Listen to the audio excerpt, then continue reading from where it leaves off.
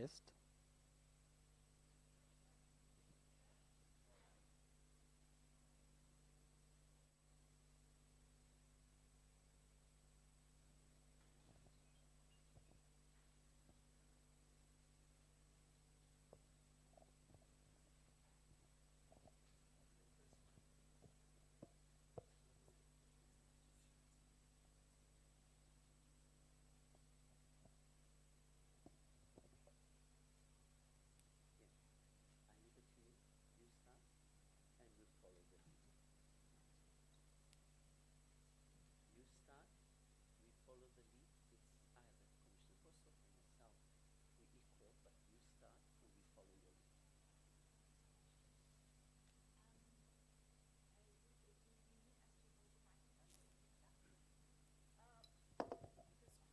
Is this one? Okay. Do you have another one here? Oh, we've got another roaming. You'll count me down. Are we live?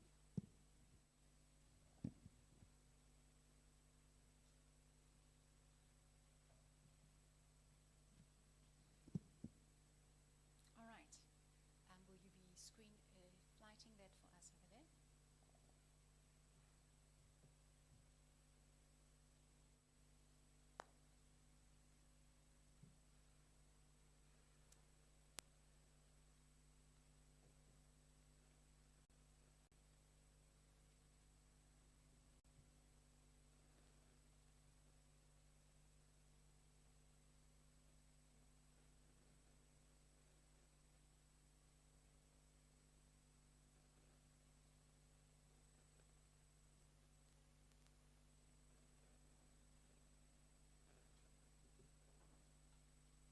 We're just waiting for the screen to flight.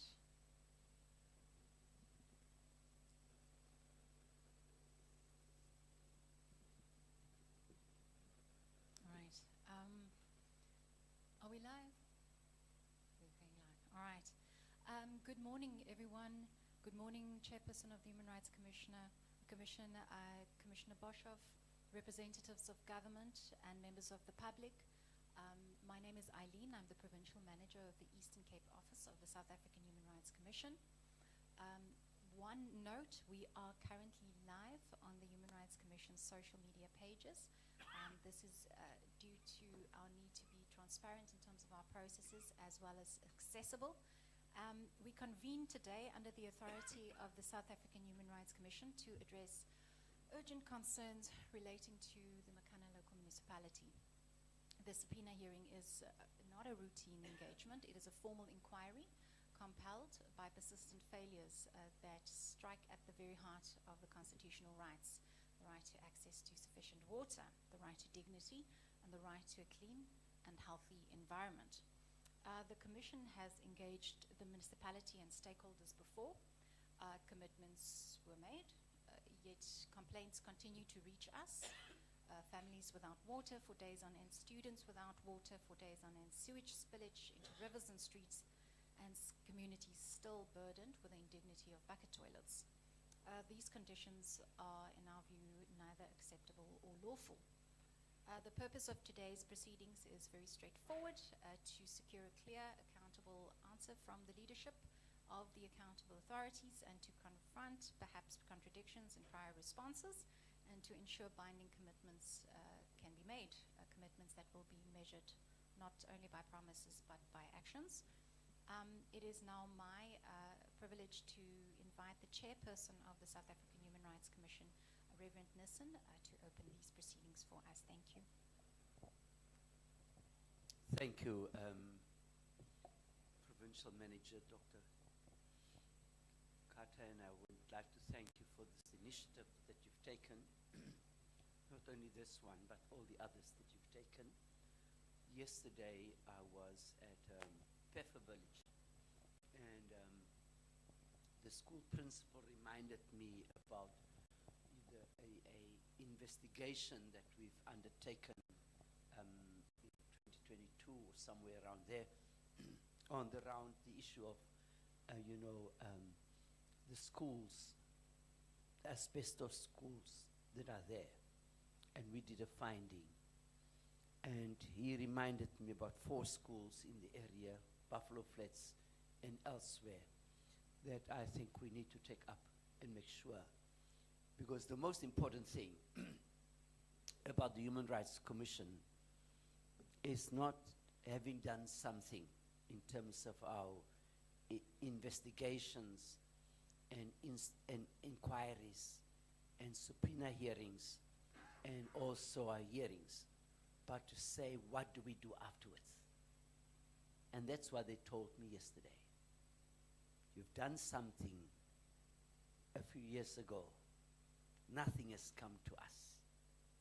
So I hope that today's hearing will be that we won't come back 2 years and nothing has happened. And I want people to listen to this, because we won't back down.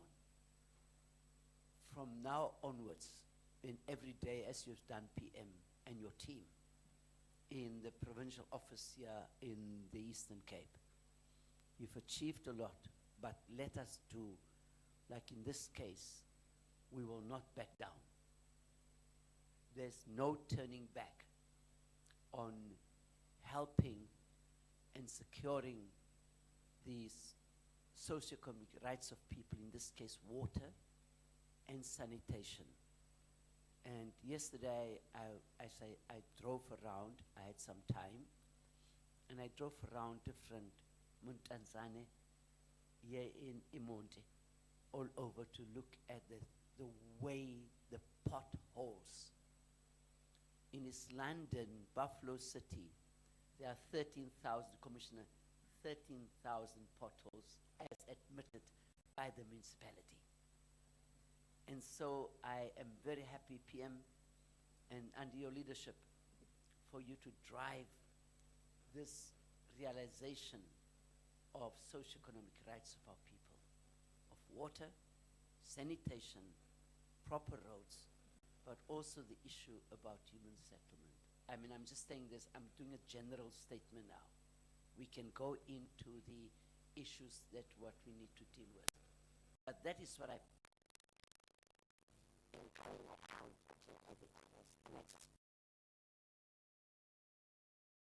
let me tell you, last year, the Buffalo Municipality was the year before, but I'm going to tell you, the previous financial year, the Buffalo Municipality had a clean audit. It had a clean audit. And once the clean audit was announced, the community protested and came out and said, we've got a clean audit. What have you done? So clean audit without really fulfilling the issues of socio-economic rights like water, health, and so on. There's the hospital. And I hope I have time to visit the hospital. You know, we can't allow these things to happen. So thank you for your leadership. And I hand over to my colleague, because we're all the colleague of this organization. I hand over to my colleague here to say a few words, and then we'll ask the plan to lead the inquiry. But sad to say, after our municipality had a clean audit, because they did nothing. And therefore they did not spend the money that should be spent. And so the clean audit, nice clean audit, but no service delivery. And this morning when we drove through Oxford Street and all around there, I said to you, listen, can you see that? That's what's happening here. So we live in a society where we need to say, we cannot allow this to continue. And that's organization. That's Chapter 9 was producing PM under your leadership in this area, but another PM in other areas. We are saying, no, we cannot stand back. We cannot stand back because what we've seen, even when we started the national dialogue 5 years away, that national dialogue made it clear to us. Unless we address the socio-economic issues, the national dialogue will not start. But thank you so much, PM, and thank you for inviting the national office. And starting with us now, Commissioner Bosman to be part of your extra support on the issue of water and sanitation. And lastly, I want to conclude. What I represent is funny. 8 months ago, 6 months ago, every time to us, you know, there's a place called Ekonini where people are telling me there's absolutely no water. There's few taps that they have, but no sanitation. There's a dam nearby, and people, women go to relieve themselves there, and they are telling me, allegedly, women get raped. This is very serious.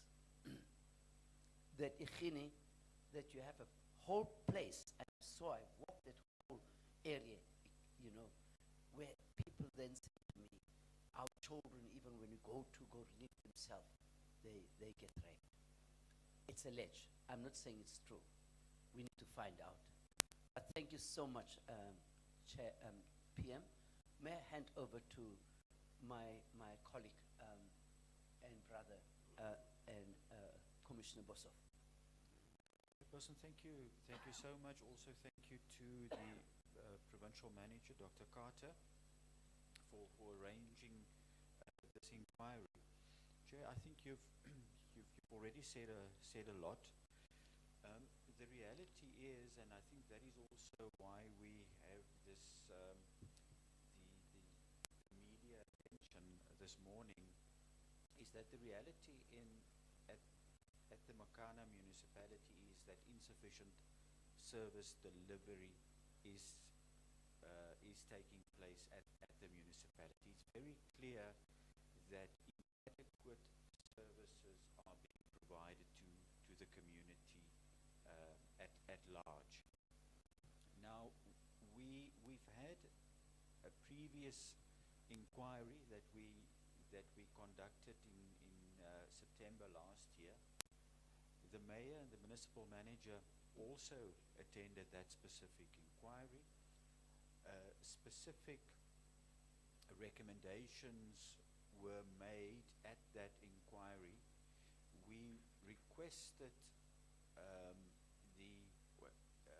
the municipality to implement the recommendations, and as you know, that very little was done because there's still serious challenges at the Makana Municipality when it comes to service delivery.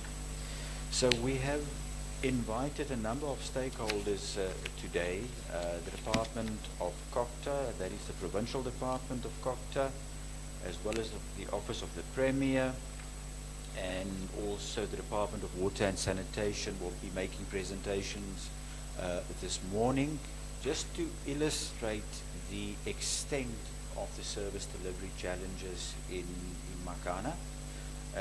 And we are going to, depending on the feedback that we will be getting from the municipality, and also the inputs that we will receive from the departments, will again be making findings and recommendations to the municipality. And today,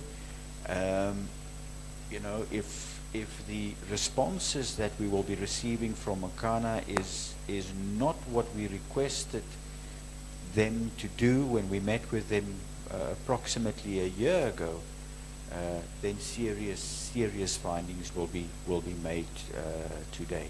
So the purpose of today's meeting is basically a follow-up on the implementation of the previous recommendations and commitments that were made, and to again make a final determination on the way forward.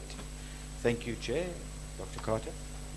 Thank you so much, Chairperson, for the introductions, opening and welcome. Thank you, Dr. Boshoff, as well.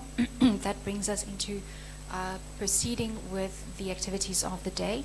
Whilst we are going to commence, may I request the Department of Water and Sanitation to join us in the room. We will be starting with the Department of Water and Sanitation to provide the Commission as well as the public at large with an overview of the interventions that this department has staged with respect to the municipality of Makana. And whilst they are joining us, colleagues from the department outside, you can join us inside. The background of this matter also just to reflect on what the AG's recent findings with respect to Makana is the Auditor General indicated that the Makana Municipality also racked up 6 consecutive disclaimed audit opinions. And what the Commission found very concerning was that the Auditor General also indicated that the Makana Municipality, and this is to quote what the AG said, actively harmed residents through its actions and inaction. And that, as per the Chairperson as well as Commissioner Boshoff's introduction, made the Commission move to this proceedings as well today. And we welcome the submissions from the key stakeholders in respect of the activities or inactivities of the municipality of Makana. Now, in order for us to commence with the first presentation, I will be asking Commissioner Boshoff to just provide us and request the participants to undertake the oath, as everything that we will be engaging on here today will be under oath as well. And just a reminder, good morning to the department in the room. Just a reminder, we are live streaming. The proceedings is being live streamed, and Commissioner Boshoff will now take the oath from here. Thank you so much. Thank you so much, PM. May I just inquire, will both of you be providing information to the Commission this morning? Will both of you be taking the oath, or both of you? All right. Okay. Ma'am, let's start with you. May I request you just to stand up, please? Will you be taking the oath or affirmation?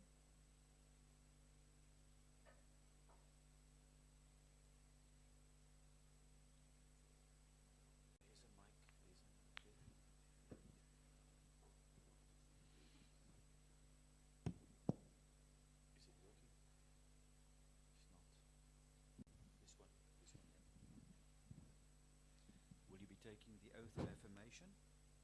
Yes, sir. Oath or affirmation? Oath. Oath. All right, that's fine. All right, for the record, please state your full names. My name is Portia Makana. I am the provincial head for the Department of Water and Sanitation in the Eastern Cape. Thank you so much. Please repeat after me, ma'am. I swear that the evidence I shall give I swear that the evidence I shall give shall be the truth, the whole truth, and nothing but the truth. and nothing but the truth. Raise your right hand and say, so help me God. So help me God. Thank you so much. You may be seated. Right, sir, will you be taking the oath or affirmation? Oath, please. The oath. Right. For the record, please state your full names. Kobus Herrera, Department of Water and Sanitation, Project Manager for municipalities within the South Department District. Thank you for that. Please repeat after me. I swear that the evidence I shall give I swear that the evidence that I shall give shall be the truth, shall be the truth, the whole truth, and nothing but the truth. and nothing but the truth. Raise your right hand and say, so help me God. So help me God. Thank you. You may be seated. Thank you. All right. PM. Thank you so much to the department. From our side, and as I will be facilitating this session, we will now be requesting you to provide us with your presentation. The presentation will also be flighted on the screen, Chairperson as well as Commissioner, to allow us to follow. And after that, the panel will be asking you for clarity questions and information and engage with you henceforth. So with that being said, I'm going to hand over to you, Provincial Head.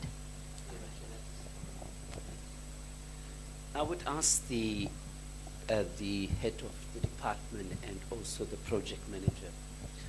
Presentations are presentations. Tell us the truth. Tell us your challenges. Tell us why you cannot do things. And don't come and tell us this is the normal presentations, because we've listened to presentations by departments and by government.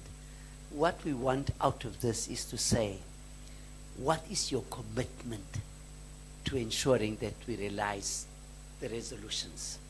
Because we listen to your presentations, you give us figures and stats and all of these things, and then what then?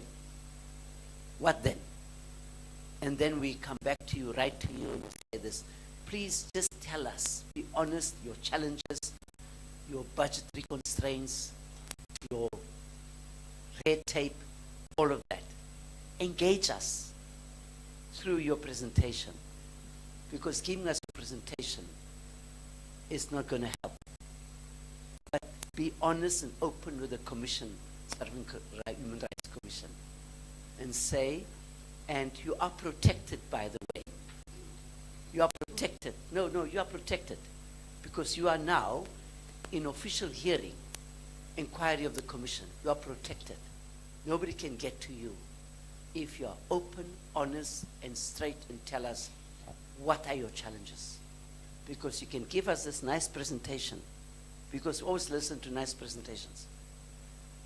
But then afterwards, nothing happens. Kobus, nothing happens. Ma'am, please just be open and straight with this inquiry here today. Even if you want to abandon your presentation, tell us, because we've got it before us, and tell us just what are your challenges, where are you, and how do you, no, we didn't ask her to be removed. No, sorry. No, sorry, for the optics, it's fine. So what I'm saying to head of department, it is just for us to understand, presentation, but be open and honest with this commission. And please let me remind you, if you don't tell the truth, lying to commission is a criminal offense. Let me just make clear. So don't commit things or don't say things that will, in the end, when we go back and you say you've lied, that's a criminal offense. Just want to warn you, lying to the commission. So be honest and open, and we can agree we are here to protect you. Thank you so much, PM. Thank you to the department. You can proceed. Thank you to the honorable members of the commission. I will strive to be honest and very honest about, as I have heard the emphasis on telling the truth as it is, and perhaps really the presentation as it is, I will not cover it as its flow, but I will make reference to certain slides. I'm not so sure who's controlling that slide, please. I'm following that. I don't know whether I should talk to my presentation. Okay, yes. I think the major issue for us as a department is more than often our mandate and role not being clearly defined and communicated, and as such, expectations are that whenever there are challenges anywhere in the value chain, that the department is answerable or must do something. We are national government, and there's provincial government, and there's local government, and there is the constitution that sets clear roles and responsibilities. So our biggest challenge has always been that we find ourselves more than often in the local government space, not just at Makana, in And I think largely because the public knows one government and one minister of water and sanitation. And therefore, it is not always easy not to be in that space, although there are serious challenges there. If I go to the next space, the next slide, it will clearly stipulate what I'm saying. As a department, knowing that we are custodian of the water resource, its development and its protection from pollution and the rest, we also are responsible for regulating all spheres in terms of the standards and norms of supplying water, just the provision of water and the protection of the environment from pollution emanating from effluent. Now, we in the department have other spheres that we are working with. We've got an extended arm of the department, which is our water boards. Now, unfortunately, our water boards go into the space of the water value chain when they are assigned or they get a directive or appointed to do some work. So they will do work where we have a local government, and there they can either be appointed by the local municipality themselves or the department. So let me just now be specific to Makana, because I think we are at Makana. At Makana currently, if you look at the value chain, there's water resources and there's water services. And in it, there's a dam that Makana is getting water from, which is Glen Melville Dam, which is owned by the department. And that is the major source of supply, although there are local dams also supplying Makana. And so as far as the department's role is concerned in terms of making sure that the resource is available for the municipality to be able then to service its customers, the Glen Melville Dam is there, and next to it is a water treatment works. But that serves the eastern side of Makanda. But there are other two dams, Sarah Haywood and Harvisonsport Dam, which also serve the western side. And I think in my presentation, if I go to the slide,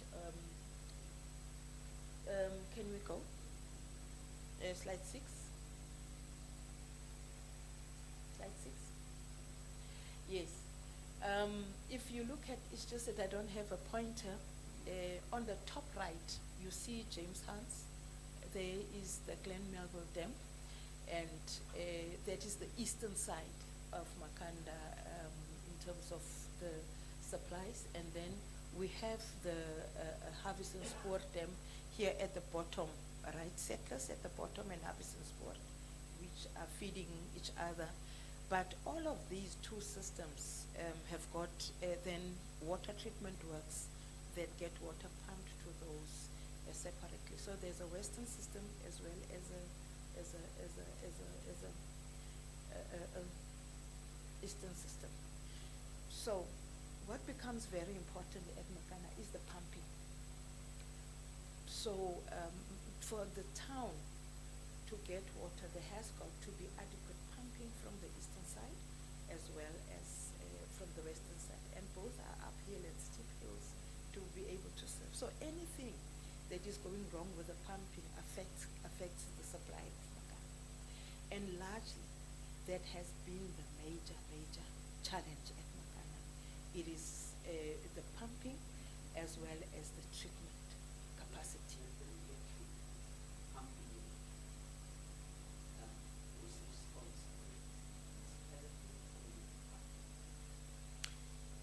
The pumping, let's first start by saying, whose infrastructure are we talking about? We're talking about water treatment works that belongs to the municipality as the Water Services Authority. Now, that's where the pumping is housed. Our department, if you go back to the slides now, to the one before this one, just the one before this one, it will talk to what I've just said, the one in narrative, the overview, the one, slide number 5. This is what I'm talking about. There's the eastern side, and I've showed the picture of that. Now, there are two different capacities here. The demand of Makana is 18 megaliters. Now, there has been a shortage of water in Makana due to drought and also due to the demand. But I must make this picture very clear that on the western side, Harvesterspoort and Settlers, which service the town, those sources have been hit by drought many years ago and have not been really reliable, and that serves the western side, which is the town area. However, the eastern side, where Glen Melville, where James Glenhans is, that is water from the Harib going through all river channels and canals from Harib, yes, from the Fish River, yes. That has always been the reliable source. Now, when there's drought and so forth, in the past there has been an interconnection of these two systems where there's an interconnecting valve so that when the western sources dry out, then the eastern sources can be shared. Now, all of this rely on pumping and just that mechanical, health of the supply.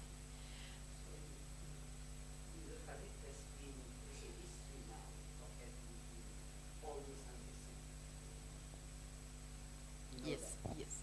So 100% full. So the water's been pumping in the whole area coming down. So if from the western side, which is from the Harib side, is it eastern part? Yeah, coming in. So if there's enough water, I'm just a layperson. From my side, walking down the Harib and coming down in the Sundays River and the Fish River, and I see that, and there's so much water, it comes into your system, right? Dam, treatment plant, reticulation. What is the problem? The greatest reliance, and I think the greatest backup that Makanda has, is that water of the eastern side, the Harib water. There's always enough supply. We haven't had to restrict supply from that side. Even when there's drought, it would be the water that is shared. The problem, as I've said earlier, is the pumping. Initially, it was also the treatment and storage capacities there. Because it could only treat 10 megaliters when the town needs just below 20, around 18.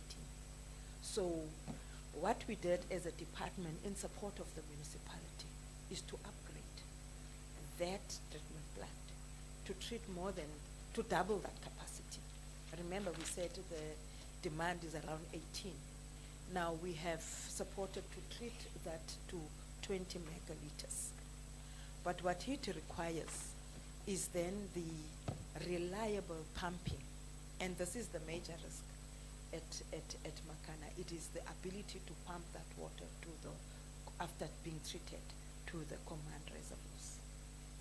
Are there any interference in that process? For example, infrastructure, is that pumping facility being vandalized? Do you know any of it? Because people are looking for copper, and that also is inability to the proper pumping. Vandalism has not been a major issue. In fact, I'm not aware of vandalism at James Glenhans. The major problem has been the poor maintenance of that system. And is that poor maintenance because of the lack of capacity or inability? Because if you are in charge of that facility, and I've worked many of those facilities, and the most important thing of those facilities is because you've got a 24/7 eye on it. And you have to, make sure that the person in charge, make sure the pumps are working, make sure the electronics are there, etc. So I'm just asking this question. Have you investigated or have you asked the municipality on that ability to have a 24, all-round eye on that, so that, because it starts there. If you say there's enough water, and there is enough water from Harib, if you say that you have your treatment plant, and if you say that you are able to have it, but where is the problem? Because we're putting you now on the spot, whereas there is the problem in the management of the flow of that water from the treatment plant to, in terms of reticulation, of going into the households. That is where the problem is, ma'am. So I'm not questioning you. I'm saying if you say it's correct to there, then from there, how do we get that water? Because walking the streets of Ekhini, which I did, and when I talk to people, it is the ability not to get water. You see, Josie, the township there, we don't get water, but there's enough water coming. So I just want to, I'm not saying you must answer it, you can't answer that, but if you can, just from a management point of view, as to how there's enough water from Harib getting into the system, storage is a problem, and then you say, we have to upgrade the storage. The water treatment plant is not a problem because it's there, but the point is, do I sleep on my job or not? Yeah. You don't have to answer. I'm just giving you. The James Glen Hans has been faced by a number of reasons why water has been sufficient, despite the fact that there's enough water. I said pumping becomes a critical element. At any given time, now with the upgrade, because there is additional 10 megaliters, so it's able to pump 20 as well as treat 20, and therefore, by default, meeting the demand of Makana. Some people would say then you don't need the western side because you would have increased but the major issues I've said, it's pumping. There should be 3 pumps running at any given time to be able to yield that.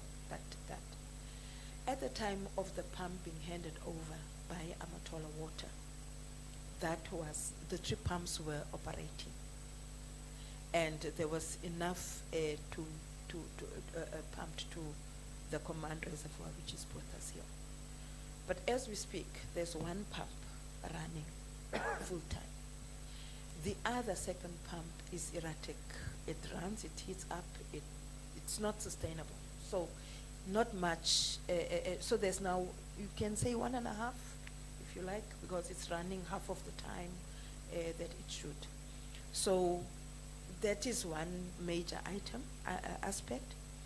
And also just the upkeep and the operation of the plant itself. I think in slides to come you will see, if you go there now, what you will find in terms of the sludge ponds that need to be emptied and that are needing to be maintained, the sludge itself, the releasing of sludge, and as I've said, we're not looking at the presentation as it flows. Just to go to picture at slide 16. That is the current status up there, and we can see the algae on the top left, and it should be cleaned. The ponds is what I refer to on the top right, with the growth inside it. So there's an issue of operation and maintenance, and there's issues of tools of trade, where you would not have enough O&M funding to keep the pumps running all the time, to just keep the plant as healthy as it should all the time. So there has been limited operation and maintenance allocation And also the pumps should have been operating all the time, and it is operation and maintenance and fixing of those pumps. In many instances, the suppliers of these pumps would want to be paid in advance, because there's a trend or an experience of them not being paid, and they would refuse to fix these pumps until certain amounts have been allocated. So it is also issue of negligence in sometimes the personnel that have worked there.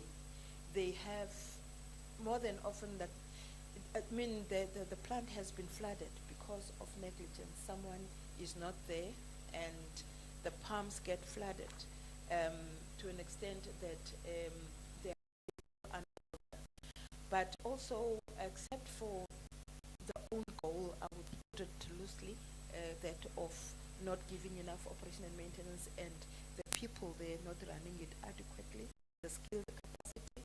Also, there have been some natural disasters that have hit it, like your Eskom power poles were, it's always something, but there has been outside their control as well. So, No, thank you for that. Can I just ask you a question? Eskom is not a national disaster. It's a management issue. storms. Yeah, storms. I understand the storms, but not from a technical point of view. The point is, do you have, as the department, oversight of this? Because you tell us now the fact that, some of the workers or the staff members are not attending to it, the ponds are flooded, and so on. So, do you have an oversight, or do you keep the municipality accountable? Because yes, there's enough water, the ponds are flooded, there's no release, all of those things. Do you keep them accountable? That's my question. Because here is clearly a management issue of accountability. If somebody, and I've walked those treatment plants, and it's a very, very highly intensive management or accountability. Because if somebody walks away and one of those pumps stop, it's a problem. So I'm just asking from your side, do you keep not only this municipality, but any municipality in your district or in your province, do you keep them accountable? Because I can talk of Bizana. I can talk about a number of other dams that I've seen. And Bizana is supposed to support Bizana and Kolobeni and the whole villages there. They've built a dam. There's no infrastructure for reticulation or anything. So I'm asking myself, where are the QS and the engineers and the conservators? What happened? Why didn't they do it? Because people still drink water with the animals. So I'm just asking you, do you have, as the department, as part of, and Dr. Bosov can talk to you about it, Section 184, where we need to keep government layers accountable. So we can't keep the municipality accountable if you are the accounting officer for this, what's happening. And I say accounting officer very loosely. If you don't keep them accountable, do you get reports? Do you engage them? Do you ask them, why is this not happening? Because you're appearing today before us because people don't have water. And you are the suppliers of water. I'm putting it loosely.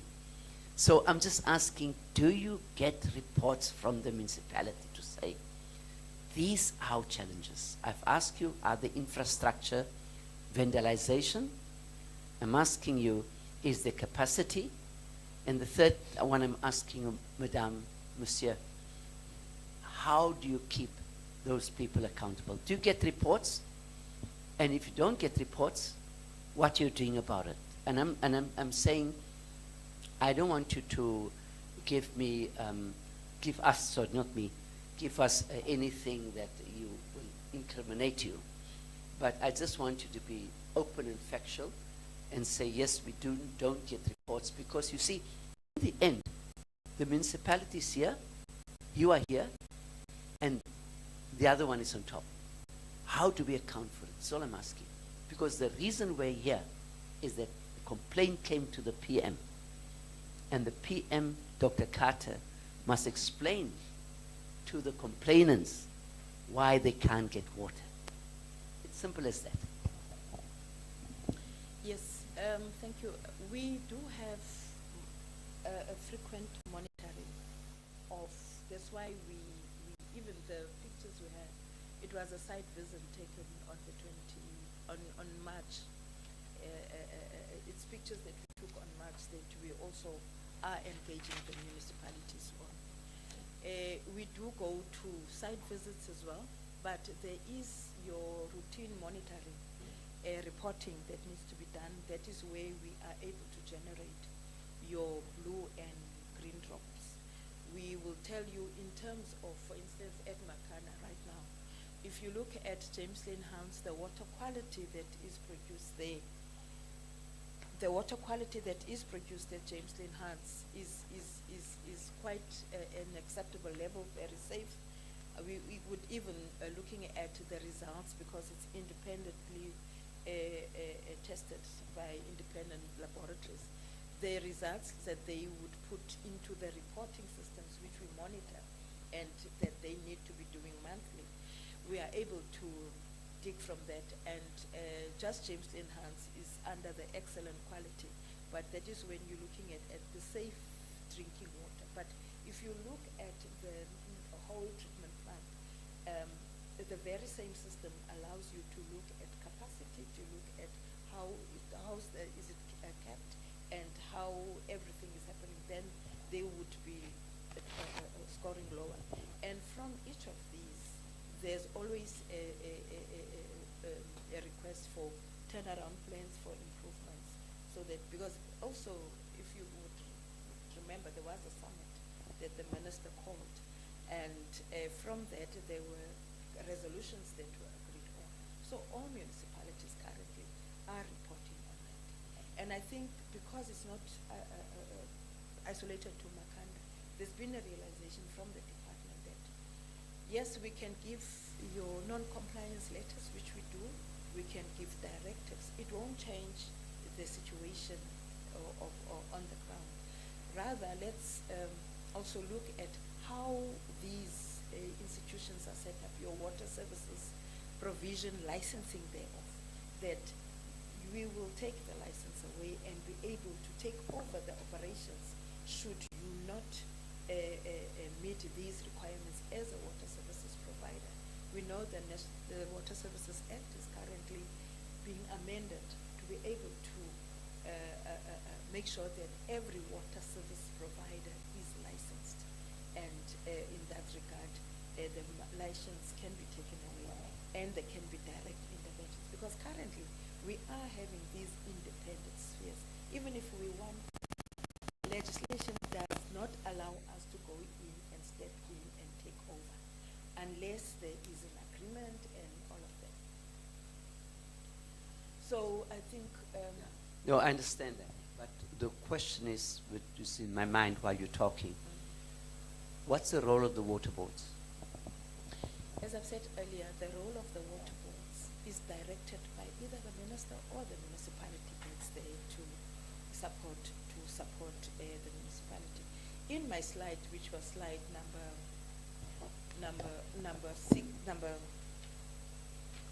3, one would see that they're set up for bulk water provision.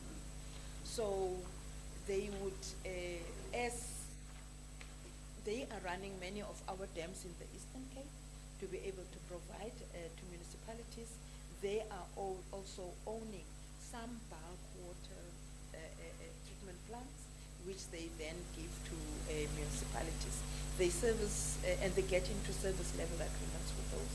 So they go there by instruction, not just by themselves. They are currently at at Makanda, because the department must identify funding and they must appoint this water board to go and do specific things which are not O&M related. We cannot provide operation and maintenance because the funding that we will be using and appointing the water board for is for service delivery, that is a provision of water. It's either you refurbish or you develop new infrastructure. That's your WISAG. But RBIC, or which is regional park, is when we build this infrastructure. Jamestown Heights, as we have it, is in 3 phases. That is the treatment plant that is going to be refurbished and upgraded to a state that it can deliver, it can be sustainable. But our issue has been this: when we do that infrastructure, we go back and we turn our backs, it is falling automatically into disrepair because of poor operation and maintenance in terms of capability, in terms of just the resourcing thereof. Thank you for that, ma'am. Please continue, but I'm just saying that, you know, the major thing for us going through the chain, you know, from river, treatment plant, reticulation, and to the household. We understand all of that. Where we are at is when it gets to the household. You see, we understand all of that coming through it. I've walked all those, but mine is when it comes to the household. And I'm not going to ask you this question, but I'll just mention it to you. Because also the fact that we get water mafias. And some of the municipalities, even here, have an agreement with supplying of water through the tankers, right? So you have all the chain. I understand that, and I really appreciate what you said, ma'am. But then in the end, you get to where the water doesn't reach people, because I understand fully. I have walked so many of them, you know, across the country, from dam, reticulation, river, to the water treatment plant. And some of them are very big and beautiful, very nicely kept. All capacity is there. But then you have, and I'm sure you, my colleagues will understand, when you did the water thing in KZN, that then there's a lot of issues, but then you get where the water should be delivered, and the vendor doesn't even go to the treatment plant, goes to the river, yes, and gets the water from the river and then put it in the cans. Outside Craddock is a community that when I was standing there with them, the mayor said to me, no, they're delivering now as you speak. As I speak, there was no even a situation, there was no capacity. And I said, Mayor, but you're lying. So I'm just asking you, ma'am, that we get to thank you for this presentation. I'm just worried, and please, it's just an interaction. I just want to understand. We know the whole chain, but at the user, that get or don't get, and that is the complaint that is at our office. We understand all of it, and we appreciate what you're explaining to us and your role of the department and how you need to do it. And please, ma'am, can I ask you, if you can in future, whatever monitoring you have, just pass it on to Dr. Carter. So there's a kind of upkeep, so that Dr. Carter can also understand where the problem lies, not only for Makanda, because they're all over. So she can understand from all your activities that she understands that, yes, now I can call Madame Portia and say, what is there? And they can understand. So our main concern here today is the user, the lack or the provision of water. You explained to us everything up to the point, but it is where the user comes in. And we're very grateful for this information. But our concern are the users. And I attended the meeting in Makanda last year where people were very, very angry. So I'm just throwing it out to you. Sorry, PM, Dr. Boshoff, anything from your side? Please proceed with your presentation. I'll come Yes. in at the end. Just on slide 3 again, I mean, that user, if you look at how that slide is segmented, you've got the department, which talks to the dam and the water board that normally, that is now nationally, that deal with bulk infrastructure as directed. But then where the chairperson is talking and worried about is what we call just loosely on the slide as field B. That is the water service authority space. That is that space we cannot just waltz in anyhow and do. But what we do there, it is support through, as I've said, Amatola Water is actually refurbishing some of key components of it. But we must be careful of not getting ourselves into trouble, seeing ourselves getting into operational maintenance, which we do not have the funding for. And that operational maintenance is under the equitable share, which is received directly by the municipality as well as the revenue. But there's also issues of asset management that has been, so the issue has not just been the operational maintenance in terms of there's also the asset management element that has lagged behind. And we do know that the municipality is currently replacing old pipes through the COCTA grant, which is MIG, but the department is also there trying to deal, because a major other issue at Makana, if you drive around, you see water almost everywhere, leaks. So the department is also kind of supporting in major components to combat that. So it's a space of local government, but we do support loosely here and there. But it's more than anything an issue of local government, and the fact that there's not enough bulk being pumped to this is adding to that. And I think if I can just move then without getting into, I think most of it one can read. There's slide 10 that says what was there before and the upgrade that has since happened. And as I've said, there's one pump running fully and one is not reliable. There should be 3 at any given time, and the municipality is kind of addressing that, but it's nothing we can do as a department.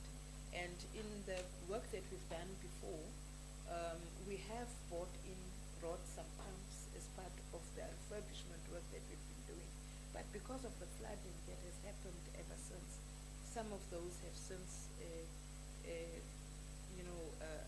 been affected, as well as just the right skill to do these pumps and align them adequate. So the issue of operation and maintenance, and that is why we see the water boards.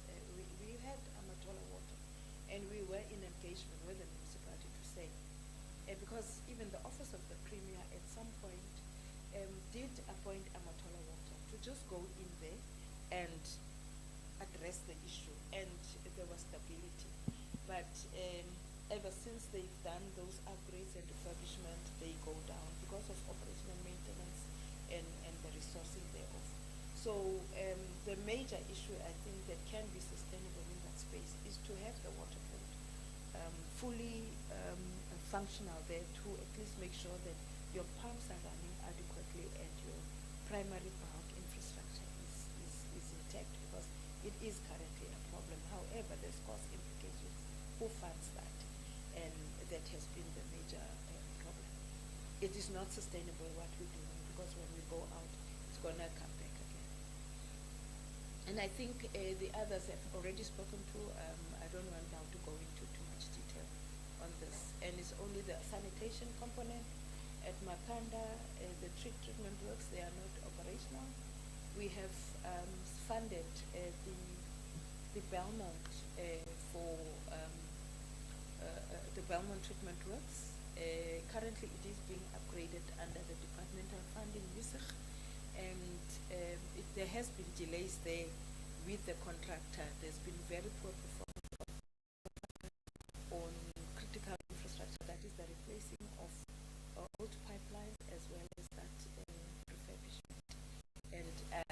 understand this, they've both been appointed by the municipality, because what we do there is to look at the business plan they provide, we fund it, and we monitor then the late progress. We have this frequent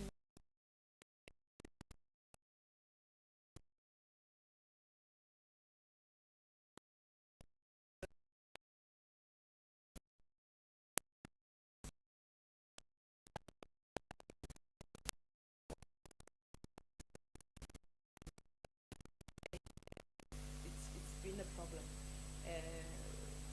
It's still not complete. It should have been complete in April, and we have raised concerns around that as well. But further than that, for more sustainable use, it is to upgrade those systems, both the government and the maker, and that is what the department intends doing. Currently, we are appointing the service providers to do the feasibility studies of this so that we are able to fund it. There's a commitment the department is making. No, thank you for that, ma'am. You see, if you say, you know, that you fund the project, funding comes with accountability. And you fund and they don't perform. Are there no clauses in your contract, penalty clauses to say, we've given you this money to perform, you're not performing, because the cost of not performing is onto the public. And then there's protest, and there's marches, and people break down stuff which we don't agree with. But don't you think that when you fund, that you should actually, I mean, in any contract, by the way, there are penalty clauses, any contract. So how come that a contractor can decide, I'm not going to do whatever you want me to do, I've got a contract with you? Who holds this contractor accountable? Because if the sanitation plants are not working, and as I said, the complaints that we've received, you know, and there's marches, there were all of these things, and people, and then, you know, in any march you find some elements that do destruction, and the destruction is a cost to the public purse, because people have to rebuild and so on. So from the department side, what are the measures? Do you hold back, as in any contract? You hold back a retention, but how do you have a service provider that does not do what is in the contract? I just need to clarify again that the appointment and the contract is between the municipality and the contractor. Yeah. But of course, as a department, as I've said, we follow the money, and we do hold the municipality accountable. But it's more, but the actual termination and all of that is done, must be by the municipality. We know that there are penalties Clauses, that has been implemented, although we have raised some concerns with the municipality that they seem not to be having enough teeth to bite the contractor as it is. So. No, I understand that, but you see, the money comes from you. The money comes from you. And in your contract with the municipality, because you have a contract with the municipality has got a contract with the service provider, right? And in the end, you have to report to Parliament on the money spent. They're not going to say, use the municipalities, what was your responsibility? I'm just devil's advocate now. I don't want to answer, but I'm just saying that, can you see the line I'm trying to draw? I'm drawing it from now, from the river, right to the tap. And the tap has got implications because the household don't have control over that tap, because it's dependent on the municipality after what you've done, all the good things you've done, all the things you've put in place, your capacity, you know, from the river to the dam, to the water treatment plant, to the reservoir, and then to the reticulation. Municipality takes over. Municipality has got a service provider, like for example in the case of the ponds and the sanitation. You provide the money, you know, and then you ask, but why is this not happening? Why is this contractor not doing this? The municipality is like kind of, oh, no, we're waiting for them. Should you not build in measures to say, even if it's going to hurt the tap, to say unless that contractor does not, the vendor does not provide the service, we will hold the next tranche of money. I'm just throwing it to you because you have got control. And it's going to hurt us because then they come to us and say, we're not getting. But we need to understand because this goes to the current situation in our country that, you know, people think they can just get money. I will allow my colleague, who's the area manager, to come in, but I would want to just respond to the item that talks to holding trenches. That would be, you know, when that is funded under 6B, where 6B means you give them, 6B means you give them there's an allocation for the year. There are quarterly funding, that they need to be spending. So it's transferred per quarter. Now, there are rules there under the Act, the Division of Revenue Act, when you withhold the tranche and when not. So it is not project specific.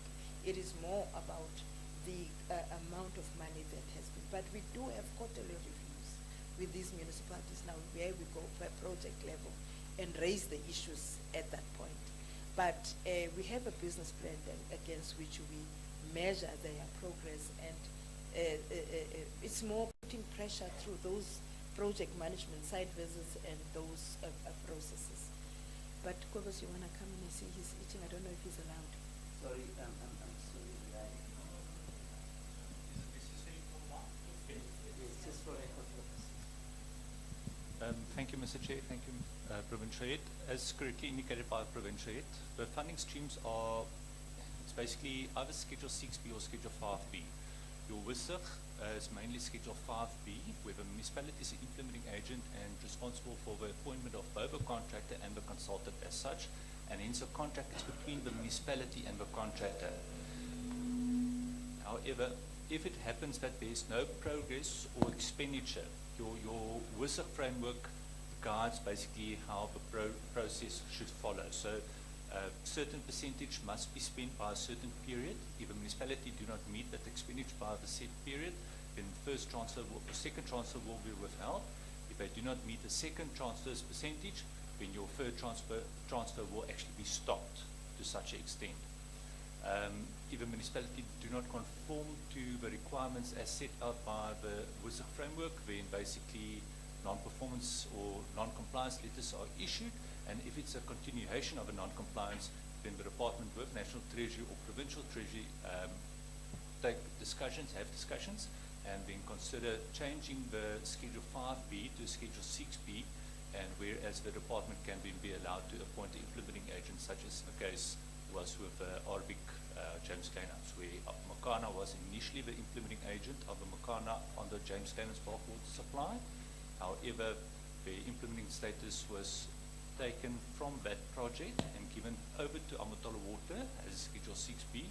A tripartite agreement was signed between the department, municipality, and Amatolo Water, and Amatolo Water became the implementing agent on the Schedule 6B. Thank you. Thank you for that. Just you know what lingers in my mind, Dr. Boshoff and PM, what lingers in my mind, and I'm happy for the one explanation. What lingers in my mind is that if you have a service provider that knows her or his bread is buttered by the contract, and then lingers with this contract without the compliance pressure.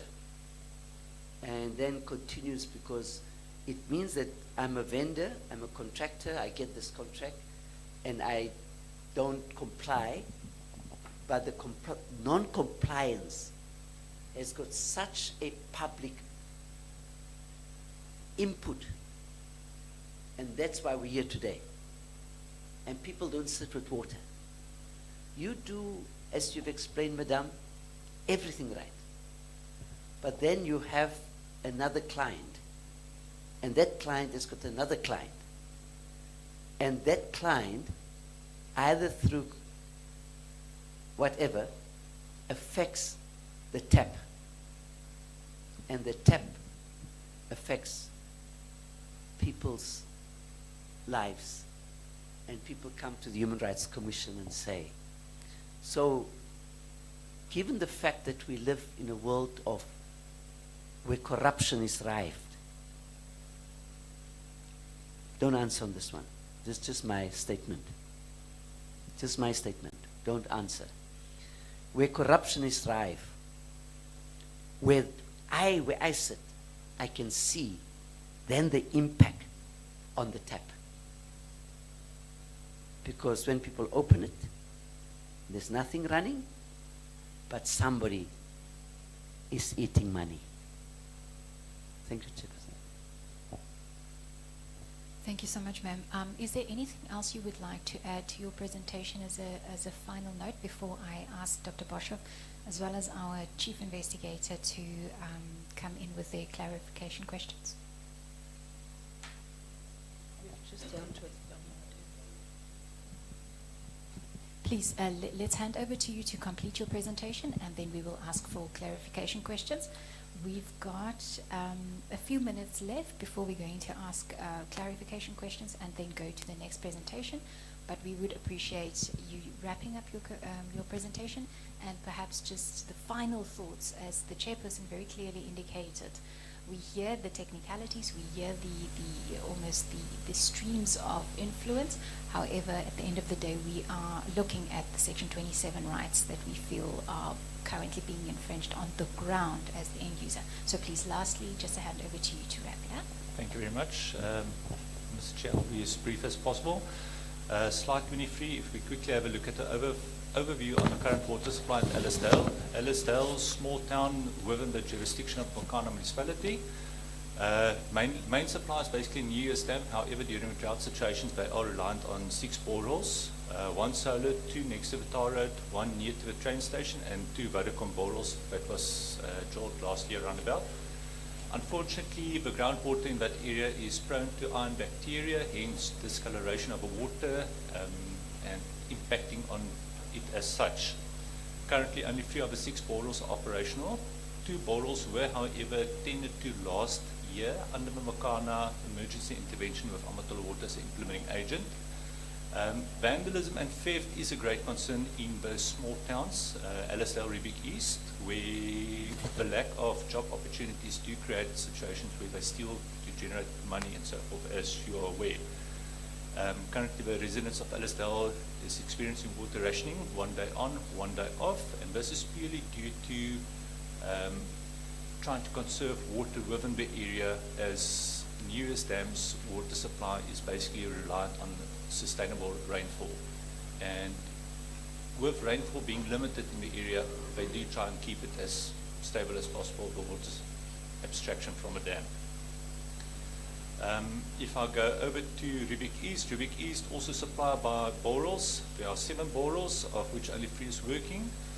Similar situation in terms of iron bacteria, a discoloration of the water. However, a lot of the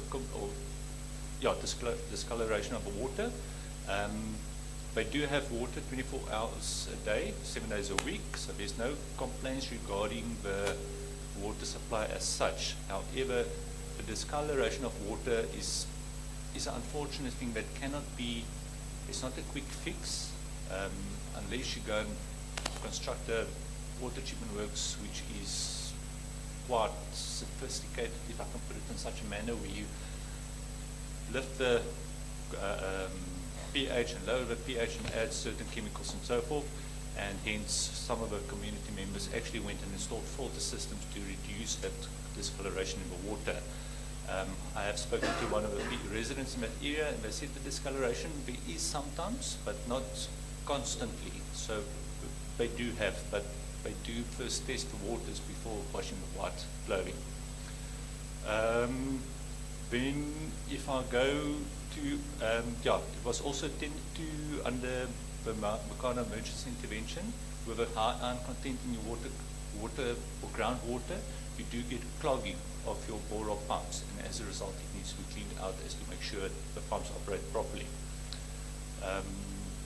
Just quickly want to add a look, the sanitation, I'm just quickly going to... Just on that, is the department or the municipality be able to at least provide some, what is called again, that you use in the pools? Chlorine. Chlorine, is it that you provide maybe, is there a center? If not, it's fine. Mr. Chair, unfortunately, the provision of chemicals and chlorine and so forth falls under the operation and maintenance of a municipality as such, and hence they are responsible to provide such chemicals and so. If I can just quickly mention the sanitation side on Ellisdale. Ellisdale pump stations, there were previously situations of, again, vandalism that took place at one of the pump stations, and another pump station that overflowed due to pumps being damaged due to foreign materials making its way into the system. I'm aware that numerous complaints were received regarding the sewage overflows, and so Makana did attend to it. However, the current wastewater treatment works are non-operational as far as my knowledge is concerned, and that basically boils down to sewage not being treated in the sun. It's Allister. Riebeek East do not have a wastewater treatment works. They're using pit routines and so forth, if I remember correctly. I'm talking under correction. But Allister, Makana indicated they will be utilizing 10% of a MIG allocation to attend to operation and maintenance. The MIG is Municipal Infrastructure Grant, which allows them to make use 10% of the annual allocation to use for operation and maintenance situations. Currently, COCTA, with the support of MISA and DWS, have established a task team where they are basically looking at the situations, looking at what the problematic areas are within Makana as such, both water and sanitation, but mainly focusing on water. And with the task team, we are progressively trying to see what we can do and so forth. Thank you. Just one last thing from my side. I'm so sorry. Because I know the areas very well. You have your game farms, Chamwari and a number of others there, and on the doorstep of it. Is there any support from them, because they've got infrastructure, water, sanitation, and they've got their own treatment plants? I don't know, but I think so. But are there any support from that to Ellisdale and the surrounding areas? Yeah, Mr. Chair, I'll be talking under correction. I know the closest game farm is basically in the vicinity of New Year's Dam, and during the height of a drought situation where the dam could not release any more water into the system, the farmer situated at that game farm actually assists in terms of pumping the water into the pipeline as to gravitate towards water treatment work. So they are trying to assist. Unfortunately, it does come with costs. We can't expect the farmer to constantly carry the costs for the diesel and so forth, and hence there were some costs associated with the pumping thereof. Regarding Shamwari and so forth, I'm not sure what the interactions were, but there are some people that try to assist the communities and so forth. Thank you. Chair, I think we've come to the end of our presentation, but I must land by saying about a month ago, the Deputy Minister of COCTA has convened the three spheres of government, our department, COCTA, National Province, Office of the Premier, and in fact there has been 2 visits already to try and get to a decision matrix on key issues that need to be addressed. they, in the last meeting, just last month ago, have deployed some expertise from MISA to be able to work with the municipality. Our department is also forming part of the technical team that Webers has just spoken about. So there is that eye there, and through that process, we are also trying to influence the reassignment of Amatola Water to assist as the bulk service provider, because once they go on site, the pumps and all of those do get proper maintenance and operation. And but through that process also, there is the reprioritization. As I've said, O&M is a problem, and funding thereof. So through that process, the municipality is working together with the team to make sure that more resources are then assigned towards that. And we are quite hopeful with that intervention that Sorry, at some point. Who's the bulk water supply at the moment? No, it's still Makana, but Still Makana. yes, Makana.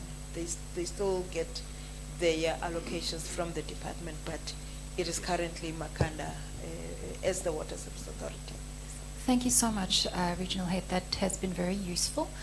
In order to save time, I'm going to ask a round of questions from the panel.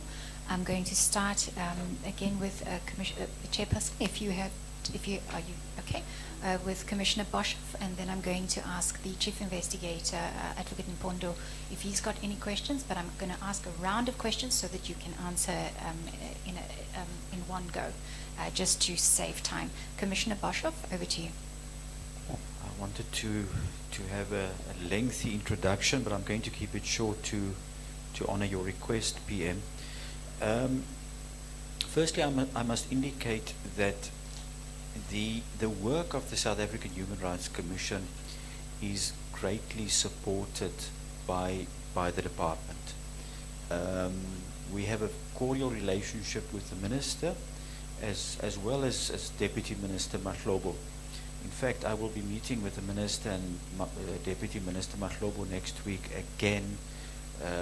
We have this agreement that we will be meeting on a biannual basis, and I'm sure that the provincial heads will also be invited to the meeting. I remember the last one that we had, most of you were in attendance.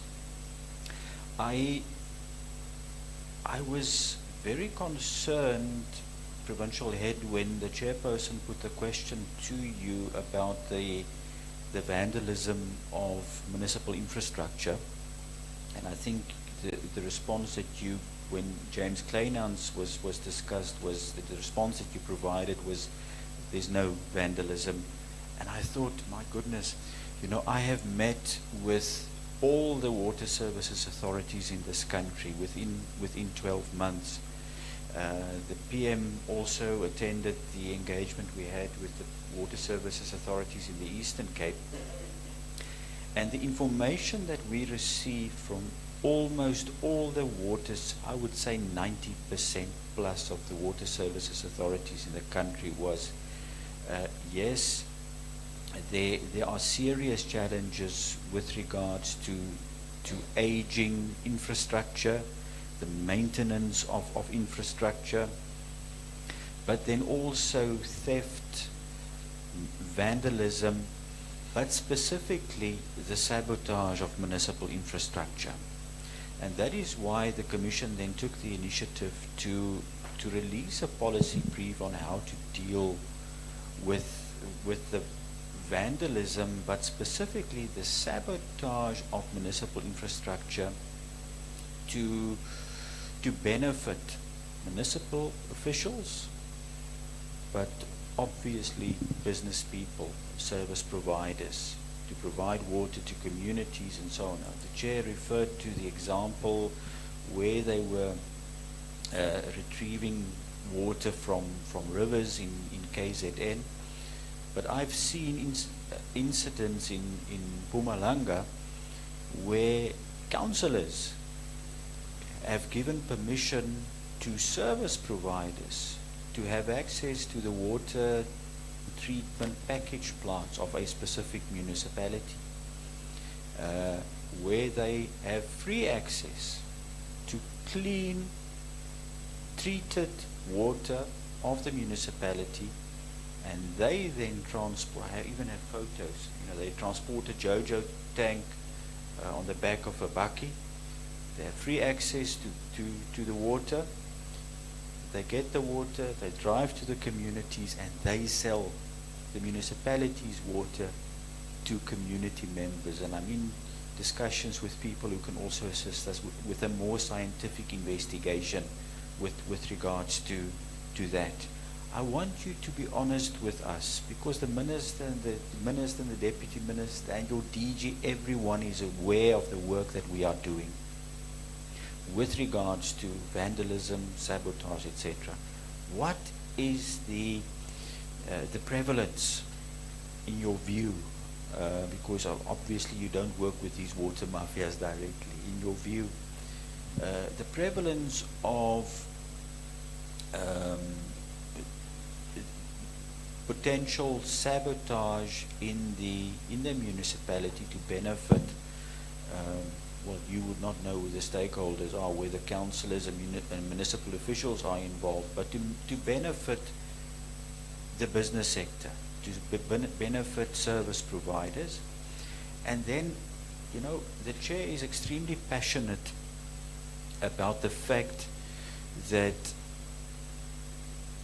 sanitation is becoming a national disaster in this country. In each and every municipality in the country, all of them, the chair lives in the city of Cape Town, and he will tell you, and I will tell you, what is really going on in the disadvantaged areas of Cape Town. You've referred to challenges in Ellisdale and Riebeek something.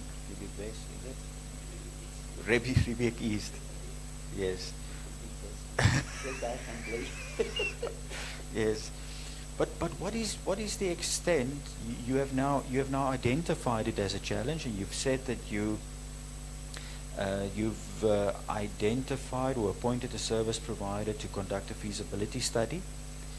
But what is the extent of this disaster in Makana? The sewage spillages, sewage blockages in the municipality, and thank you to the department for having identified it, and a process will probably unfold to assist the municipality financially to address it. But what is, in your view, the extent of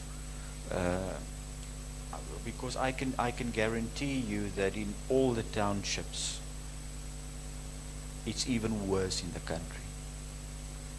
What is the extent of sewage spillages in Makana? Not only Ellisdale and Riebeek East, as you've already pointed out, but are we sitting on a potential disaster in this municipality? And in your view, as experts dealing with water and sanitation, what should the turnaround time be in dealing with this? Thank you so much, Commissioner Boshoff. I'm going to hand over to Advocate Mpondo for a final round of questions before we will be giving to the department. Thank you so much, PM. My question, ma'am, is around the water sources. During our last sitting with the municipal office, we were told about the upgrade of James Collins that we've done completed phase 1 and phase 2. But what about phase 3? Because phase 3 was supposed to start in October last year and also end in June 2026. So is it still, the plan is still on? Or what is happening with that one? And then number 2, you've mentioned the fact that there is only 1.5 pumps, but you didn't tell us exactly where are these pumps, whether you're talking about James Cleanance or you're talking about Owisan or Port Pump. The reason I'm asking, we were told that last year There was a pump which was delivered in August last year for Howie pump, for Howie port pump. So how far with regard to that one? Yes, how many pumps exactly are operational at Howie pump? Then my second question is around the the 3 wastewater treatment plants that are under Makana. The one Belmont, we were told that the refurbishment in Belmont was going to be June, December 2024. If I heard you correctly, you were telling us that the plans are for April this year, 2026. Okay.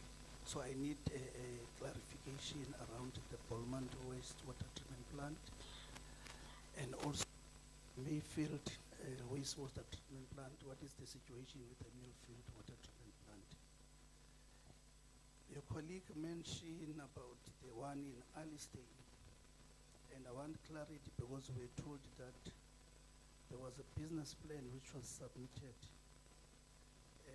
regarding the repairs of orator repairs. So we also need clarity on that one. What is happening with the refurbishment of the Alistair wastewater treatment plant? Then again, ma'am, when it comes to water supply, Chair has asked you about the issue of pumping water from the eastern side to the western side. Mine that I want to understand is the fact that in high-lying areas, I'm sure most of our complainants are coming from those areas. They are receiving, there are days that they stay without water. So what are the plans to improve that from the department so that they can also access water like everyone else? Then my last question is on the issue of, I'm sure the department has sent many directives and compliance orders to the municipality regarding the issue of pollution of water sources within Makana. But I'm not hearing you touching on that one. And also I want to know what is stopping you, because the legislation allow you to open even criminal cases. Recently, TA has opened a criminal case against the MM of Makana regarding the same thing. So if the Act allows you to do that, what is stopping you as the department to do that? Thank you.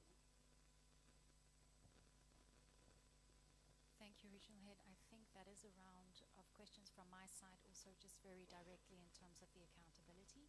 Advocate Mpondo has been very clear. We want to know the directives which have been issued against the municipality. What were the deadlines in those directives, and have they been enforced? And if they haven't been enforced, and if Makana has failed to comply, has the department, and why has the department not pursued prosecution under the National Water Act? If we can hand over to you, Regional Head, if there are questions that you feel you need to go back and provide the Human Rights Commission with a written response, we will also request you to do that, but for now we need your response under oath. Thank you very much.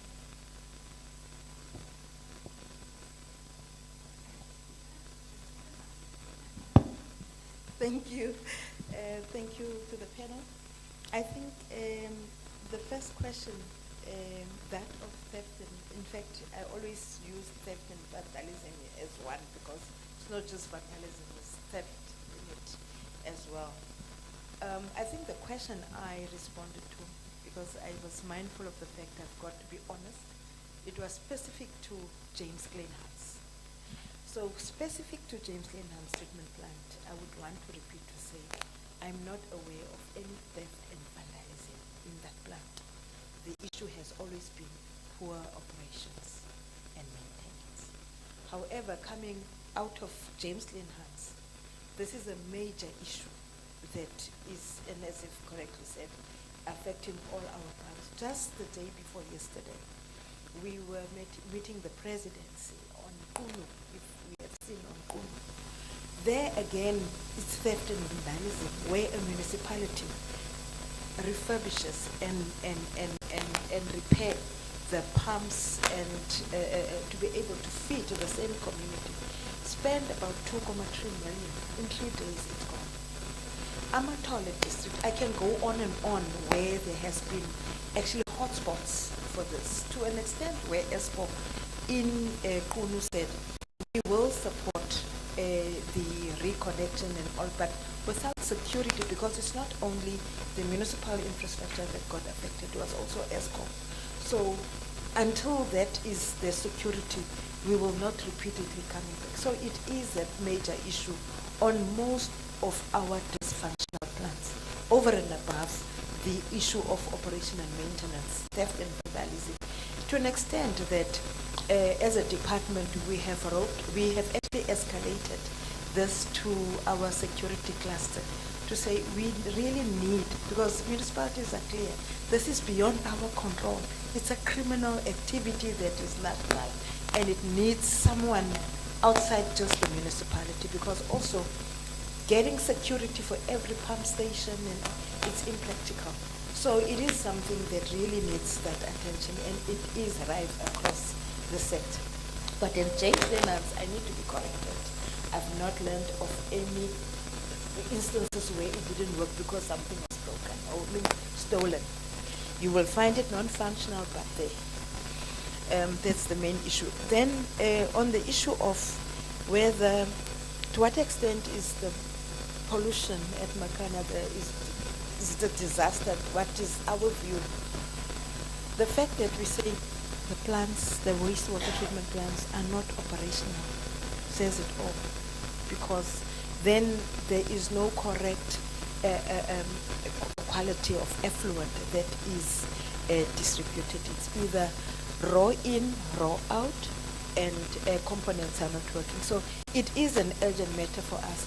We did give endless directives, engage the municipality, escalated to head office, because we followed our regulation protocol, where we also work with our head office colleagues to a point where there was a case to be opened against Makana. But we realized also that Makana is one of those former advantaged municipalities where you have backlog.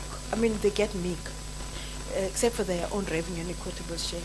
They get less about 25 million.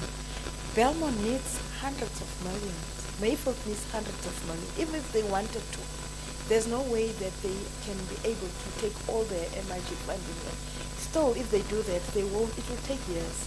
That is why, even if we can take them to court and do all of that for that, but at the end of the day, the money that they are getting depends on revenue as well as that. So that is why we are committing as a department to even refurbish and to upgrade that two plants that we're talking about. Ellisdale, I'll give to Kobus to answer at a later stage. There was a business plan on Ellisdale that to be refurbished certain elements. I'm not aware of that. But on the Belmont at Makana, it is a sad situation. The fact that plants are not operational and us taking them to court, rather let us fund them and take that as our responsibility as a department to support.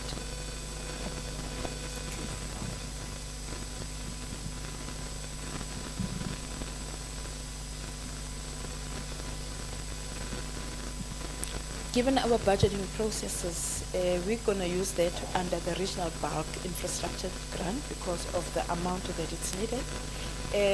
We are in, the department has already appointed a panel of service providers against which we are now going to go for them to quote and do the feasibility study We are now in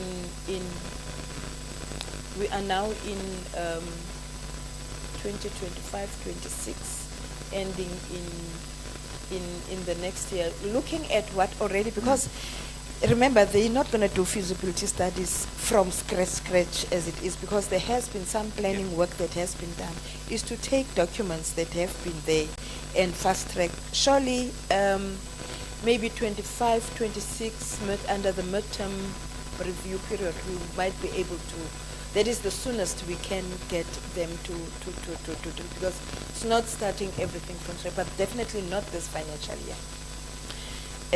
And that is where we're coming in with 6B, but it will have to be 6B, because 6B will allow us to directly even appoint ourselves and follow every invoice as it is paid. Then there was a question of the phase 3 from the panel member talking to the water sources.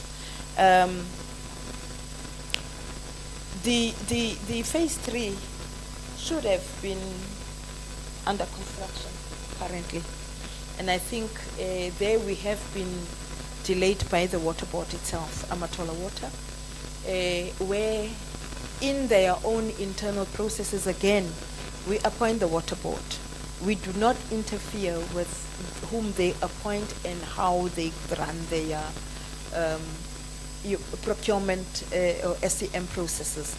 Now, their consultant seemed to have been overspending from the original contract, and it was a clear irregular expenditure if it was to proceed.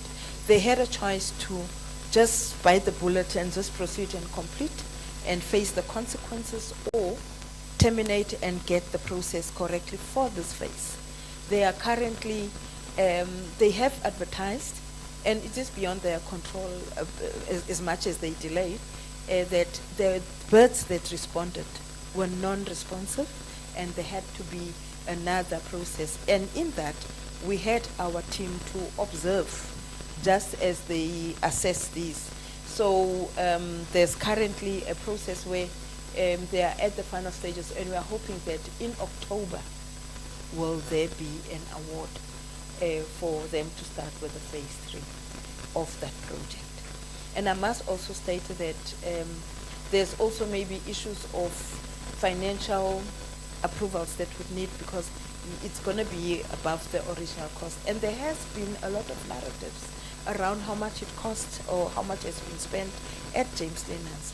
In our books, we had the project increasing from from 163 to now 393. But we hear 600, we don't know where people get information. 700 recently I've read, but where we are is 393 million that has been committed and around 280 that has been spent.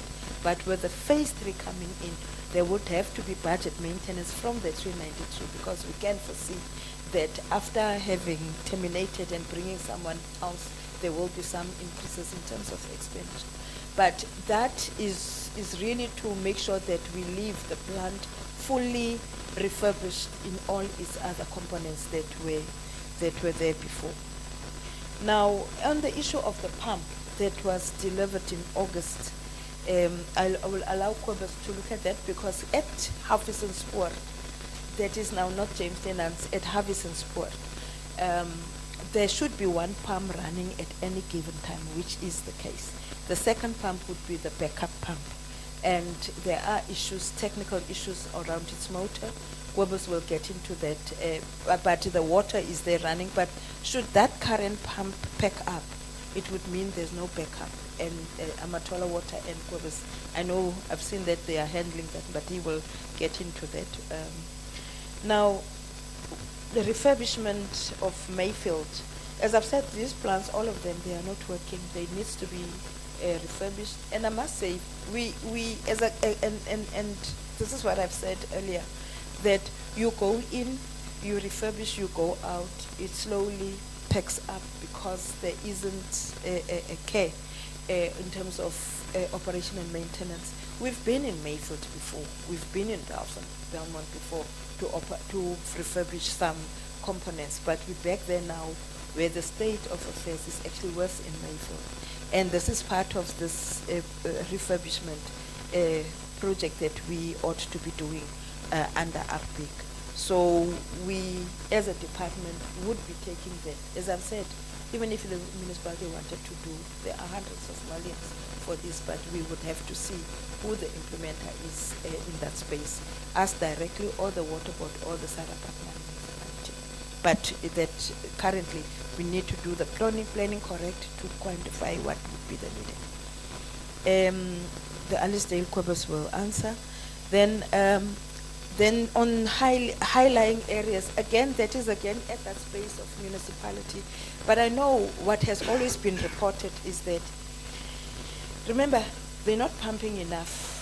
So storage in the storage reservoirs is not always full.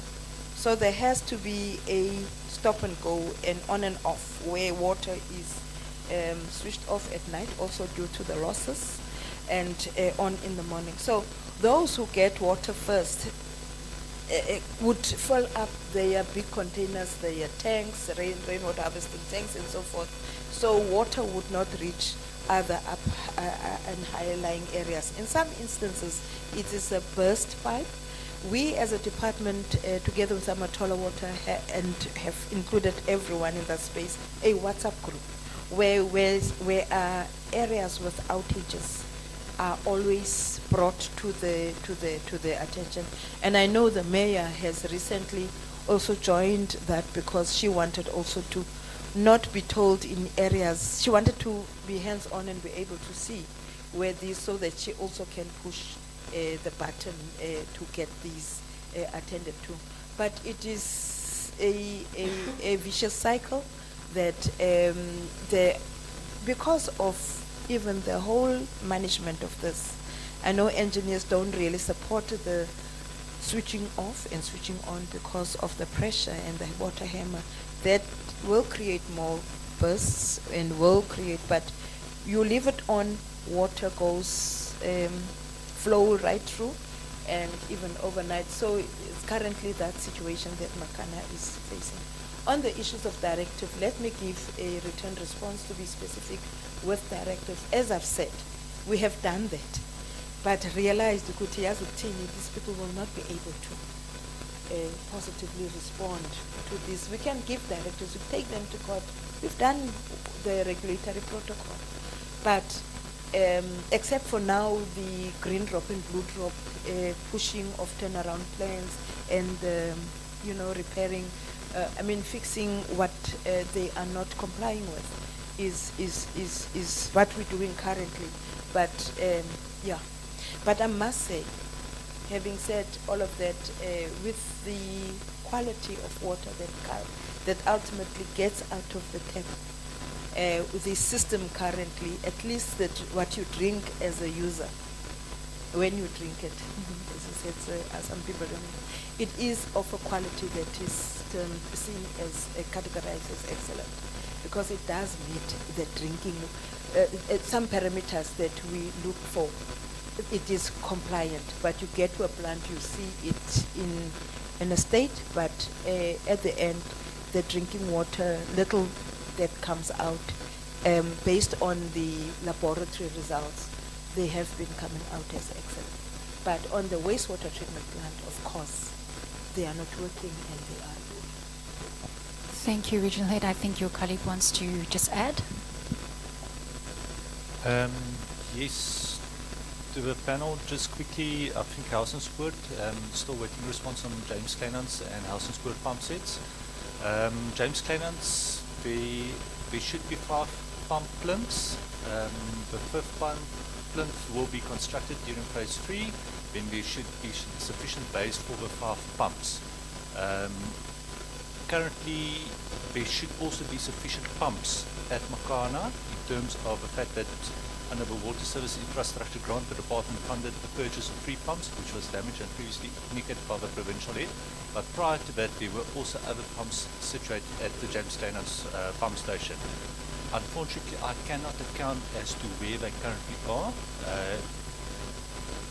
We did write a letter to Makana requesting that they should indicate where the pumps are. I'm aware that they've indicated one or two of the pumps are at Schulzler and one of them are possibly at another service provider, but unfortunately I cannot account on their behalf as to where the pumps are. It falls under their operation and maintenance, but we did make an inquiry as to determine where they are.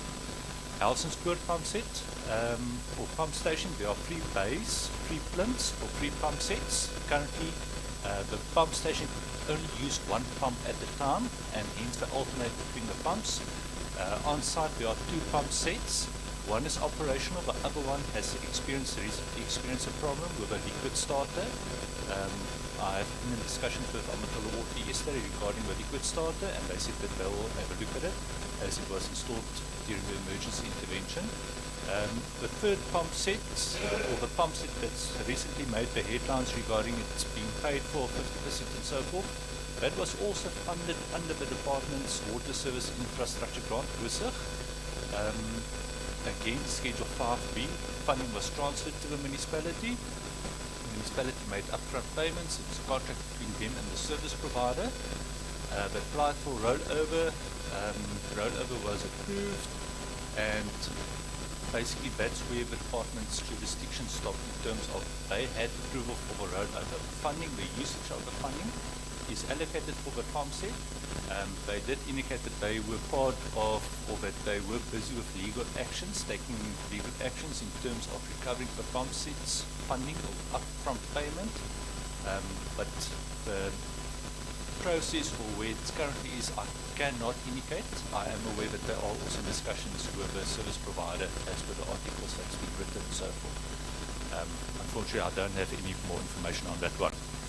Ellisdale Wastewater Treatment Works, I'm not aware of a business plan being submitted to the department. I am, however, aware that the business, Ellisdale Wastewater Treatment Works were refurbished, if correctly, or using municipal infrastructure grant. Currently, MISA did do an investigation as to what to do to get the wastewater treatment works operational again. It seems to be mainly electrical and mechanical, and with that being said, it's also predominantly falling under the operation and maintenance situation, and hence again the department under the water service infrastructure grant framework and the RBIC framework, we cannot fund such interventions in terms of operation and maintenance. Pumping the high-lying areas, I know at one stage there's actually a diagram within the presentation where you will notice that it's a diagram indicating that certain areas are being supplied with water from certain reservoirs. However, to be able to provide water from that said reservoirs, the areas need to be zoned. Your pressure zones need to be created, and the pressure zones were previously created, and hence high-lying areas were receiving water. But over time, the pressure zones were decommissioned or possibly recreated or interrupted to such extent that you do not have the dedicated pressure zones from the dedicated reservoirs, and this is influencing the water supply to the high-lying areas from the dedicated reservoirs. Part of a current emergency intervention funded by the department with the water's implementing agent, we are looking at reinstating those pressure zones as soon as we have attended to the internal isolation valves within the Kanda as such. And another influence on the high-lying areas not receiving water is due to the water interruptions being experienced. Community members start using the Jojo tank waters, and as soon as water comes on, Jojo tanks possibly starts filling up, and this will also have an influence on high-lying areas and so forth. You can also attribute water interruptions or some lack of supply of water to high-lying areas, possible air locks within the system, as such the hydrants and so forth need to be open as to reduce those air locks within the pipelines. I think that's basically it. Thank you. Thank you so much. Where we do need some follow-up clarity, we will be posing that back to the department. With that being said, I think I'm going to ask the panel just for concluding remarks before we're going to release the department. From my side, I just want to highlight perhaps 3 things. The first one is there's 2 words that have been pertinently mentioned in this discussion. The one is disaster. And you have mentioned this word. The other one is emergency intervention. You have mentioned these words. And another one from my side would be accountability. Now, Regional Head, I hear what you're saying. Where do we push our efforts into? If the whole situation looks like a disaster, and I'm not going to ask you to comment on this, but I want you to take it home. I'm going to ask, doesn't that make your directives under the National Water Act meaningless? If municipalities can pollute waters with impunity and simply be helped out of the situation. I feel like emergency intervention is being... We sat here a year ago. We were in Makanda a year ago. Chairperson has indicated he's walked these areas even before then. When do we... What is left to be called an emergency if these things keep on recurring? If we've got directives in terms of the Water Services Act that we are not using, that we would rather help people in these disaster situations. We are helping them out instead of not focusing on helping the municipality, but focusing on helping the residents. So those are my concluding remarks. I hear you and I respect the presentations that you've provided to the panel, and it's very informative. We are aware of your interventions that you are doing in terms of your national department. The chairperson has made it very pertinently clear. The residents of Makana do not have water. The residents of Makana experience pollution. You've got directives. You are assisting the municipality. Who is assisting these residents? And those questions we will be posing to the Office of the Premier and to COCTA as well as ultimately to the municipality thereafter. Chairperson, can I ask you for your concluding remarks? No, thank you so much, PM. You are absolutely spot on. But let me thank the department, head of the department, Ms. Portia, Madam. Thank you so much for this ride, Amki. You see, you know, I once went to, after the disaster in KZN where the floods were there, and you know, I went to Mkababa in that area, and there was a riot because people said, and the first thing they told me, we can live without electricity because we can buy gas, we can go fetch wood, but we cannot live without water. You see, and that is so painful when you hear these things across the country, Madam. Yeah, so amanzi thina bantu bonyama siyakholwa amanzi, not only kuhlamba but xa sibheke phaya umlambo siyakhumbula abantu bekhaya. You see, so amanzi is very, very important. Yeah, because xa siphuma sigqitha umlambo siyakhumbula abantu bekhaya bahambile phambili. So when I go to these villages and to these townships, when I see people don't have water, inhloso yami kubuhlungu kakhulu, because ndiyacinga la bantu bancinci bavuka kusasa uhlamba. You know, how do you cook? How do you boil amanzi for them when you don't have? With electricity, they said to me, we can find gas, we can go and you know, emit wood, but with water, amanzi, hiking into that is very important for us. So, but thank you for the work that you're doing. On behalf of the Commission, I want to say thank you to you and your team and the regional head, who, you know, that whatever you're doing, we know it's not an easy task. It's a difficult task. But you know, when you pass a village or a place and there's no water, we also have to deal with water mafias. And we must be honest. We must be honest. Because infrastructure gets sometimes vandalized and theft happens only because of people who wants to go steal. It's even, I've heard stories, in order for the water mafia to survive, not to survive, to get it, even the workers themselves vandalize. Even the workers vandalize so that they can benefit, because the mafias, water mafias benefit. So I would encourage you, ma'am, thank you so much. Just remember, this organization, headed in this province by Dr. Carter, is your friend, is your partner, is your supporter, but also your conscience. Because only when as friends we talk frankly and openly that we can path the way. Because your clients are our clients. Our clients are your clients. And they complain. And so our mandate here, Madam Head of the Department, our mandate is to watch you carrying out your mandate. That's what we are. It's a simple thing. We just want to watch you carrying out your mandate. And you know, sometimes when we carry out that mandate, it is simple to say, we support democracy, we support the people of this country.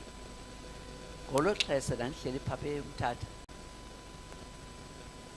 Ewe. Ndandihleli phaa futshane St. John's phaa eMthatha. You see, ndandibonile apha. Ndihleli apha Eastern Cape. eRhafu neMthatha. Ndandibonile yo unzima kakhulu abantu bethu. And ngoku ke xa ndiphuma ndihamba nayo elokishi ndiyacinga yo ngolo xesha lihleli phaa ngo-1978 phambi kozalwa wena. So thank you so much. Ndiyabulela kakhulu. Chamako. Bye. All right, thank you so much. With that being said, the panel has indicated we can release you, and we will be calling on Cogta to come to the desk for us to proceed with these proceedings. Thank you so much. 1 minute body break for anyone who wants to take one.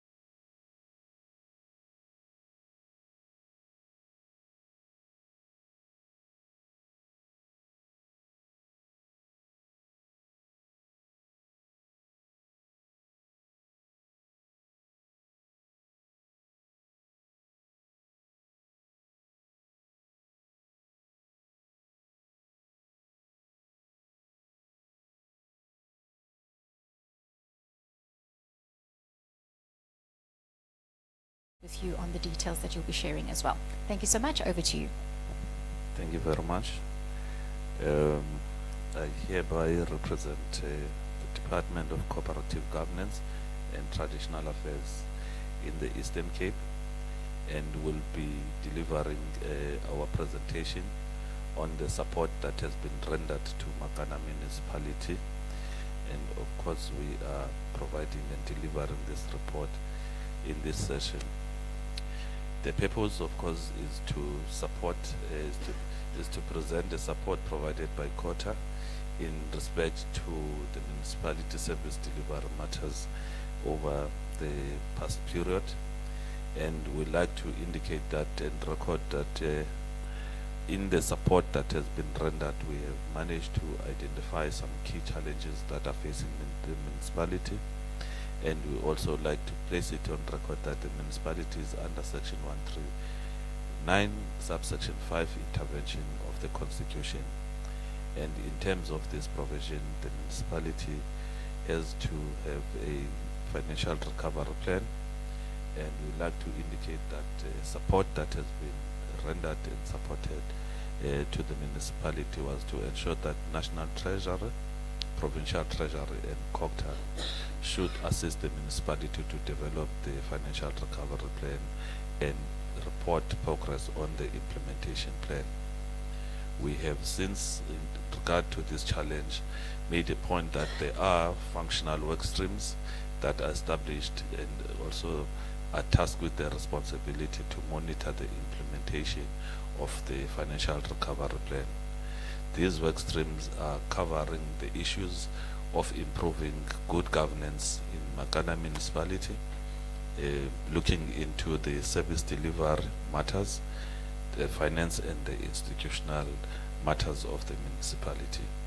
And of course, we make it a point that we bring on board the Sarabatman District Municipality so as to ensure that they also form part of these work streams. These work streams are multidisciplinary in nature so that we can be able to ensure that we receive support from various institutions, and they are also intersectoral as well as intergovernmental in nature. We also identified the challenge of the spending of some grants, some conditional grants that do not align with the DORA conditions. And since we have identified this challenge, we have also tried to ensure that we work tirelessly to support the municipality. We have also identified the Development Bank of South Africa to come on board and assist the municipality as they are running a partner a district program.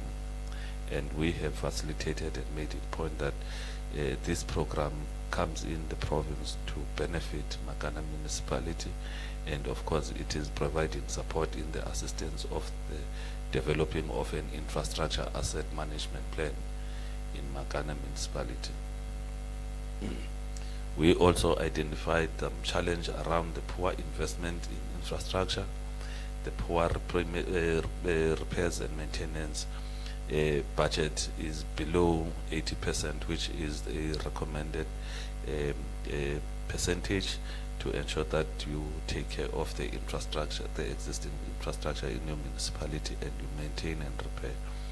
And of course, there has been some work that has been done to assist the municipality to ensure that it complies with these provisions of DORA, and that of course it makes use of the provision to ensure that the existing infrastructure is repaired and maintained timeously.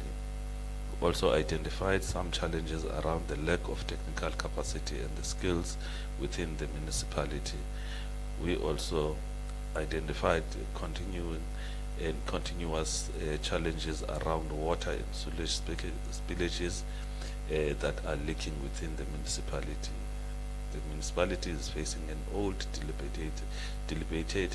dilapidated water service infrastructure, and of course we know that the town is very old, and of course some of the existing infrastructure still use asbestos underground water pipes, and of course there are a lot of breakages from time to time.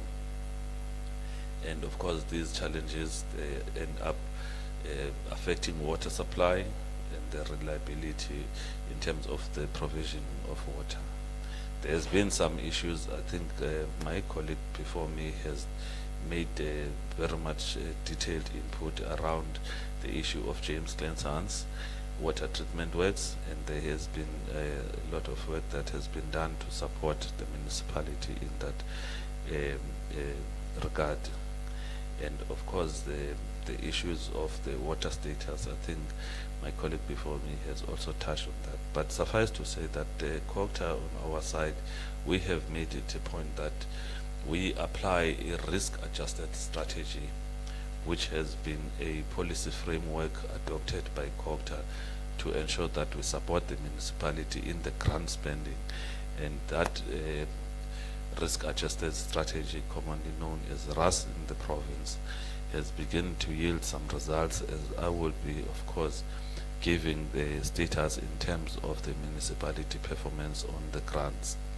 We have seen some improvement in the WISIG Schedule 5B, where the allocation was 19.8 million, and of course the expenditure was managed to at least reach 69%.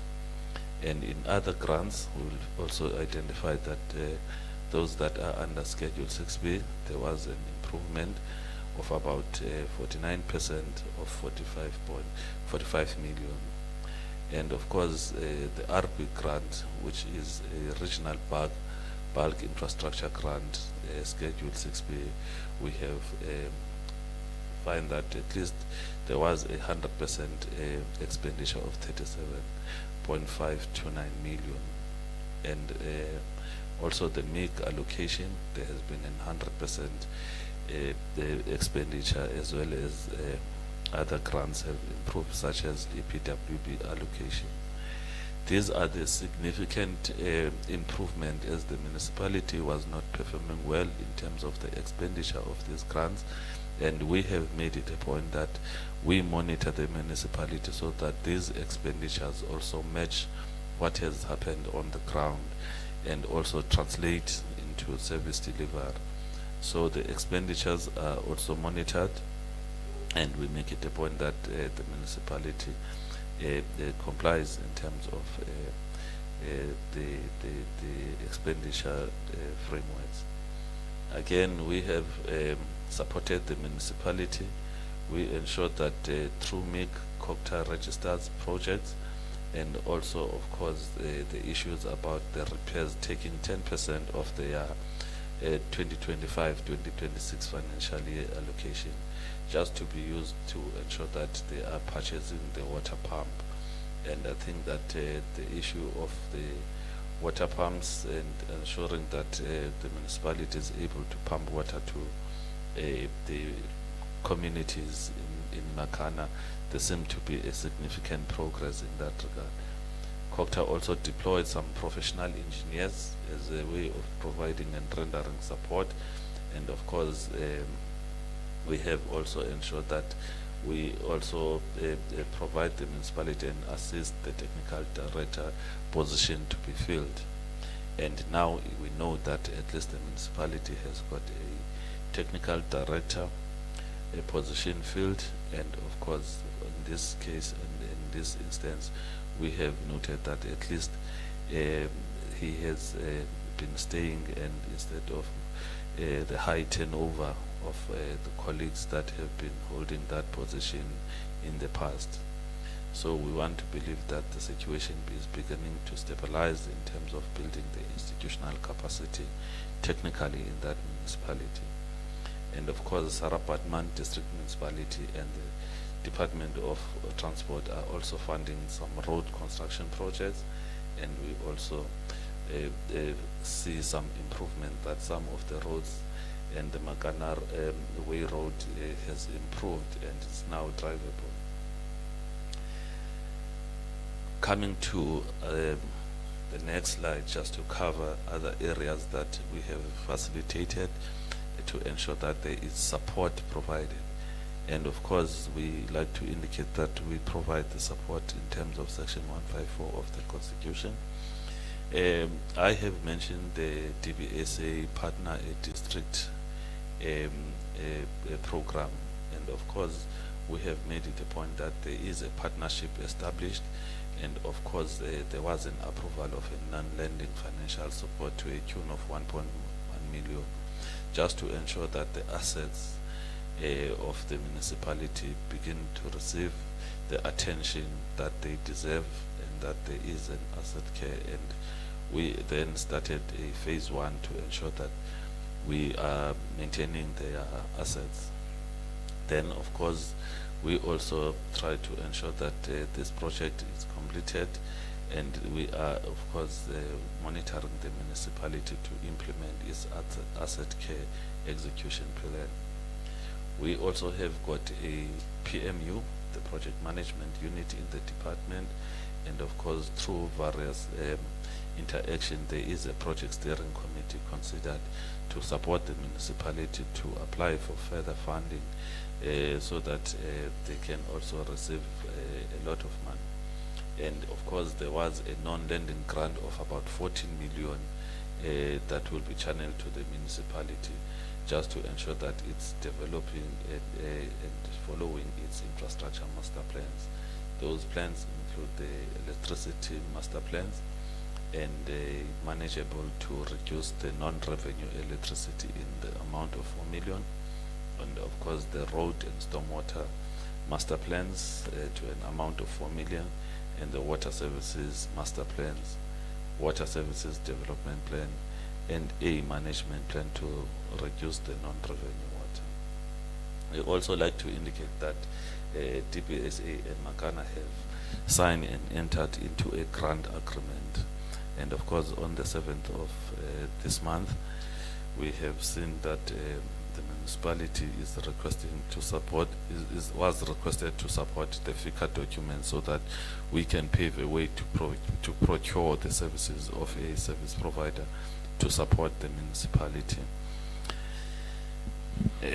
Some of the other support that we have rendered to the municipality was to review their local economic development strategy, and of course it is our intention that it should be adopted by the council by November 2025, so that there could be some vibrancy in terms of reviving the economy in the district, in the municipality, and that the strategy begins to also assist, so that there could be economic activity, there could be vibrancy, and then there could be jobs generated, and then people could also afford to pay their rates and taxes.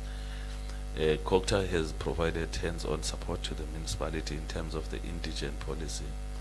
We are assisting the municipality to clean up their indigence register, so that there is no undue benefit from the communities who afford to pay their rates, but they are not. And we have done that in partnership with SASSA. We have made it a point that we get their indigent register, and of course we have collaborated it with SASSA, assisting us to ensure that we are able to identify those who qualify for indigency in the municipality. And of course we have got a number of indigent households that are accessing, and we are keeping track.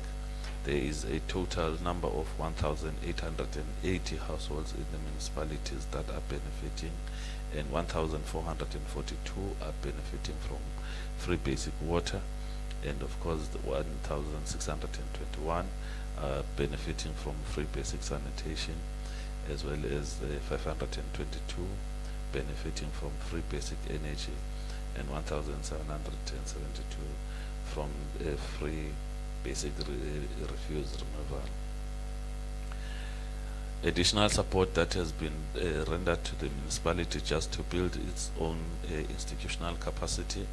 We ensure that the municipality is supported in terms of developing its organogram as well its human resources plan, and of course the MSC has also been very much active supporting the municipality, visiting the wards and conducting the community outreach, so that government can be able to integrate with the community and bring other sector departments so that they could also address the issues raised by the community.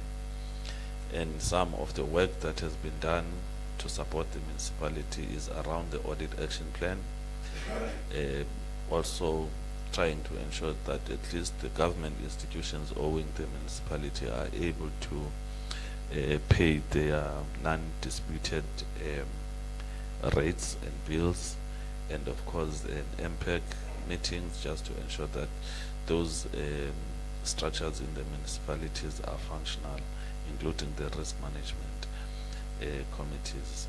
On disaster, we also provided the municipality with the support just to ensure that Makana is receiving the grants, and we'd like to record that on the disasters of 2023, 2024 and 2025, Makana received 9.2 million in March 2024, which was coming from the municipal disaster response grants following the January 2024 flood disasters. And we also like to record that that money has been spent and was meant to ensure that it covers various areas that were damaged, such as road infrastructure in Curry Street, Sigford Street, York Street, and Market Street, and Uganda Street. And of course, the extension was granted until the 1st of June 2025, as the municipality could not spend by September 2024. We have been monitoring the expenditure of these grants, and we have been supporting the municipality to ensure that the money that has been allocated for the disasters goes to repair the damaged infrastructure in that part of the municipality and of the province. Then on the 2024-2025 disasters, the municipality received a further 29.11 million from disaster recovery grant in March 2025 this year for the construction and rehabilitation of the damaged road infrastructure for extension 4, Bombela Street, Struben, Lindley Street, Smith Street, Hobson Street, Irving Street, extension 9, Ngoga Street, Lamani and Street, and all those streets that are listed, and the rest of them. Of course, that project need to be completed within the 12 months period, and we are targeting that by March 2026 there must be a repair of those damaged roads, and it is our support to ensure that and we have observed that the contractor's appointment is underway. We also like to record that there has been a technical support package and program that has been muted by the province to ensure that we provide a well-structured support program to the municipality. We have clear primary objectives to achieve those, to achieve the municipal support program, and we ensure that we focus on strengthening governance structures and accountability measures, improve the efficiency of the municipality on service delivery, build the institutional and human capacity, ensure stakeholders' engagement and collaborations, ensure financial sustainability, and of course prioritize technical support. There is a technical support that will be a multidisciplinary team that will be of course established. We have also tried to, as COCTA, to bring on board the Municipal Infrastructure Support Agency, commonly known as MISA, and of course we have tried to make sure that the support is rendered by MISA on various areas, but focusing on the strategic technical areas, improving wastewater effluent quality compliance, the road infrastructure, as well as the municipal customer care services. We also like to indicate that through National COCTA, there is a result management office that has been established, which is of course coming from as a result of the district development model, and of course there is a national strategic hub established by National COCTA to ensure that there is implementation thereof.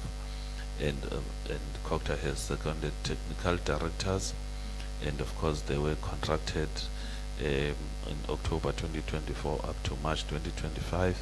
There is also a further technical support that will be rendered in the municipality so that we can build its technical capacity. And we like to put on record that the challenges that are remaining in the municipality remain the technical capacity, as we all know that there has been some improvement, and we want to strengthen the support so that it has got the capacity to deliver. And of course we have got Paul Seroto that has been appointed as a project leader, accounting and supply chain manager, and of course he has got experience on the leadership management, financial investment, training, mentorship, change management and strategic thinking. We have got also Mongezi Zokolo, engineering and management technical consulting, and of course will be supporting the electricity industry and the electrical engineering support to the municipality.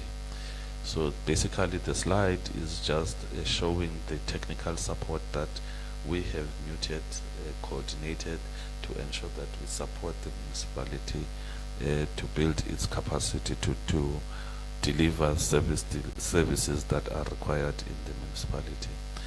We'd like the committee to note the report that we have submitted, as well as the support that we have rendered just in respect of improving service delivery, and also deliver on the mandate that is within the departmental purview, which is under section 154 of the Constitution. Thank you. Thank you so much, sir. We're going to go straight into a round of questions from the panel. Chairperson, can I refer to you first?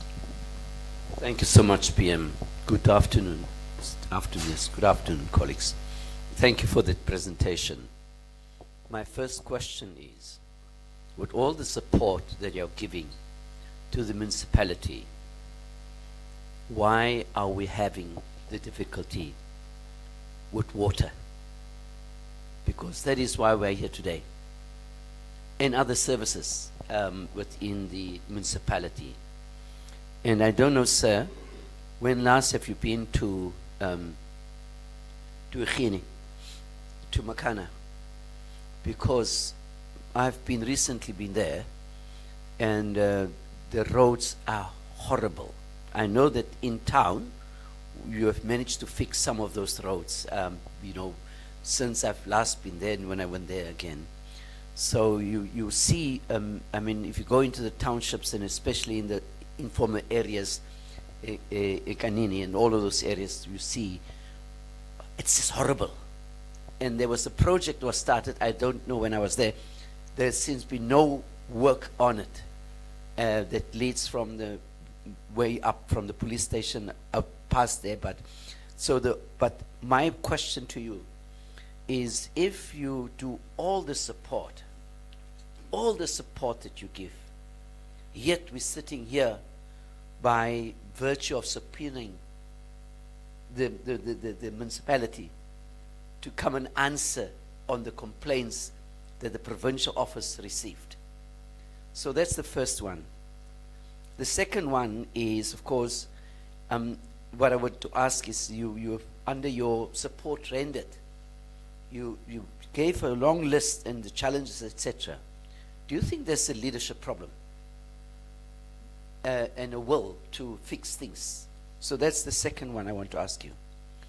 You go then in, and all the money that is being you know, either through the grants of the DBSA or the other grants that COCTA or other MISA provide, etc. So you hear a lot of money being put into it, into the municipality. Do you get a report of those monies that are spent? And you say the DBSA and Makana signed a grant agreement. Is that the one of the 1.1 million, or what is it? Is there other money that has been in that grant, because you do two things: the DBSA partnership with the Department for non-lending financial support, and then you say DBSA and Makana have signed a grant agreement on the 7th of August. So I want to know, and this, is it 40 million grants? And do you have an accountability over it? And of course, on the indigenous community. But now also, on one of your slides, slide 6, you say the municipality will support develop an organogram as well as a human resource plan.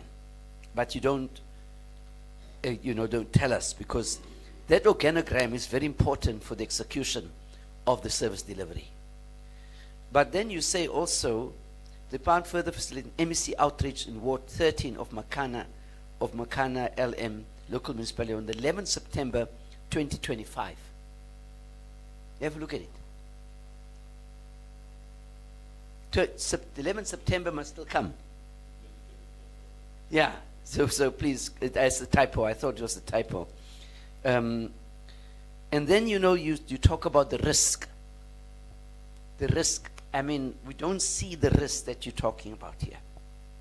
Because one of the risks, the biggest risk, is the fact that people don't have water. And the other issues, the socioeconomic rights of people that are there. So those risks, you just say risk management, but you don't identify those risks. And those risks are very important for us to understand, because in the light of the complaints that the Eastern Cape office and the leadership of Dr. Carter receive and have to deal with, and have to write to the municipality on a regular basis. If, for example, those risks have been identified and overseen and monitored by you, by COCTA, you would have not had this meeting today. Because we've been writing, appealing, and we don't get anything. You see, so please tell us what those risks and etc. Then, on the flood disaster was to repair damaged infrastructure. Did you get a report about how that money was spent?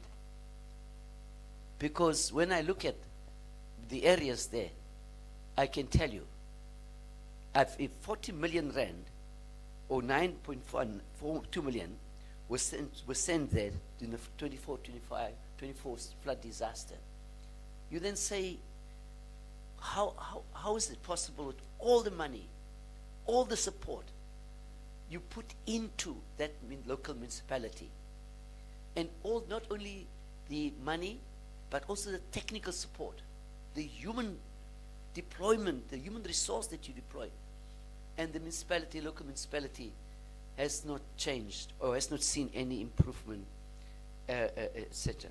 Then the technical team will compromise. Have you established the technical team? Because you say you will appoint a technical team. So, sir, from my side, those are the things, and the question I want to ask, ending, thank you for your report. When you have a fact that the municipality is subpoenaed by the Human Rights Commission, which we have got the right to in terms of our act, that we don't really like doing that, because we look for collaboration, we look for partnerships. But the fact that you have put in all the support and all the money and all of those things, people don't have water. People don't have toilets. The roads are in a terrible state. And I remember many years, it's about 4 or 5 years ago, when I came also via here. And even the road at that stage, Commissioner Boshoff, leading towards the mayor's office, was full of potholes. Full of potholes. But at least now it's better. At least in town the roads are better. But in the townships, the roads are terrible. So I'm just asking you, sir, with all of these, how do we, through our cooperation, how do we ensure that the resources put in there will be able to make Makana a wonderful municipality. And that's why we're here today, to say what are your plans to make it. We see your plans, but even in seeing your plans, but what you've already put in, we cannot see a return on your investment for the good of the people. The taps are not running, the sanitation is bad, the roads are bad. So I'm just throwing it to you, sir. Thank you so much, PM.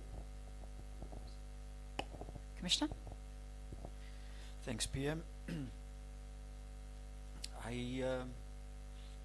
think Chairperson was reading my mind because I also wanted to make similar inputs.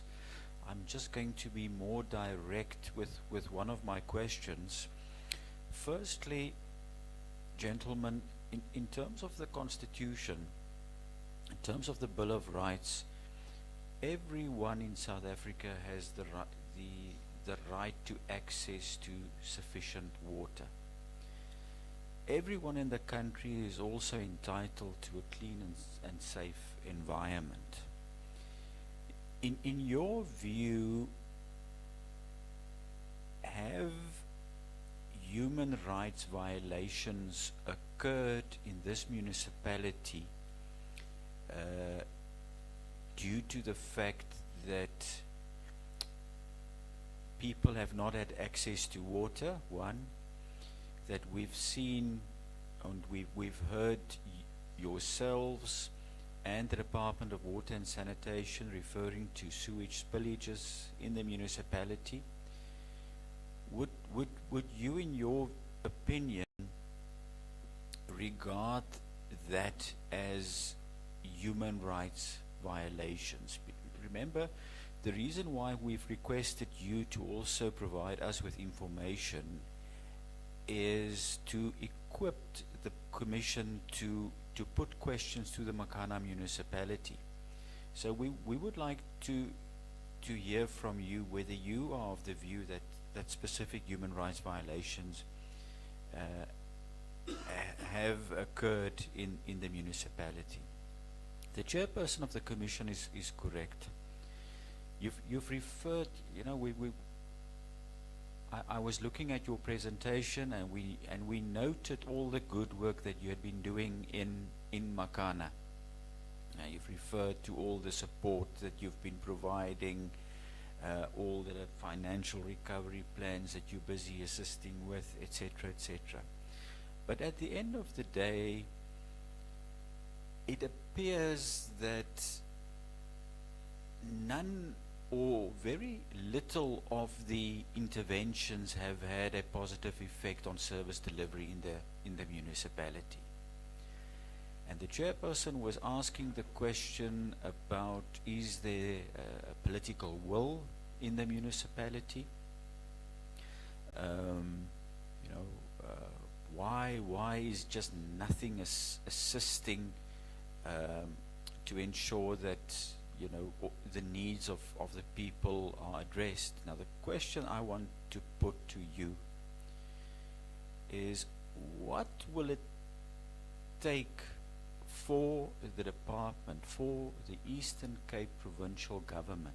And I will also put this question to the Office of the Premier.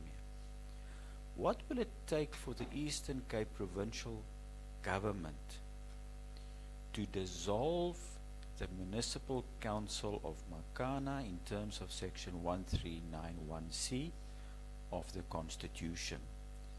You are bending over backwards, providing support, providing financial assistance.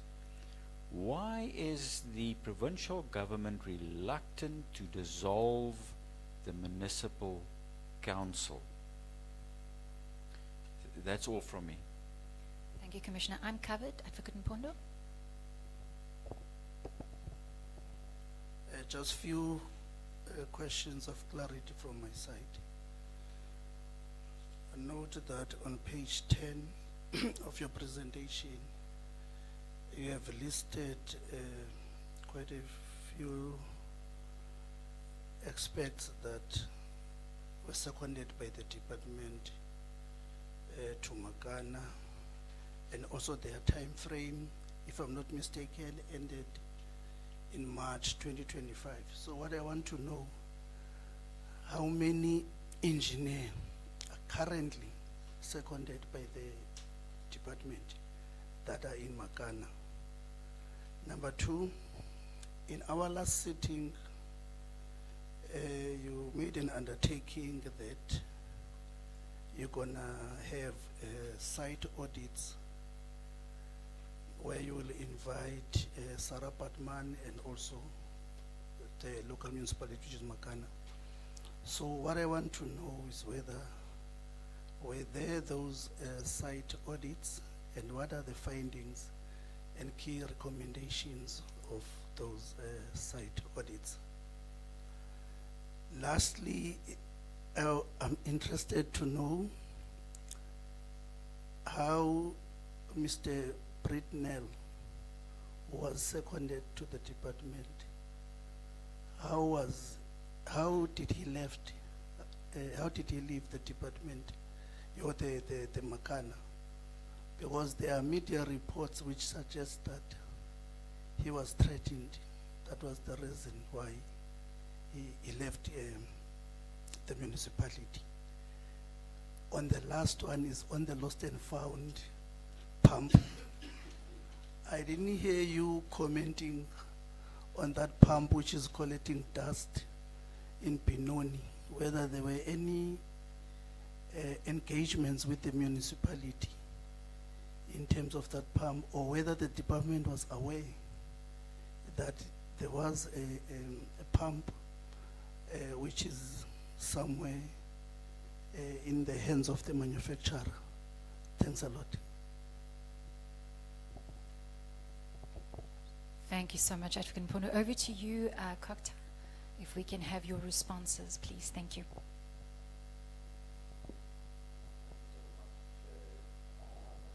First,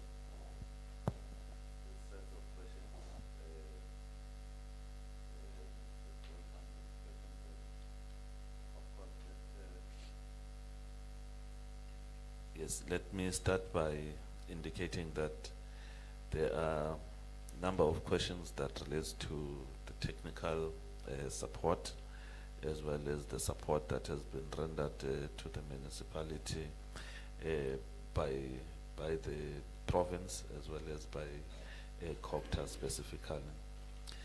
I will, of course, not go chronologically with the questions, and where I have left other questions, request my colleague to come in and cover those ones.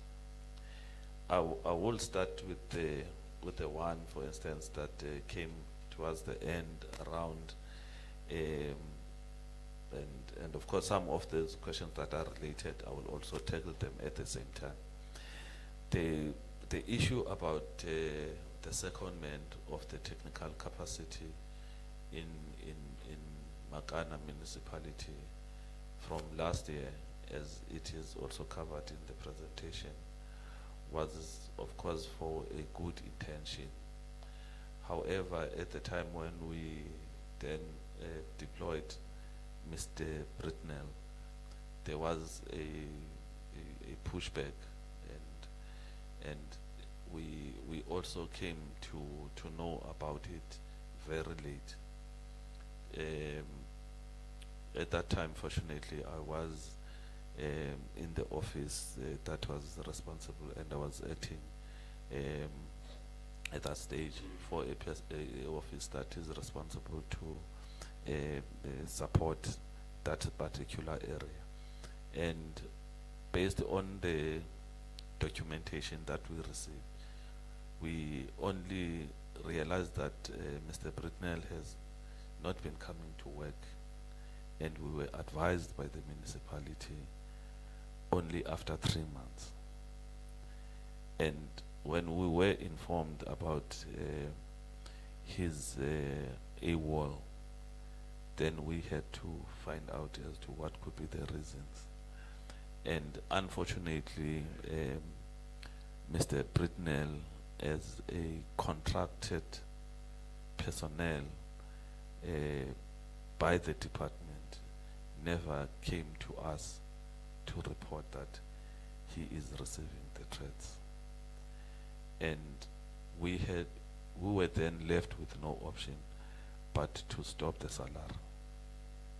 Then we stopped the salary of Mr. Britnell, and then Mr. Britnell wrote to the department in that regard, and they then took the matter to his lawyers. And then, of course, we also referred this matter to our own service unit. So it is a contractual issue that is being handled by and escalated to the lawyers.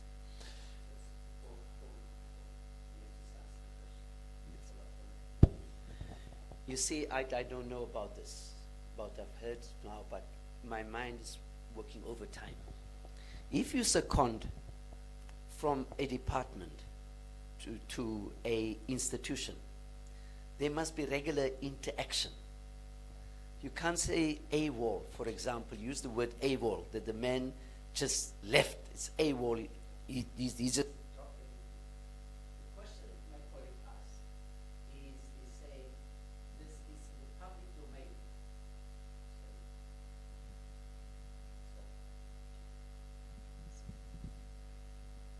It's in the public domain, and I'm sure we can find the article, right, in the media, that this person received death threats. Now, it is the right of the employer, whoever the employer employs on contract, to then mutually or whatever to part ways. But have you gone into the municipality and asked what happened to this secondment that we've done? That we seconded you, we've given you technical support. After 3 months or 4 months, we hear there's nobody there. And then use the word AWOL. Instead of saying, we've gone into the into the municipality, local municipality of Makana. You got behind it. So now it is a matter for the lawyers. And the problem with the lawyers is it costs money. It costs money. So now you enter into a litigation which will cost you money. And if their lawyers can produce whatever evidence, you have to also find out what's it that you can do. So just on that matter, sir, I just want you to answer, what did you do to find out what happened when you heard that this person that you've seconded to that municipality is no longer there? You also used the word there was a pushback. What was that pushback? And did this pushback lead to the threats? You may not have the answer, sir, but I'm just asking you so that we just put that into context. Because if a municipality receives, through your assistance, technical support, and that technical support then gets dropped because of circumstances, and you are not even able to say, to go to the background of those circumstances. Thank you.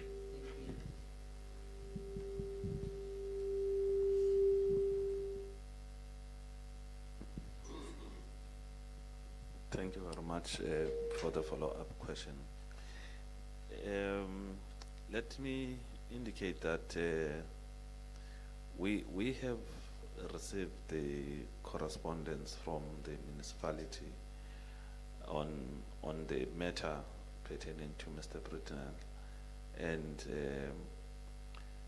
the department, the acting A2D at that time, wanted to engage with the incumbent.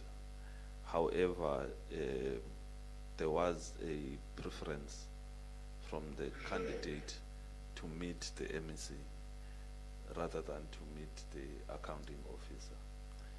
And I think that also brought some technicality in terms of engaging, because the contract that he signed was a contract between the accounting officer and himself. And then out of what transpired there is that when we received the report was that Mr. Britnell has not been coming to work, and of course is refusing to engage the accounting officer, and he is preferring to engage the MEC directly. And based on the work that is not being done, the employer had to take the actions and the steps. However, what happened is that at that time, Mr. Britnell had only a period of 6 months in the employ. And then whilst the matters were just trying to be resolved, then his contract expired. And then he then took that matter to the lawyers. So it was that, it is not that the department was not willing to engage to get into the root cause of what happened, but it's just that the contract expired, and then he took the matter to court, and then it was difficult to further engage in that regard. And we were also hoping to receive maybe a SARS report or a case opened when you are under threat or you have received the threats, and we could not find a record on that. And that made it very difficult then to even follow with the relevant institutions that could assist, because the case was not opened and we could not track it, but it was only his allegation from his part that he's not going to work because of such threats. So the pushback basically refers to those threats that he was alleging, honorable members.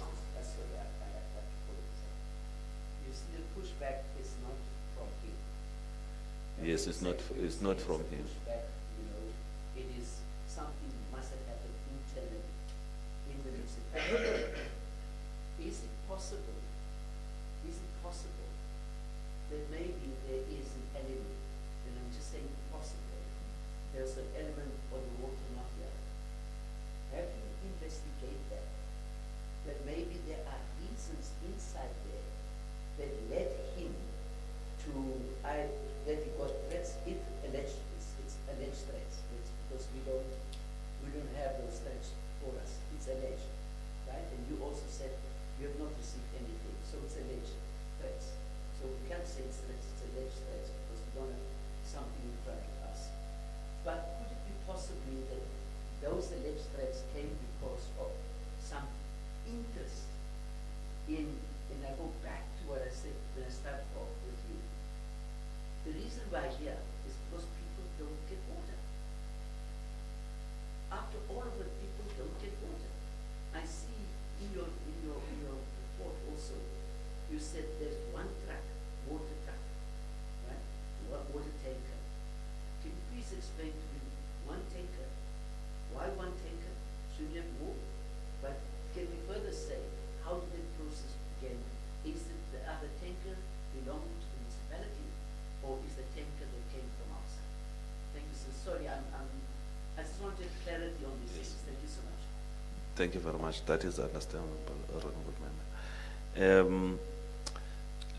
Let me also try to respond in this way, that the allegations, of course, that were made, we view them as pushback. They could be coming from the community, they could be coming from the water mafias, they could be coming from any sector. But the issue there was that there was difficulty in investigating, because the matter was not reported to SAR or to the relevant authorities. And I think that handicapped us in terms of ensuring that the matter is properly investigated. It could be a threat that was coming from the water mafia, and that cannot be ruled out.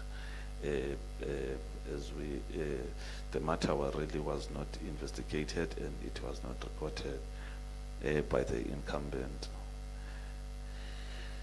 The issue about the water tankers, the department based on the experience of having municipalities that are struggling and battling to deliver water in their communities, procured 4 trucks. And we have got these trucks deployed based on the request that we receive from the municipalities.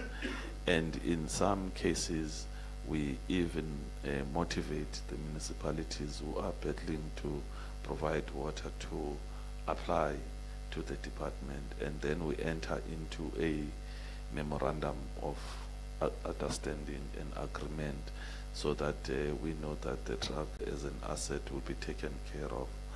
So we were also trying to avert and reduce this dependency on water cutting, and the truck is provided in Makana and is also provided in other municipalities, Dr. Payes, Nadir, and other municipalities within that part of the region, as the issue of water does not only affect the Makana but also other local municipalities as well.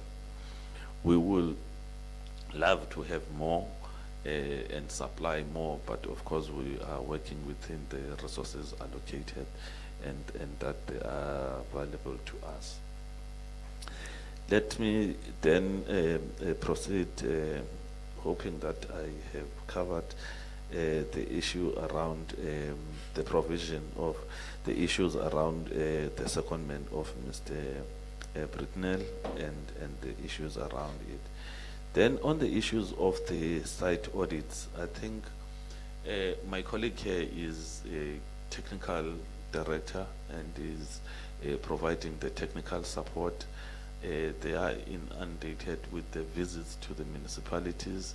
I know for sure that they do conduct the visit, and of course when some phases of the projects have been completed, they form part of those visits, but he can make a detailed response to that to indicate that they do a visit, and of course they also assist. On the number of the engineers, I think on the presentation that I have tabled, we have listed the number of engineers, because we will have electrical engineers, we'll have engineers in other fields as well, and there's an electrical engineer, there's a civil engineer, and then there is a project manager. So to have to respond directly to the question as to how many engineers that are currently deployed, we don't have an engineer currently deployed, but through our results management office, we will be deploying 2 engineers, as we are highlighting in slide 10. And of course, there will be the additional experts that will assist the municipality. Going back to the first question that was asked, which talks about the issue of the horrible state of roads in the townships and some improvement in other areas. We are reporting that we are trying to assist the municipality to deal with the poor state of road infrastructure, and of course we have also engaged municipal infrastructure agency to support the municipality, and of course I have reported that there is a road infrastructure plan that is being developed, and I have also given the amounts that we have managed to secure that the municipality develops this road infrastructure plan and that it gets implemented. The Department of Transport is involved, and we want to ensure that we tackle the issues around poor road infrastructure in an integrated approach, and that we deploy all the resources and involve other sectors to ensure that they are supporting the municipality. We are also ensuring that we will have a lending as well as a non-lending support. In our discussion, for instance, we were saying once the municipality stabilized in terms of governance and finance issues, we will then, as a collective in the province, that is COGTA, OTP and Treasury, support the municipality to get more finance from DBSA, and we will engage National Treasury to inject funds through a front loading so that we can begin to speed up the implementation of these infrastructure projects, focusing on roads, focusing on water, focusing on the supply of electricity and other areas that requires attention. But let me also hasten to indicate that we are experiencing a bit of an improvement in the municipality. I think there is also a question in that regard to say, how do we then view the municipality in terms of its own governance? There is an improvement on governance, and what remains a challenge in the municipality remains a technical capacity. And the members will always will note, in fact, and observe that in our report we have focused mainly on the technical support that we are rendering and the other plans that we seek to embark upon in terms of providing the technical support. We are seeing a stability. I have reported that the technical director is now settled. We are coming from a state where a technical director will be appointed this month, and you to continue with that intervention and continue for consequent management. Want to continue to support the municipality because we are partners, and partners talk frank and open to one another. So we want you to continue, and we don't want to discourage you. But however, please understand. Can't for a year.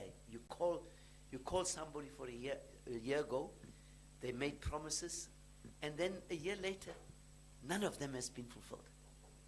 So that is what we're saying. Because you see, we've got the same clients. We've got the same clients. The clients are our community members. Because you and us are all together in ensuring that those clients are being given the proper dignity and their services. And that's why that's why we're saying we don't want you to be discouraged, but the fact of the matter is you can't then, when the commission calls you, you come, you make certain promises, and a year later the commission must call you again to come and explain. And therefore you can understand our frustration. And our frustration is the fact that on a daily basis, people are calling us, writing to us, text us, and say there's no water, there's this, there's that, and so on. And as explained, where we will go to. So, colleagues, thank you so much. And we have a critical system. So, Ian, over to you. Thank you so much. Thank you so much, Chairperson. Thank you so much to our colleagues. You are released from this hearing. We will be taking a 20-minute break just to sort out all of the plugs and electronic concerns we have so that we can be live again. We will commence again at 2 o'clock with the Office of the Premier's submission, whereafter we will go straight into the Makana Municipality's submission to the subpoena proceeding.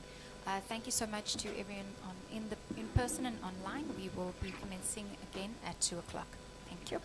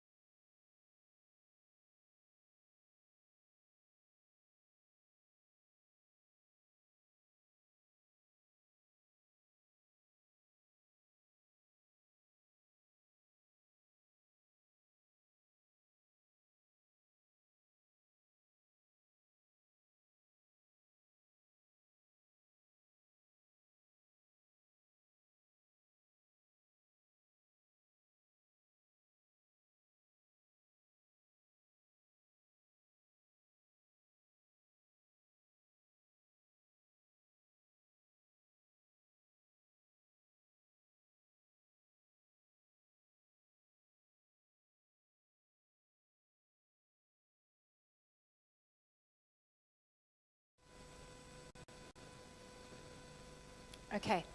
Thank you so much, everyone, for joining us here this afternoon. My name is Eileen. I'm the Provincial Manager for the South African Human Rights Commission here in the Eastern Cape.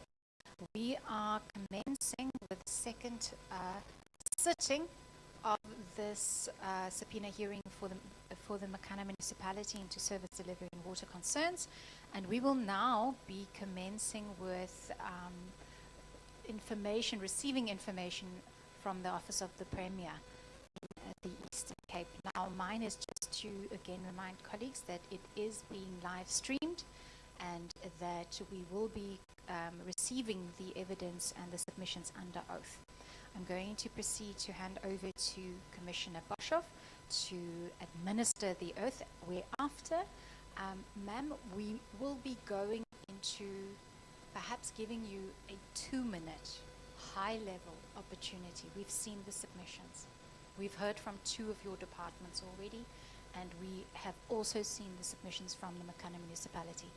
We would like to change it up a bit and pose questions to you directly after your 2 to 5 minute submission, and then we can have an engagement based on that. Commissioner Boshoff, if I can hand over. Thank you. May I request you to stand, please? Please, mic, please. Thank you. Right. We're taking the oath for affirmation. The oath, all right. For the record, please state your full name. So, please repeat after me. I swear that the evidence I shall give shall be the truth, the whole truth, and nothing but the truth. Raise your right hand and say, "So help me God." Thank you so much. You may be seated. Thank you, Mr. Koto. You have 5 minutes maximum for us just to understand a high-level submission from the Office of the Premier, whereafter we will be posing questions. Thank you so much. The floor is yours. And thanks for the opportunity that is being presented to us today. One thing that I'd like to just mention, in addition to this, I'm not going to repeat what is there. I'm just going to just quickly make one or two additions. Is that having indicated in the first slide at the bottom there, in terms of that multidisciplinary support and intervention team that are assisting them. So there is also another process that we took up last year, since 2023 late up to 2024, as the Office of the Premier as part of intervention, which is the establishment of the Provincial Project Support Unit, it will be known as PPSU, and that Provincial Project Support Unit structures a local government support that was, amongst others, issues that are frustrating us in as far as Makana is concerned. And something that, one other thing that I would like to add as part of our intervention as the Office of the Premier, in addition to that, we developed and in the delivery of the minister responsible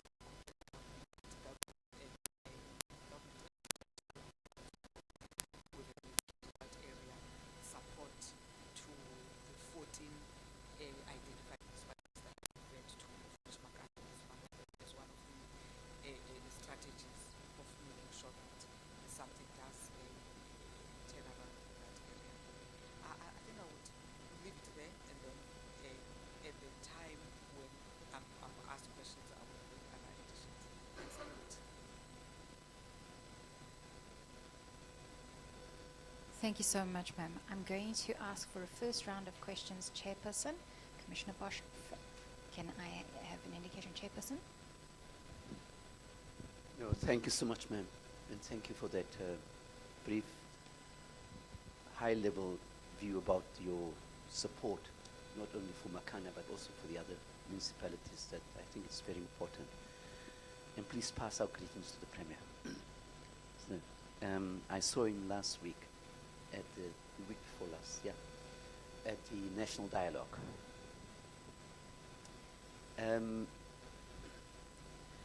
You know, the Makana Municipality gave us a report, right? And they start off with the report by saying, as part of the background, on the 5th of September 2024, which is short of a few days, which means a year ago, we subpoenaed them to appear before us on the very same issues that we now ask them to come before us. Yeah, 5th of September 2024. So the issues have not changed. In fact, it has become worse. The complaints that we've received have increased around the issue of water, sanitation, and you know, the roads, etc., and so on. Yesterday I was very surprised. I went to one area here in Pefferville. I went to the high school there, the primary school, and one person that is part of the EPW workers there, and he said to me, do you know in this London only, there's 13,000 potholes. 13. And he says the council even says it. You know, we've got 13,000 potholes, as if this is a badge that you put on. So I'm taking it back to why we're here. The reason we're here, because people don't have water. And they're crying. It's about the tap. It's about being able to have water. And the visits by our team, the Eastern Cape team under the leadership of the provincial manager, Dr. Carter, going there. Myself, I've been there a few times. And the fact is that we had to take and subpoena them to come here again to explain to us. You acknowledged a year ago we had this subpoena, and here you are now, and not you, I mean, you understand what I'm meaning. And now the municipalities again before us. It does not sound nice, you know, because we as the Human Rights Commission, we are the partner. We are the watchdog. We are there to ensure that our mandate says that government's mandate must be implemented in terms of realization, progressive realization of the rights of our people, particularly socioeconomic rights. So we welcome the Office of the Premier in terms of the processes. You said there are two processes, including this one, the Provincial Support Unit, and the one of the streams are, of course, local government work stream that you have and so on. My question to you, ma'am, is what do you think, if you don't have to answer it the way I'm asking a question, but what do you think of a municipality that appeared a year ago, made certain undertakings, and a year later, the same violations, the same human rights violations? So that's the first thing. The second thing, ma'am, is, you know, the Premier is the head of the executive, but also he belongs to a legislature which oversees governance in this province and receive reports on governance in this province. Do you think that this is very worrisome, that a structure that's supposed to do service delivery appears before the Human Rights Commission, which is a Chapter 9 institution, and then a year later they must appear again on the very same issues that they appeared before, which means there is a, I wouldn't say reluctance, but it's a blatant ignoring, you know, and we are sitting here. It's our job. We have to do that. We have to bring people and make them accountable, because in the end, it is you and I that will be in the community that they ask, you are working for the Premier's office. Look at the water running here. There's no water. Look at there's no sanitation. They are going to ask me, you're the Human Rights Commission, when I go to Ichini. Then they'll ask, when's Antonipa? What are you doing there if you can't bring water to me? So I'm just asking those two questions, ma'am. Sorry, it's a bit long-winded, but I thought I just want to ask those.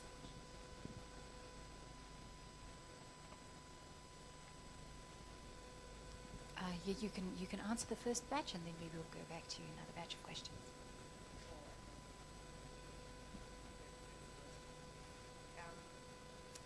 Thanks a lot for these questions, observations, and I would even go further and say insights, because for me they are not just questions that are scratching over the surface. They are questions that are probing, are insightful, not insightful in negative, but insightful as in providing insights.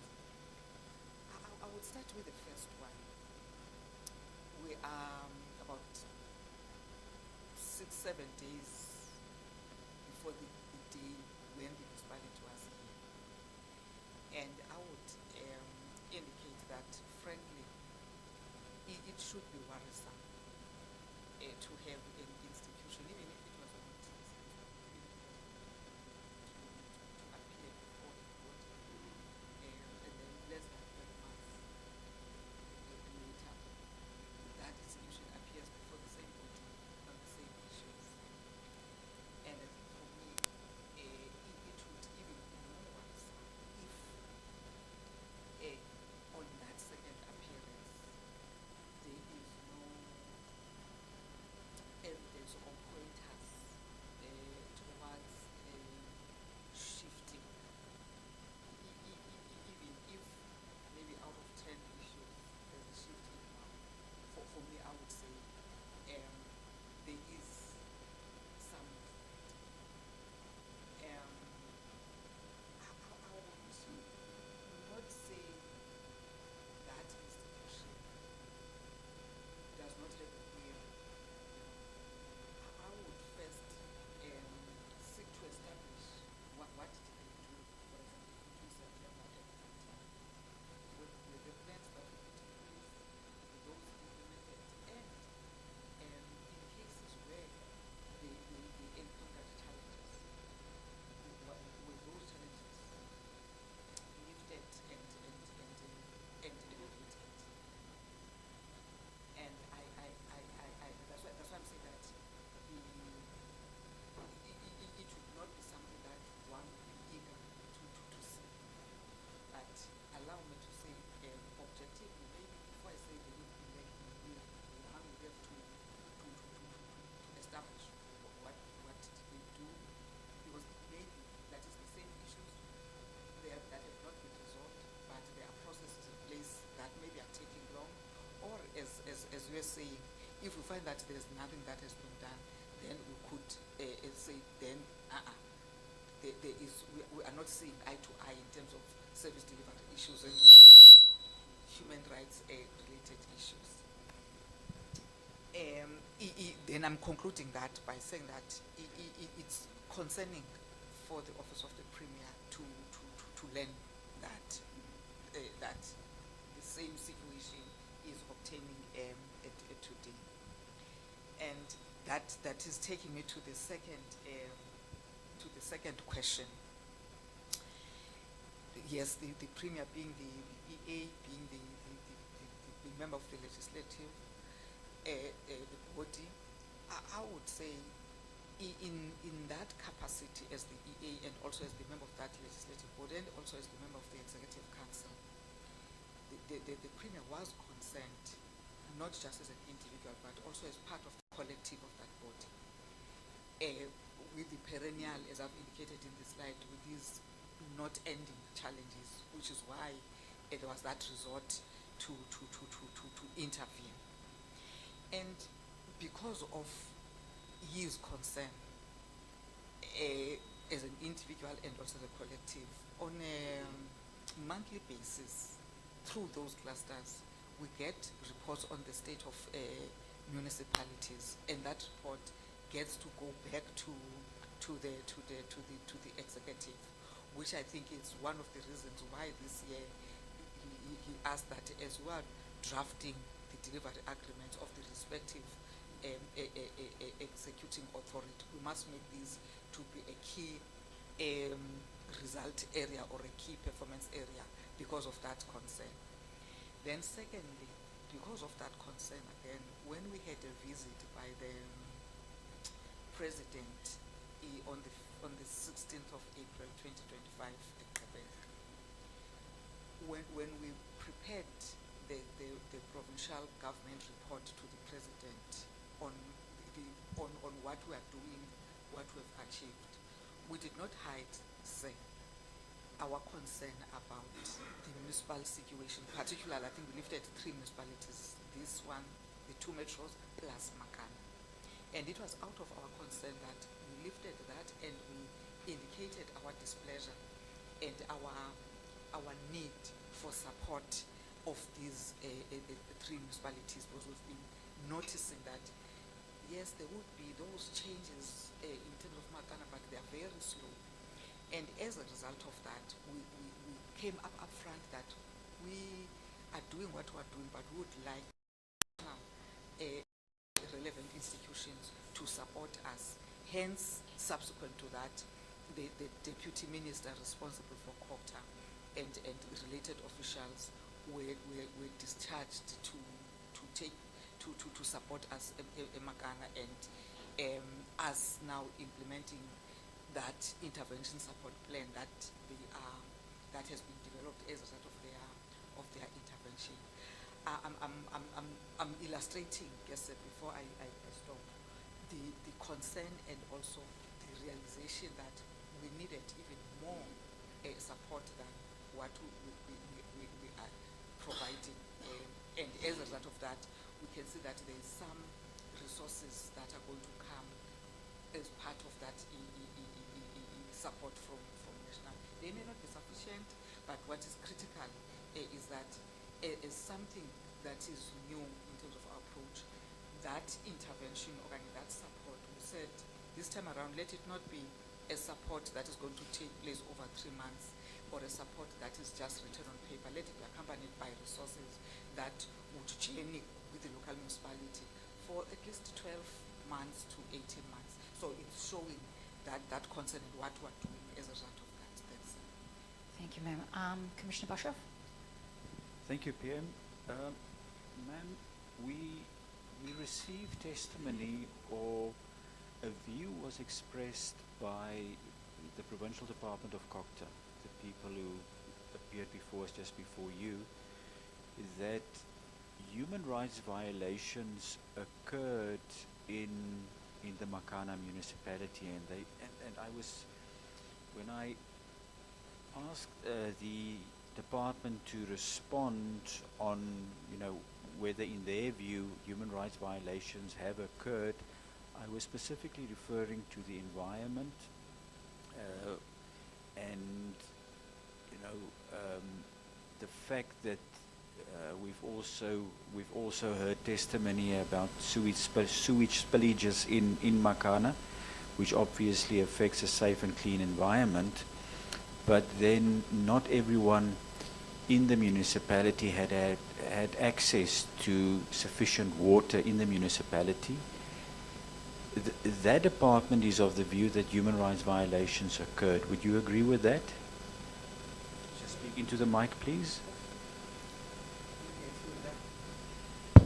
Thanks, Commissioner. Commissioner, the fact that we normally say water is life, and we don't lie about that. The expectation is that every human being and every citizen in our country, and therefore in our province, must always have access to clean and safe water. Therefore, a situation like the one that you are painting, I won't deny that in one way or another it does negatively impact on the rights of those citizens. Do you agree that human rights violations occurred in this municipality? I do agree in as far as that. Yeah. Of course, one might say, this was a day's thing, this was a month's thing. Then we can debate that. You know. Sewage spillages are continuous. It's a 2-decade thing or a decade thing. So, okay, but you are in agreement that with regards to sewage spillages and access to water, human rights violations have occurred in the municipality? Yes. All right. And I think what we can also maybe note is that there are attempts to deal with the bulk water infrastructure and some sanitation infrastructure, but that does not negate the fact that there's been a challenge in the past. Yeah, just on your input on sanitation, and we received testimony from the Department of Water and Sanitation that the sewer treatment works in this municipality are not operational. And that is the Department of Water and Sanitation. So I'm not really sure what you mean with it's receiving attention, because it's not operational at all, and it's by the custodians of a testimony by the custodians of water and sanitation. So, my second question, we have, you see this slide that the Provincial Department of Cooperative Governance and Traditional Affairs presented to us. Actually a very lengthy presentation. But, you know, in the presentation, they try to illustrate to the Commission what the department... it doesn't really matter. It doesn't really matter. I'm not going to refer you to a specific bullet.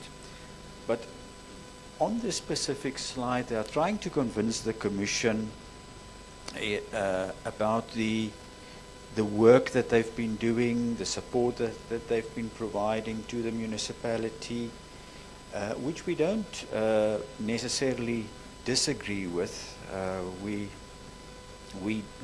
We do recognize that there are attempts from the department to provide some form of support. You have also tried to convince us that your department is also overseeing or providing some form of support to the municipality. But the reality is that nothing is really assisting. Nothing is really assisting because people don't have access to water. Not everyone in that municipality has access to water. We sit with numerous complaints from community members about them not having access to water. Sewage spillages in that municipality is rife. You can drive in any street in Makanda and you'll see a sewage spill somewhere. None of the support with regards to water and sanitation is really assisting. We don't see any improvement whatsoever. My question to you is, what would it take the provincial government to dissolve this municipal council in terms of the provisions of section 1391C of the Constitution?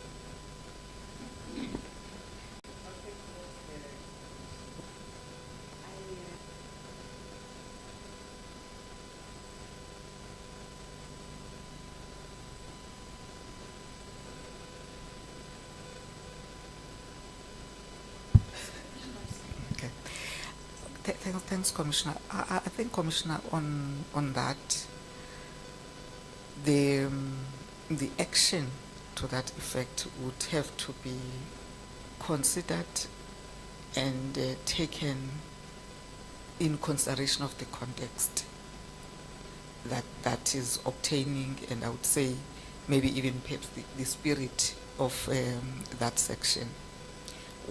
What do I mean by that? Dissolution, as far as I understand it, should be the last resort when everything has failed. You know, that's my understanding. And in this case, we are talking about a municipality that is a subject of intervention, and as part of that intervention, there is a financial recovery plan that has been developed that is aimed at ultimately contributing to reversing the current situation. And when we look at the municipality and its attitude and approach to the plan itself, we are not talking about a municipality that is one resisting the plan, that is one not implementing the plan. A municipality that would say maybe even the council's not doing their responsibilities, because even when we look at it now, because there is some political stability there. Therefore, I would say, with the plan being in place and the plan being implemented, yes, I agree that the pace of its implementation or the time it is taking for it to bear fruits is taking longer compared to the pressures that the communities are feeling.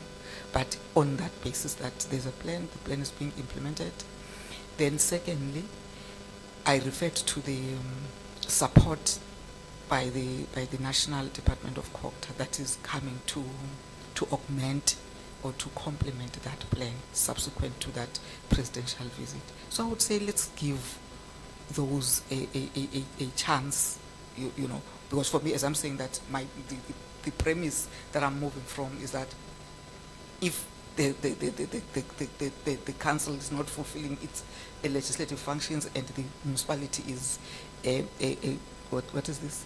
Not implementing, resistant, violating, then I would go to that. Because when we look at the municipality now, the issues that are facing us are mainly those technical issues, which for me necessitate that the administration takes care of them. The administration, where there's a need for consequence management, the administration takes care of that, so as to create an environment that is conducive even to the plan. So that's why I'm saying at this stage I wouldn't say it's opportune or it's time for that, because there are these two plans that are being implemented. Let's give them them the opportunity. Thanks. Thank you so much, ma'am. My questions relate to your submissions in respect of this financial recovery plan. That plan was developed in 2022. And you would agree with me that we are now almost past the halfway mark of 2025. And we're still sitting with incoming complaints to the Office of the Human Rights Commission complaining about the same issues. The language that you've used in terms of your submission here today was also very revealing for me. It says, you submitted to the Commission today that this time around, maybe there should be an increase in oversight. This time around, which already implies that we've been around this block already. And the chairperson has indicated to you that in fact that has been the case. We've addressed the same issues last year. And surely this 2022 intervention plan was moved as a result of the same issues. Now my questions for you would be, just to echo what the chairperson and Commissioner Boshoff has already indicated, reflecting that the AG has still identified that this municipality is in the bottom 2% of the country's municipalities. And then your submission here today is to say that the proposal made or the question posed to you by Commissioner Boshoff, what must happen for a dissolution? And your answer to this is that that should be the last resort. How many resorts are left until we come to that last resort? Because looking at the 2022 financial recovery plan, looking at the fact that it's still in the 2% of municipalities, looking at the fact that we are sitting here today with the same concerns, and I can quote, the reason we are live streaming this, ma'am, is because we want to allow communities to communicate with us as well in real time. Now, one of the comments under our live stream YouTube channel currently says, we at present in Makana do not have water now for weeks. And this is coming as we speak. Another comment says, we are indeed tired of nice presentations. And these are comments coming from our live stream. Now, my question to you, and perhaps you can answer me on that, is seeing that we've got a 2022 plan, seeing that you've got all of these interventions at various levels, and seeing that you are saying that attempts, your words, have been made, and that as a last resort, that certain interventions are required. What must happen still for this to be the last of all of the resorts? After which I'm going to ask Advocate Mpondo to pose his questions. Thank you. Thanks a lot, Doc. I think, Doc, it's true what you observed. The point that we need to strengthen oversight. And I would say the reason why we say that is because we have seen what has been happening, and we say now we need to, strengthen that. And what is happening now, I think I will repeat this, is that with the current intervention, we are not just saying that we are intervening when we're subjecting the municipality to Section 139(1)(c) and then we end there. There are accompanying resources, and there is also this plan that, no, let us walk and journey with the municipality for at least that 12 months. Then I know that 12 months is a long time, but that strengthened oversight is not going to wait for 12 months. That's why I was saying that on a monthly basis, there is that a follow-up. So I'm saying the reason why I'm saying that it must be last resort is because that which is being done now has not been done before. Thanks. Hi, Ma'am Sokoto. As you know that Eastern Cape has 6 district municipalities and 2 metros. Out of the 6 district municipalities, it is only the Subpoena that is not a water service authority. That provisions of water lies with their local municipality. Do you know why it is like that? Because if you compare it with other district municipalities, like Amatole, it is Amatole which is the water service authority for their local municipality. Yes, yes, yeah. So why it is like that with Subpoena district municipality? I say, I will not lie, I do not know.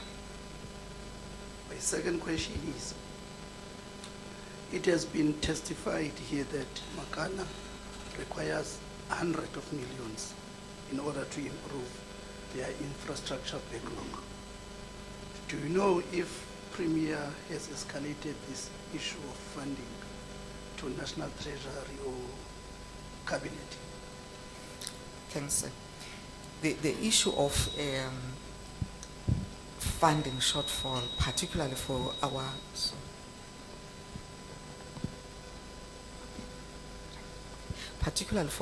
dilapidated infrastructure, is one of the issues that we raised sharply in the session that we had.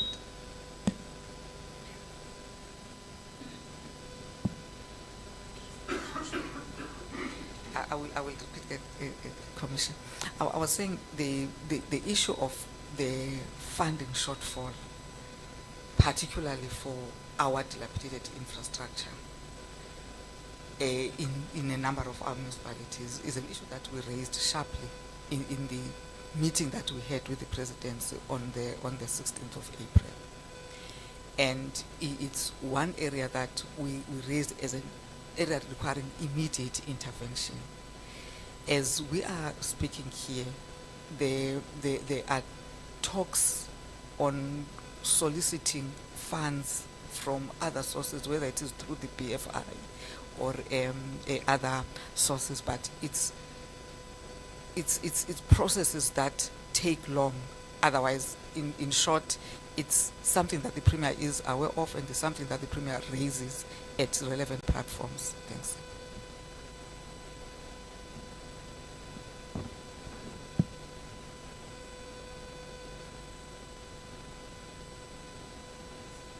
Thank you so much, ma'am.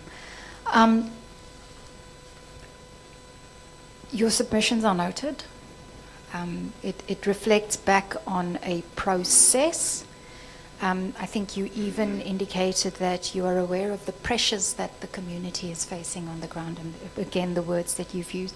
But I would like to just comment that those are not pressures. Those are human rights violations.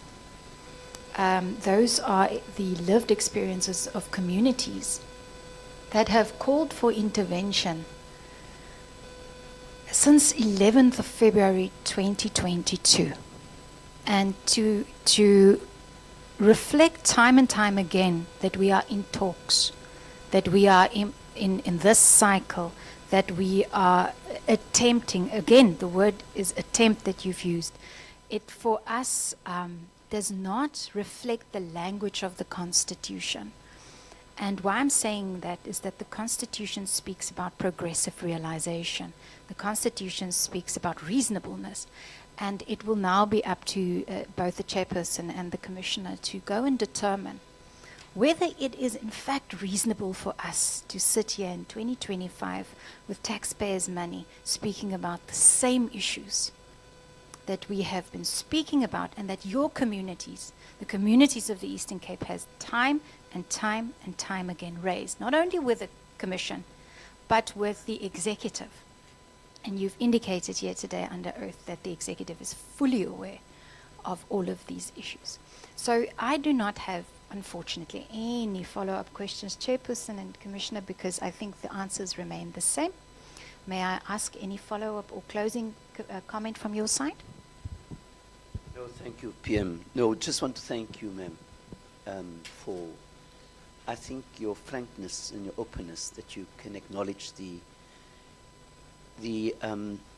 those violations that our people go through. And this year, the Commission celebrates 30 years of its existence, 30 years, and this Commission has gone through so many things, but, daily, the human rights violations don't sit on our clothes. We don't leave it here in the office. It goes with us home, because you think about people not having water, and it makes you more determined to say, what must we do? And I think, thank you for that, and I'm sure that you, in your report back, at least we will now find something, on an urgent basis, so that we, as you say, maybe last resort, but before that last resort, you have to make sure, not you, I said the authorities must make sure that that even if there's a call today to say to them, why are you not giving people water? Simple. And keep at all times the oversight over that municipality, so we don't have to wait for 12 months. But thank you so much, ma'am. What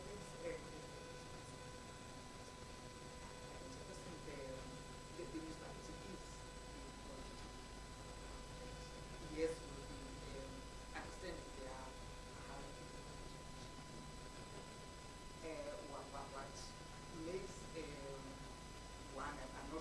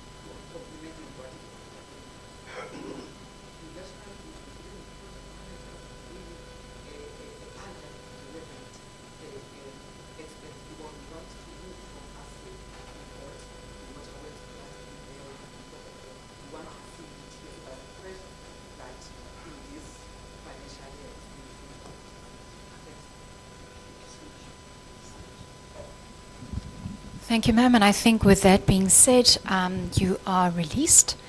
And perhaps, Brandon, I saw you outside. If you can just give an indication to the Makana Municipality that they can join us in the room. Thank you so much.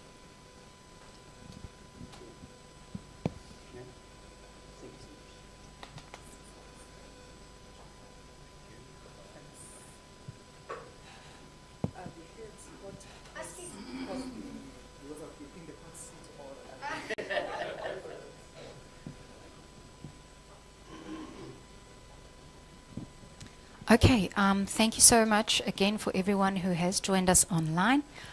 Also everyone in the room. We will be continuing now with our last session under oath, and we are calling upon the executive mayor or the mayor from the Makana Municipality, as well as the municipal manager, to join us in the room for the final submission of this subpoena inquiry.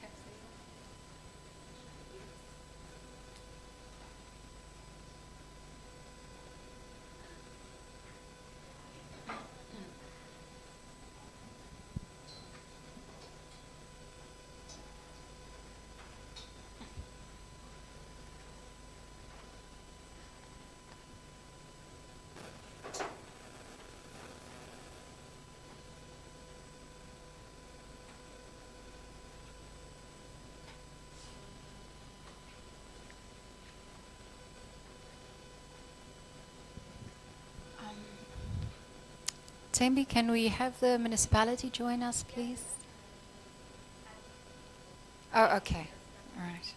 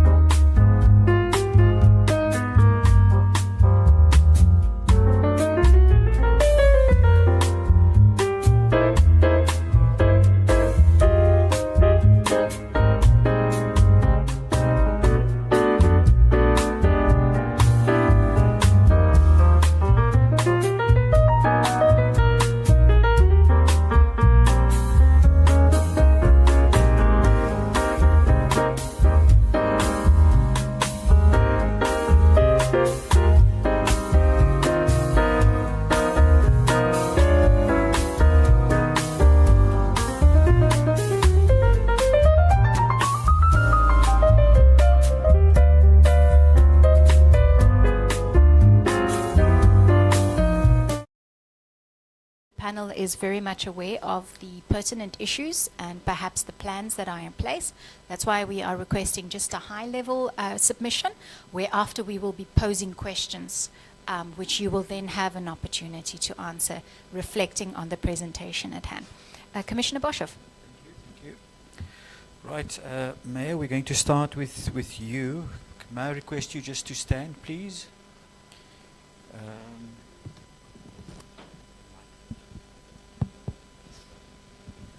All right, Mayor, will you be taking the oath or affirmation? The oath, all right. Please repeat after me. Oh, for the record, let's start there. For the record, please state your full names. Yandiswa Poshiavaga. All right, thank you. Please repeat after me.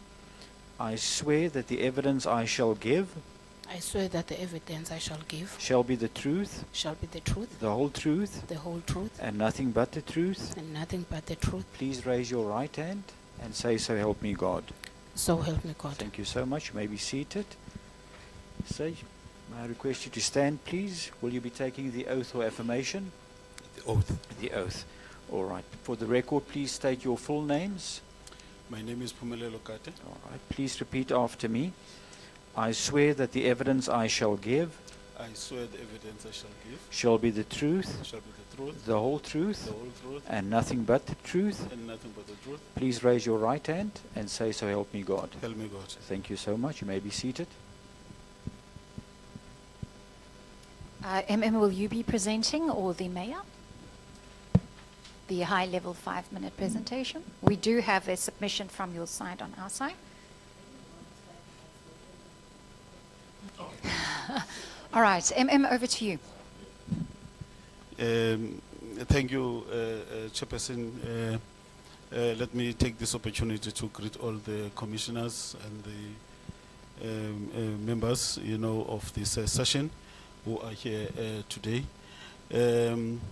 Commissioner, I'm not sure by 5 minutes because there's quite a number of issues that we were expected to prepare for, but I will try to highlight at a very, very high level that Makana Municipality is, as all of us are aware, is a municipality that has been beleaguered by quite a number of basic service delivery challenges relating to the provision of water, sanitation, roads, electricity, and housing, which is the one that is bedeviling the municipality as we speak. The issue of a lack of delivery of housing for the communities of Makana. So it has been fraught with quite a number of challenges for quite some time. And the municipality has also been grappling with the issues related to revenue collection, which has made it impossible for the municipality to respond positively to all the challenges that it is confronted with, given the fact that the image as well as the credibility of the municipality has been battered over all these years due to the challenges that it has been experiencing around the service, which was quite not an incentive for the public, to be, enthusiastic in paying for rates and services. This has been one of the major setback for the municipality to address, the concerns that the communities are having, and also being in a better position, resource-wise, to respond, to those issues. So these are the issues that have been going on for quite some time, but we can, indicate that notwithstanding those challenges, over the past 2 or 3 years, we've seen that the municipality is doing all it can, to turn the situation around. The municipality is the municipality that was characterized by the fact that, the creditors, had no confidence, in the municipality. Even to trade with the municipality, it had to pay in advance in order to secure and procure for services. But I think for the past 2 years, that has changed. We have been gaining confidence to the creditors and service providers, to the municipality, as we were, gradually trying to improve, the management, of our resources, the financings of the municipality, and improving, the cash flows, although at a very, very limited level. So that challenge has been overcome by the municipality, because indeed we're in a position now to trade, with the service providers who are able to pay our creditors in 30 days. But however, that has not been, addressed the problem that of the overwhelming, ratepayers that needs to respond, positively, to the municipality, as it still remain a challenge. And I can also indicate that without the support, of the national and provincial government, probably the municipality would have been in a worse situation, because we are not in a position to generate, you know, our own revenue, you know, for a major capital injection, you know, or investment in the municipality. But as I indicated that in the past, you know, 2 years, we've seen that we're gradually turning the corner.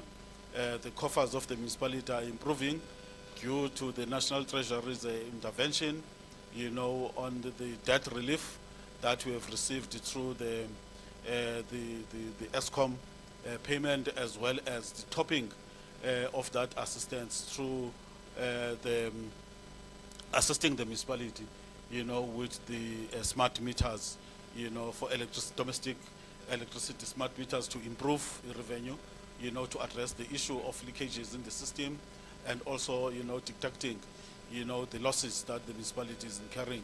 That has been happening both at the level of electricity as well as at the level of water. The municipality currently is implementing a domestic water meter system, where we are replacing the old conventional system and putting in new system that will enable the municipality, you know, to measure, you know, the water that you are providing to the people, and that we can account, you know, for the water that we are, you know, buying from the Department of Water and Sanitation, and we can limit losses.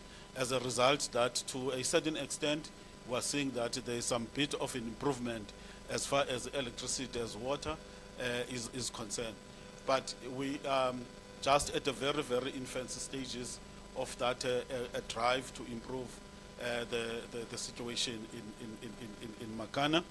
As I indicated, that without the assistance of the Office of the Premier, through the interventions on areas such as roads, through the small towns revitalization program, as we'll be starting now to make some dent in that area, as well as COGTA through their investment that they have made through the MIG program on roads, on water.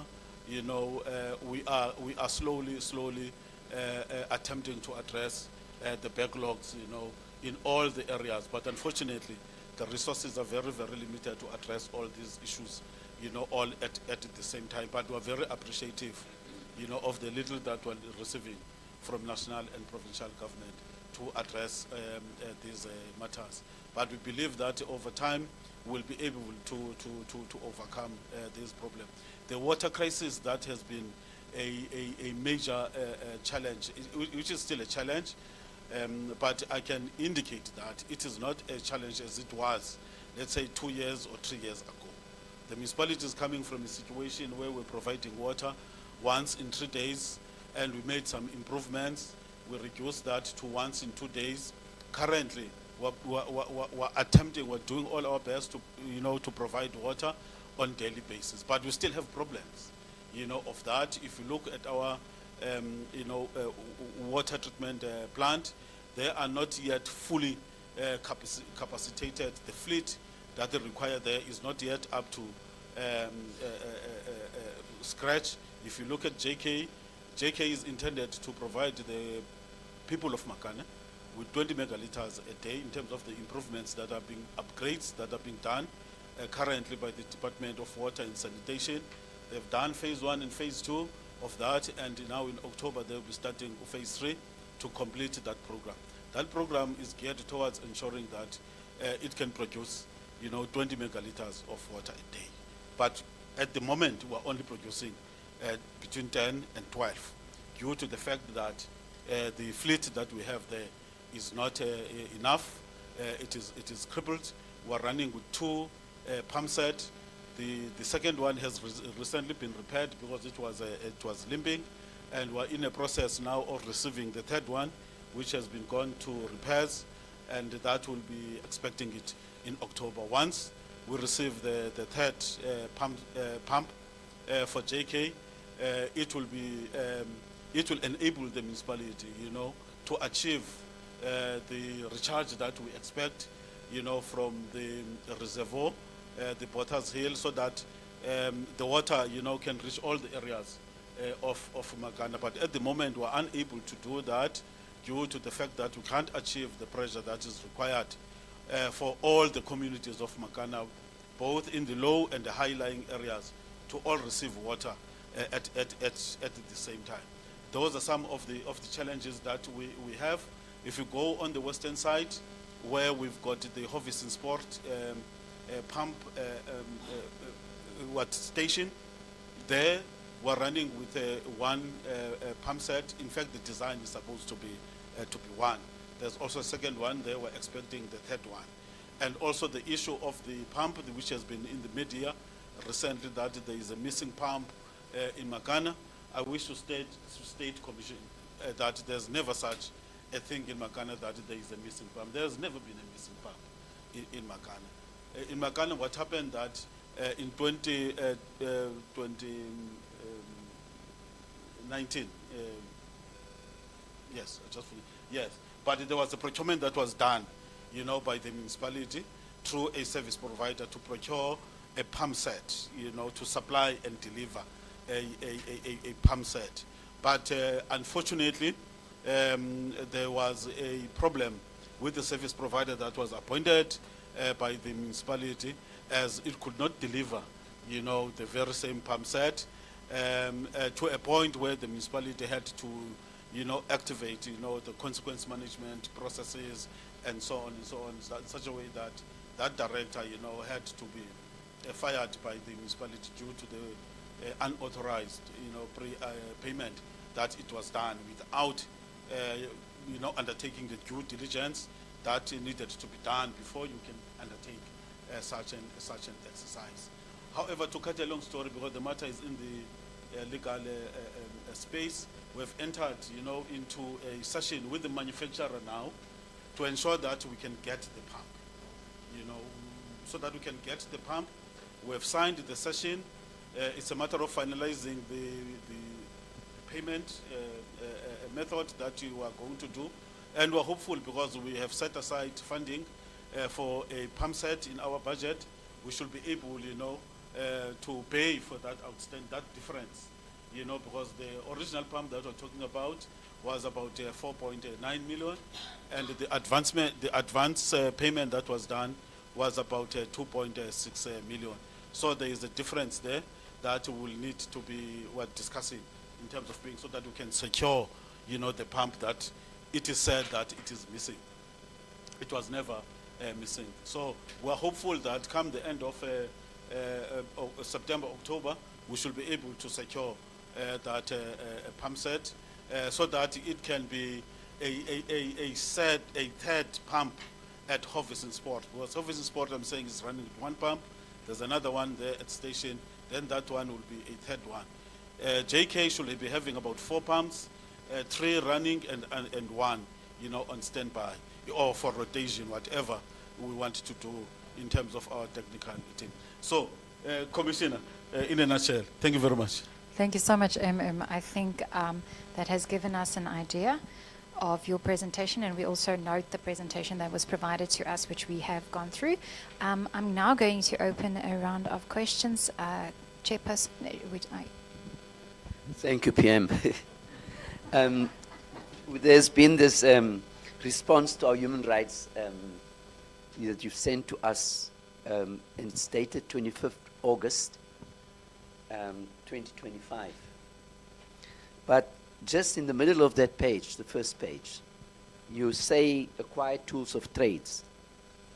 So remember this, this is dated 25th, and we received it.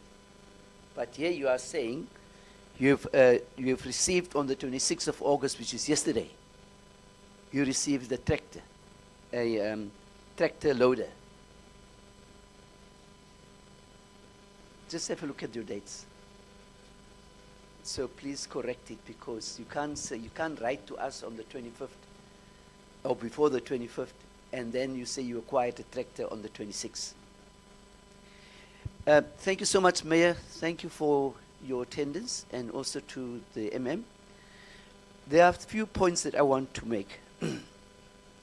First of all, the question that I want to ask first, is there any person today as we sit here that doesn't have water? Any person in Makana that doesn't have water? because that's why we are here, as part of a number of other issues. Are there any, as we speak and sit here, are there any sewerage running in the streets in all your areas? Or can you tell us where are those areas where it's running? Can you point out specific to us changes and improvements done between September 2024, where you were here before the commission, and this hearing? Before that hearing, and now after that hearing, can you specifically, you've given us a report on a number of things and what you're going to do, and the question I want to ask you, to what extent, if at all, does corruption affect the municipality's ability to provide basic services? Then lastly, COCTA outlined multiple interventions in support they have provided to Makana Municipality. How much support does the municipality deem sufficient for item to provide services if they say they still need support? The Office of the Premier was here, also said this is our intervention. The Department of Water and Sanitation has also said this is our intervention. This is how we see it, this is what we're doing for you. So all these three levels of support that you receive from the Office of the Premier, from the Department of Water and Sanitation, and of course, COCTA as well. So with that basket of support, and I understand your issue, and I must have appreciation for the fact that you do not collect enough revenue. I have appreciation for vandalization of your infrastructure. I have an appreciation for the aged infrastructure that you have. So there are all of those things, and your population have increased tremendously in the last few years. But my question still remains, in this basket of support, how do you, is this sufficient, or what more do you need? But in the previous report that you sent us, you've also spoken about people stealing water.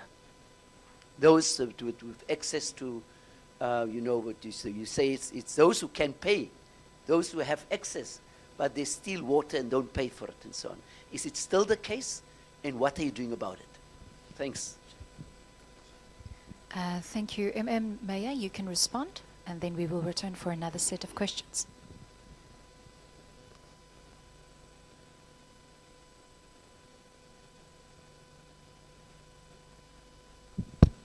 Okay, thank you very much. I'll respond, and then will also respond. Greetings once more to you, Chair, and leadership. On question number one, on the issue of is there any person in Makana that doesn't have water? Yes, there is. We have, as much as we are saying a provision of water is on a daily basis on the western side, and 24/7, and then on a daily basis on the eastern side, but being cut off in the evening and open in the morning. There are still those high-lying areas that do not get water, and that is due to the fact that we have so many, due to the old infrastructure, we have so many leaks that whenever there is water, you'll get major leakages that warrants us to switch off and be able and service those. And whilst we're switching off, then you'll have a certain area that won't have water, and in some instances those leaks impact negatively on the pressure of water, so the pressure end up not going to high-lying areas. Also, there are those areas that are not in high-lying areas, but will still do not get water, and that is due to maintenance work that we almost on a daily basis subjected to, due to the major pipe burst, and whilst you finish this one and then something else will come up again. And even when you open the water after a maintenance has been completed, then you'll still have areas that will take about 2 days for them to get water, and that is due to some households that are in low-lying areas and having water tankers. Then they are consuming most of the water, and then up until those water tankers are full, it's only then the pressure that will be enough for them to go up. So those are the challenges that we are faced with, and in some areas we end up now, because of a lot of maintenance that is warranted in Makana, we end up having to close some plants in order for some areas to get water, and then you'll open on the following day for some areas in order for the others, those that didn't have to get water. So yes, Chair, we do have areas that do not have water in Makana, and there's been a lot of work that has been done and is currently being done in attending to that. Also, the issue of Pambo that we'll be getting around October is a solution that we are relying on in addressing the issue of water. Sewage running on the streets, yes, there is sewage that is running on the streets in Makana. In Makana, we have 2 wastewater treatment plants. One, Mayfield, and the other one is Belmont. Both are not functional. Are not functional in the sense that Mayfield was vandalized and not functional at all, but the Belmont wastewater treatment works is working over capacity, though there is work that is happening there through the support of the Department of Water and Sanitation, but it still works under capacity. At least now it functions, even though the capacity has not been upgraded, has not increased. Capacity is still less, but at least now it's able to process its work. So we're still faced with those 2 challenges.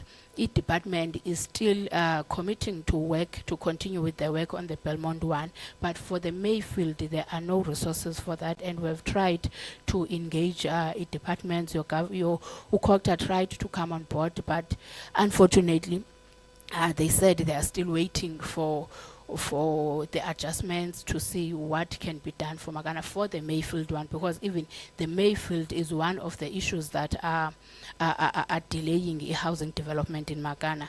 But with the program of upgrading of informal settlements, we are hoping, we are relying on it, that it will also comes in on the bulk infrastructure on sewage. So those are the challenges that we are faced with. However, we are trying by all means to clean now our reticulation going to Inanziki main wastewater treatment works that is in Belmont, so that there can be no sewer spillages. So with the work that was done in Belmont, now that it's functioning, at least we are able to see positive results now, though there's still spillages, but we are doing all that we can to flush all the blockages so that Inanzika system can work. And also installation of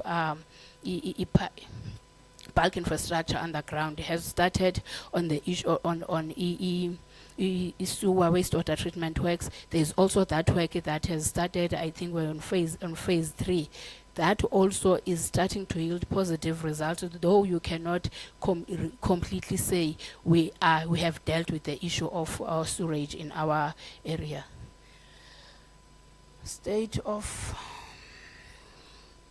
okay. Our presentation was made in such a way that it gives an update on the changes or on the improvement since our meeting last year in September.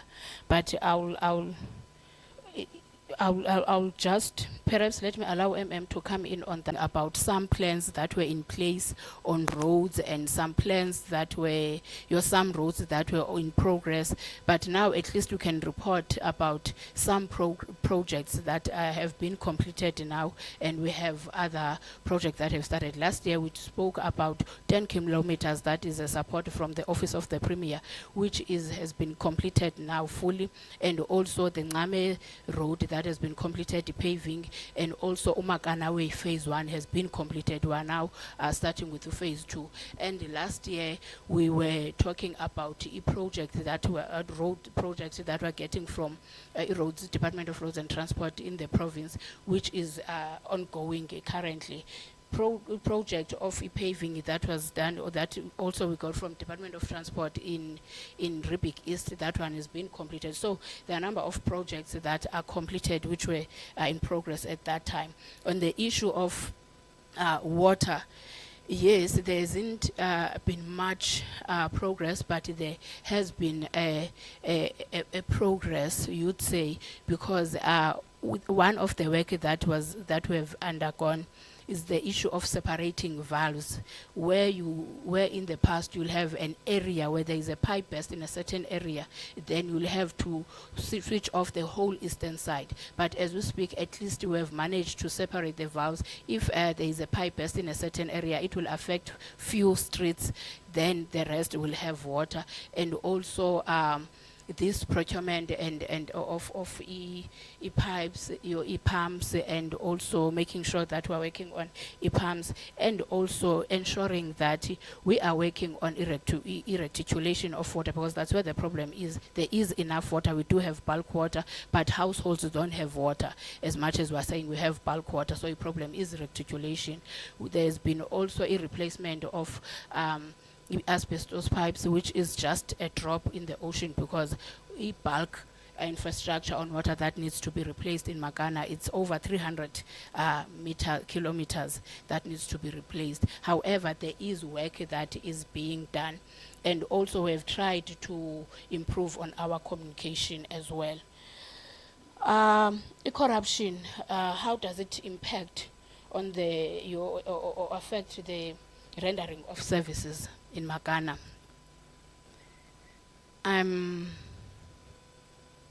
I'm not sure, Chair, because as the Council of Makana, we haven't had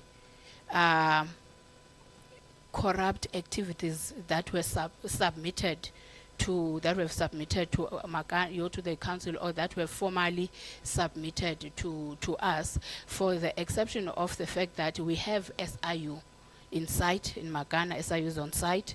There are those areas, as per the proclamation of the president, that SIU is working on. And also we deal with the other one that had the elements was the issue of in-front payment, which MM has touched on, that we've implemented consequence management on that.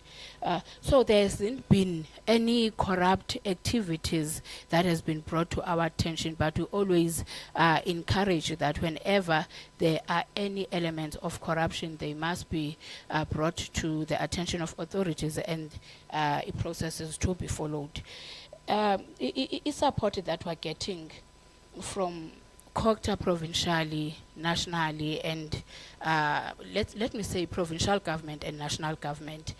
We're getting a lot of support from the Office of the Premier. Let me start with it, because currently Makana is part, or is benefiting from the program of small towns revitalization, which is aimed at development, electricity development, upgrading of electricity infrastructure, also traffic testing stations, roads infrastructure, and renewable energy.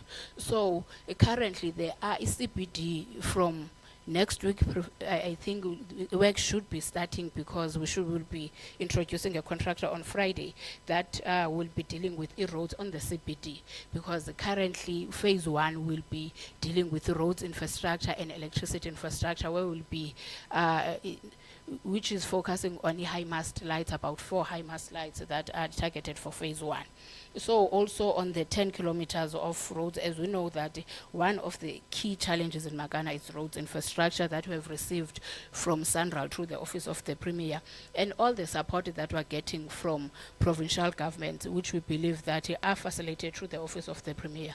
COGTA, if it was not for COGTA, we wouldn't have managed, I would say, because the support that we're getting them. Remember, we're a municipality that is implementing FRP, Financial Recovery Plan.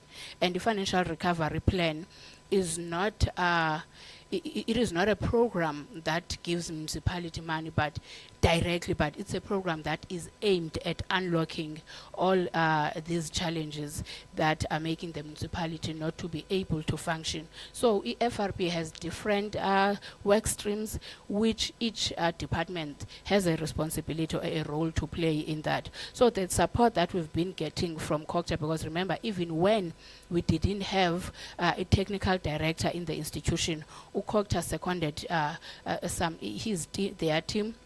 And whenever there are gaps, COGTA is always on board in ensuring that they are able to address those gaps. So COGTA nationally, currently we have a team that we have just received from Office of the Deputy Minister, which is inclusive of engineers and finance people.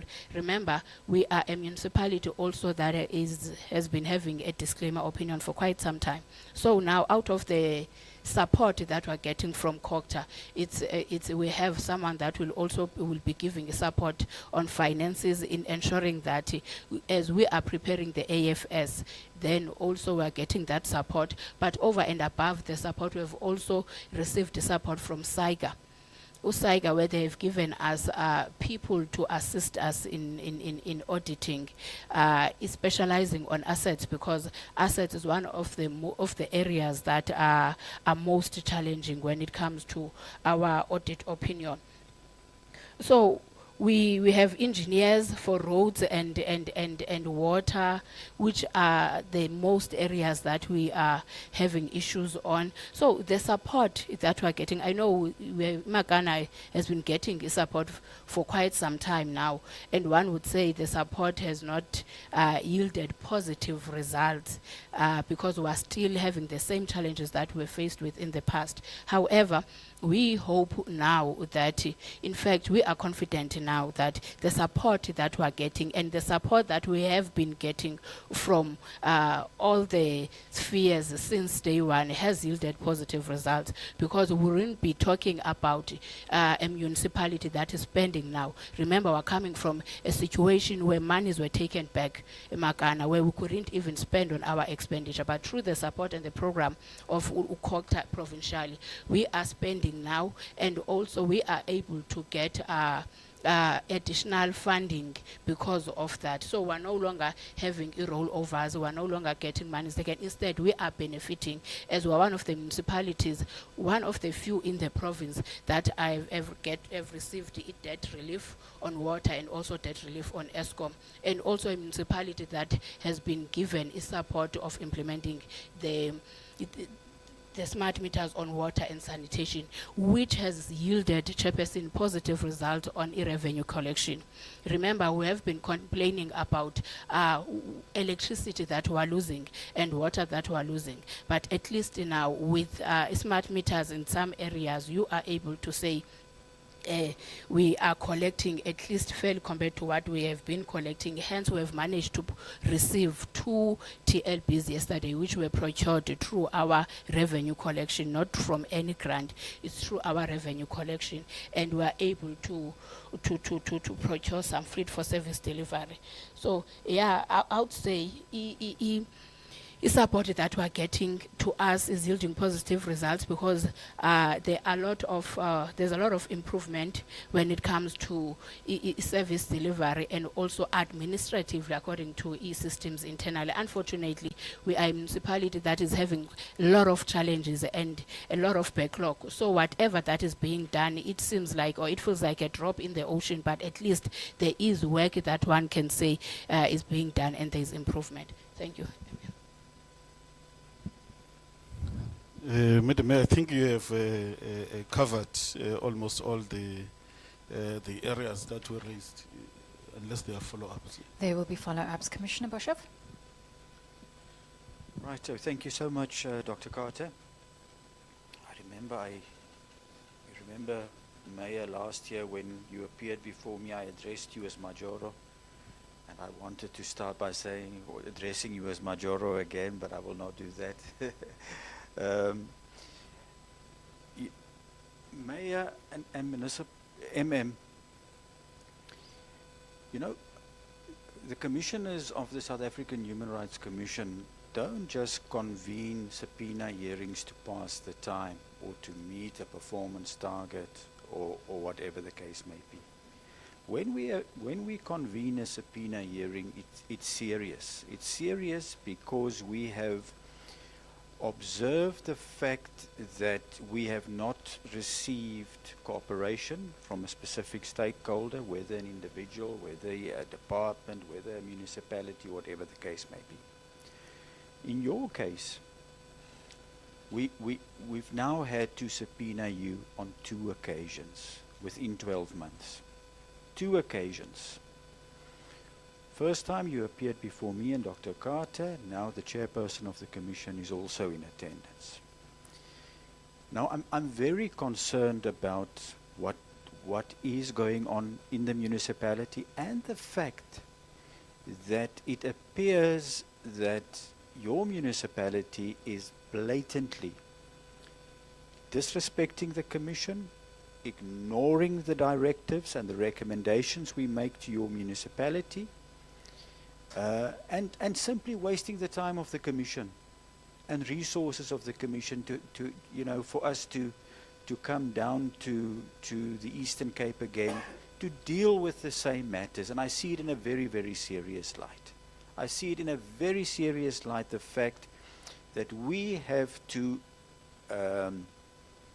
spend resources, financial resources, and our you know, the most senior of the commissioners also has to be in attendance to ensure that you at least comply with the recommendations, the directives that we have issued to you. See it in a very serious light.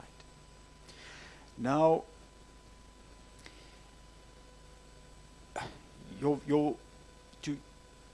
towards the end of your submission, Mayor, you said that a lot of improvement has been made as far as service delivery is concerned.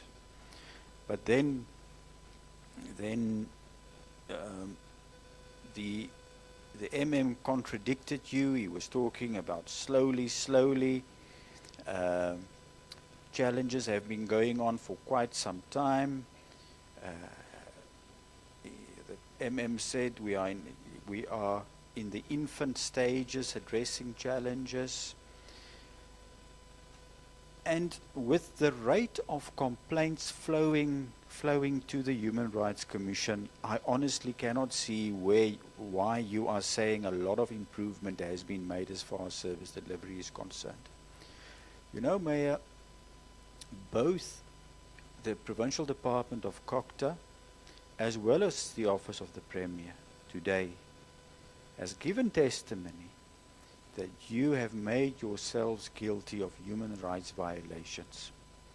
In fact, Mayor, you have just acknowledged that there are people at the moment, currently, as we are speaking, who don't have access to water. Earlier, the provincial manager was reading a comment of a person who commented on the live stream saying that we have not had access to water, I think, for 4 weeks, or 2 weeks.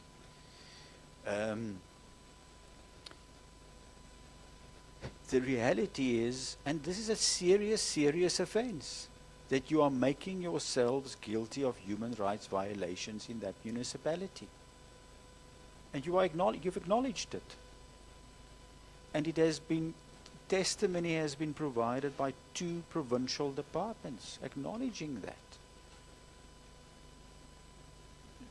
Even the Department of Water and Sanitation has highlighted the challenges and the inefficiency with regards to service delivery that is taking place in your municipality. Now, Mayor, this municipality is no different to almost 90,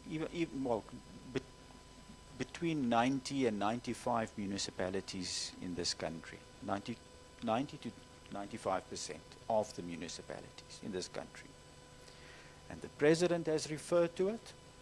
The Minister for Water and Sanitation has referred to it. And what have they referred to? It's the prevalence of water and construction mafias in municipalities. And we have, as Human Rights Commission, have convened sessions with all the water services authorities in the country, including the water services authorities in the Eastern Cape. And the information, the evidence that we received from the water services authorities was that in the Eastern Cape, water mafias are definitely operating. Municipal infrastructure is being theft and vandalism is rife in municipalities. Sabotage is taking place. Sabotage to benefit municipal councillors, municipal officials, and business people. My question to you, just to link with the question asked earlier, and remember, Mayor and MM, you are under oath, and lying to the Commission is a serious offence in terms of our legislation. To what extent has municipal councillors and municipal officials been colluding with business people in the provision of water to communities by using the water tankers, for example? This is no secret that is happening in municipalities, and I want this municipality to be honest with us. Then, lastly, again, you have referred to the assistance, the support that you've been receiving from all the stakeholders that appeared before us today. DWS, Department of Cocta, Office of the Premier. Impressive presentations were made by those three departments. Lots of support. Millions and millions and millions of rands have been pumped into your municipalities over a very long period. In fact, I try to now and then when you know, both you and the MM use the words for quite some time, quite frequently today. MM referred to it at least twice. Challenges have been going on for quite some time. Disclaimer, for quite some time, etc., etc. Now, Mayor, there's obviously no solution for your municipality. Although you are trying to convince us that a lot has been done, there's obviously no solution for your municipality. I'm not convinced. I've listened to three departments and I've listened to both you and the MM. Why, the question, why shouldn't the provincial government start with a process to dissolve the municipal council? Why should they not do that? Why should they not dissolve the Makana Municipal Council? Because it's obvious nothing is working. Nothing. Secondly, the alternative. You have just acknowledged that there are people in your municipality who don't have access to water. MM has acknowledged a lot of things about this for quite some time, that for quite some time. You've referred to sewage spillages in Makanda.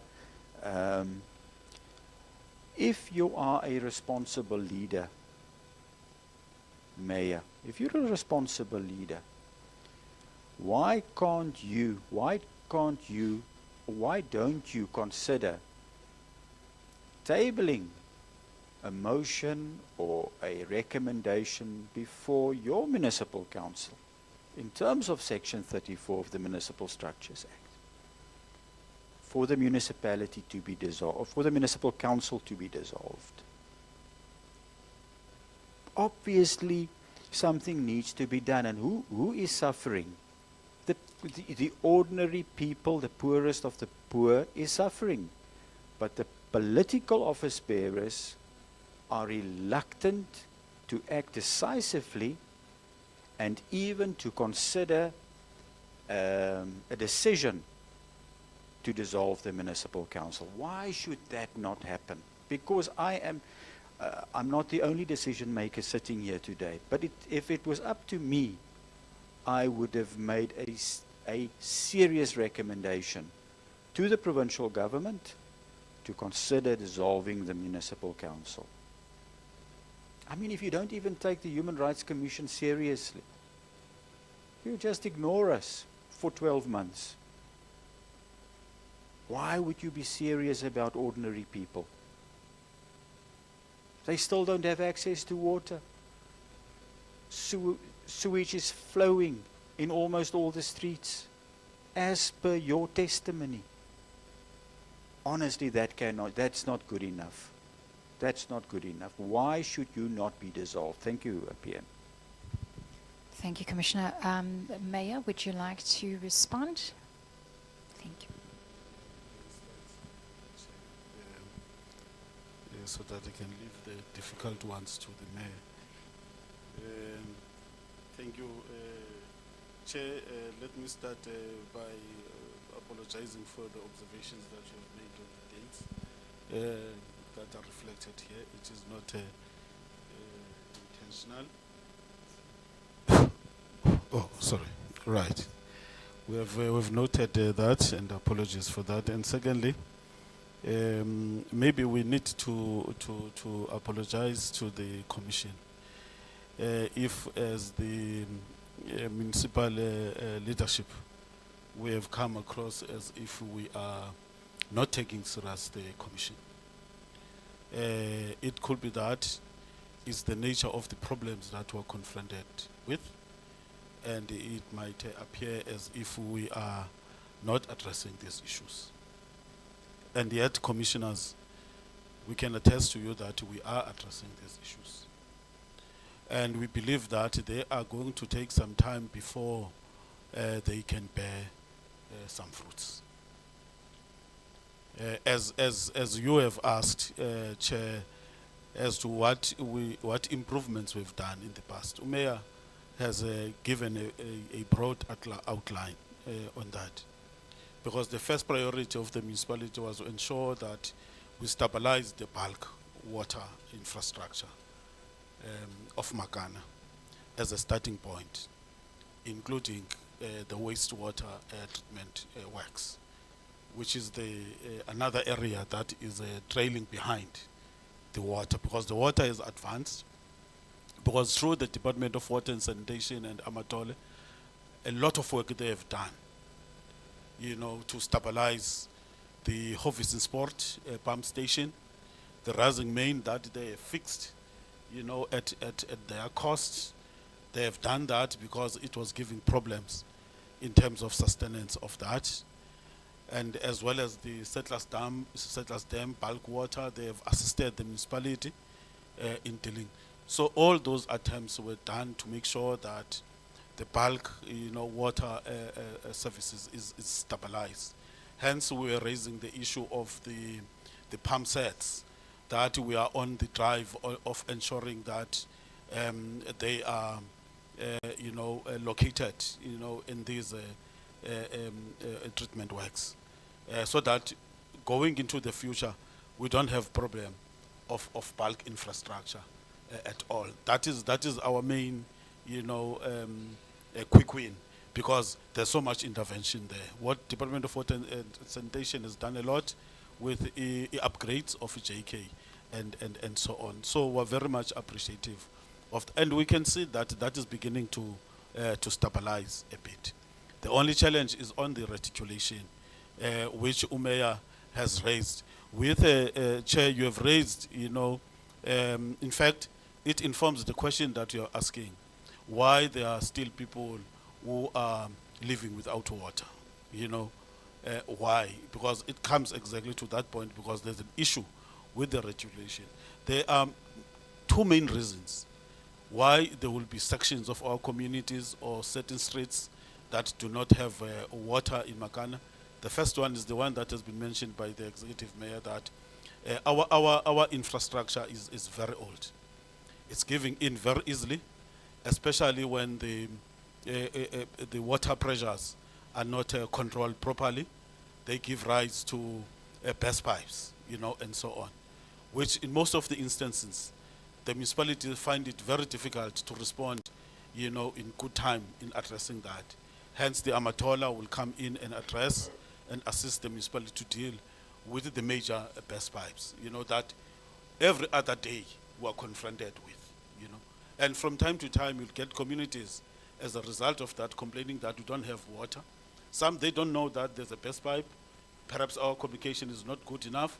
Some, they do. So there will always be those challenges. I'm not trying to justify why people do not get water, but those are some of the challenges that we are having. The second one is the issue of e-service reservoir. Makana, by and large, is dependent on one primary reservoir, which is called Potter's Hill. It is supplied by the James Cleanance Water Treatment Works as a primary reservoir, and distribute water to service reservoirs. One of those is the Tanki Reservoir. The Tanki Reservoir deals with the whole of the communication, communities in the east or in the townships, and also some certain sections in town, in the western side of the city. Now we've got a problem now where there has to be a balancing act that we're doing between, in order to ensure that at certain points the people who are staying in high areas are receiving water. And in order to do that, you need to make sure that at times you start by ensuring that you release water to those areas. And when you do that, you are going to delay other areas so that the other areas can get water, with good pressures. And then later on you can. So we've got that balancing, act that we're doing until we address the issue of these 3 pumps that we need to have at James Cleanance. That is the situation that we're grappling with at the moment, which gives rise to these, water outages, in the communities. But we're working on that because of that will come in wherever we know that there's going to be a water outage, to deal with that. Then on the issue of water, Umeya, of course, has talked about, because this is related to this question of mafia, the issue of corruption. At the moment, as the municipality, we are not aware of any corrupt activities, that have been demonstrated and tabled to the municipality. The only thing that we know is that the SIU is working with the municipality to investigate all allegations that people are having against any activity that is taking place. We are working very well with SIU.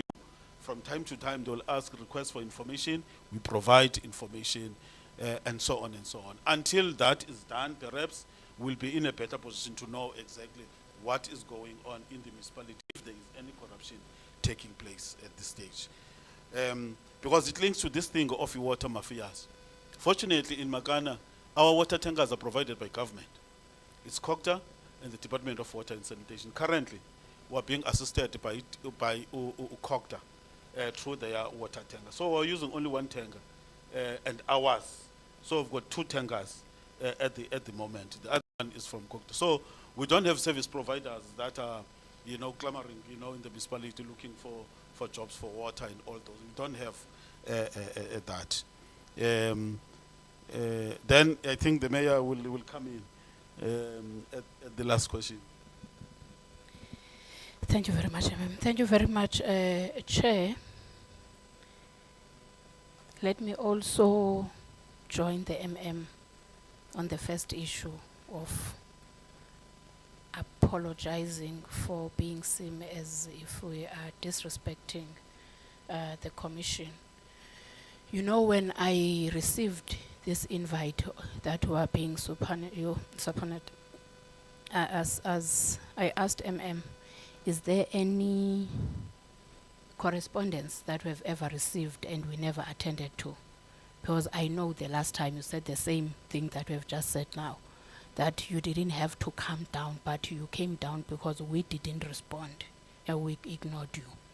So I know now that, and we made a commitment last time, that we'll make sure that we attend and we respond to, we'll cooperate as the municipality.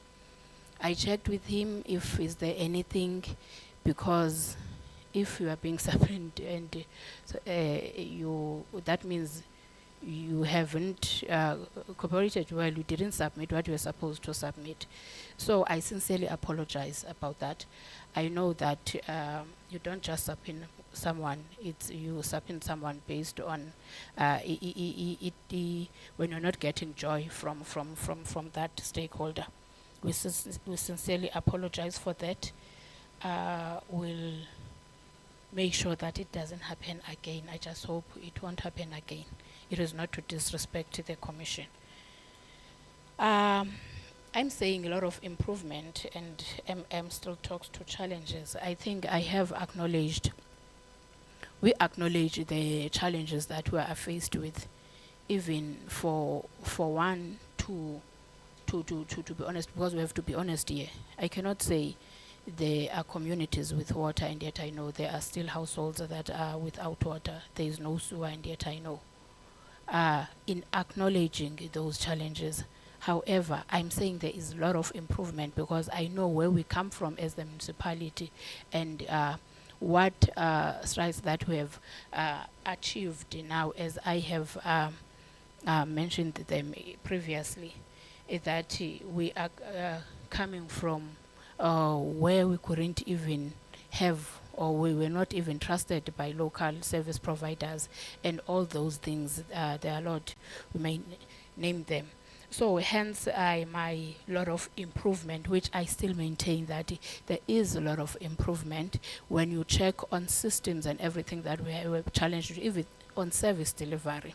There is improvement, but as I said, that unfortunately we are a municipality that has been having a backlog on these service delivery challenges. So whatever that is being done, it looks like a drop in the ocean because of the backlog that we are having. Mafias, the municipality, since we have received support from Department of Water and COGTA of Inansika water tankers, whenever there is a problem, we rely on those, we use those trucks. We are no longer now using service providers unless when there is a dire need for us to do that.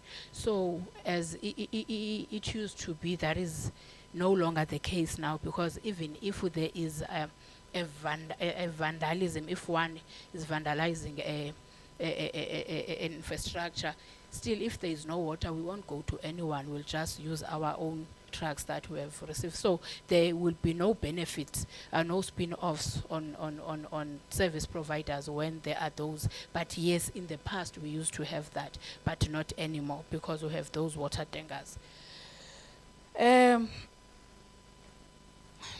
The problems of Makana are not problems that have started yesterday, and unfortunately are not problems that are going to be resolved overnight. We are saying now there is a bulk water. Remember, when we're talking about the project of JK, it started around 2012, the one that gave us a bulk water. Now we're saying we have a bulk water, but the problem is reticulation. And the amount that we need, the resources that we need there, are not resources that we have as the municipality, and are not resources that, it's not a program or project that can be done in one phase and you complete it. So, Chair, you can't dissolve. Makana Municipality can't be dissolved today, and you'll have another one tomorrow. Still, 6 months down the line, we'll dissolve those ones. You'll put another one, still you'll dissolve those ones, because the problem is not with the human resource that is there. The problem is it's issues that are not in control of anyone but need the resources. If you don't have resources, if you don't put resources, you'll disband, you'll dissolve Makana almost every 5 months, if not 2 months, because you will feel that there is no progress that is being made. People that are there, people that understand how or where we come from, would say at least there is progress, there is work that is being done. So when you say there seems to be nothing or working and nothing will ever work in Makana, I totally disagree. The community of Makana needs water. Only if we can address this issue of water, things in Makana, at least, because the priority is for people to have water. And you can't separate water with the sanitation, because the more you have water, then you'll have sewerage issues. So we need to attend to the issue of water and sanitation bulk. Also, so for as long as there is no financial muscle to support Makana on these things that needs to be on bulk infrastructure, on water and sanitation and roads, then you'll fire people every day, because problems have not started yesterday. We joined Makana having these problems. However, there is improvement, and even those that are coming in, and there is a lot of work that has been done that is aimed at addressing these things, but it's a process, and some are happening in phases. So eventually, it will, positive results will show. So I won't say Makana should not be dissolved, the municipality, but you can dissolve Makana today. 6 months down the line, you'll dissolve the next one. You'll continue dissolving people, because problems of Makana are not human resource related, are issues of bulk infrastructure that needs financial resources. Also, Chair, yeah, no, I think I have done. Thank you so much, Mayor and MM. I think, Advocate Mpondo, if you've got any final questions, mine would only be to make a few concluding remarks, as I think both Commissioner Boshoff and Chairperson has covered mine.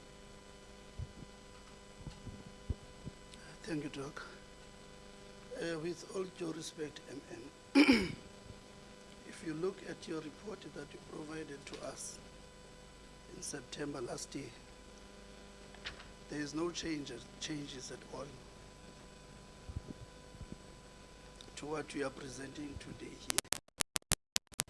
In this report, there are some of the undertakings that you made here, and you are not saying anything about them in your presentation, and it's nowhere in the report.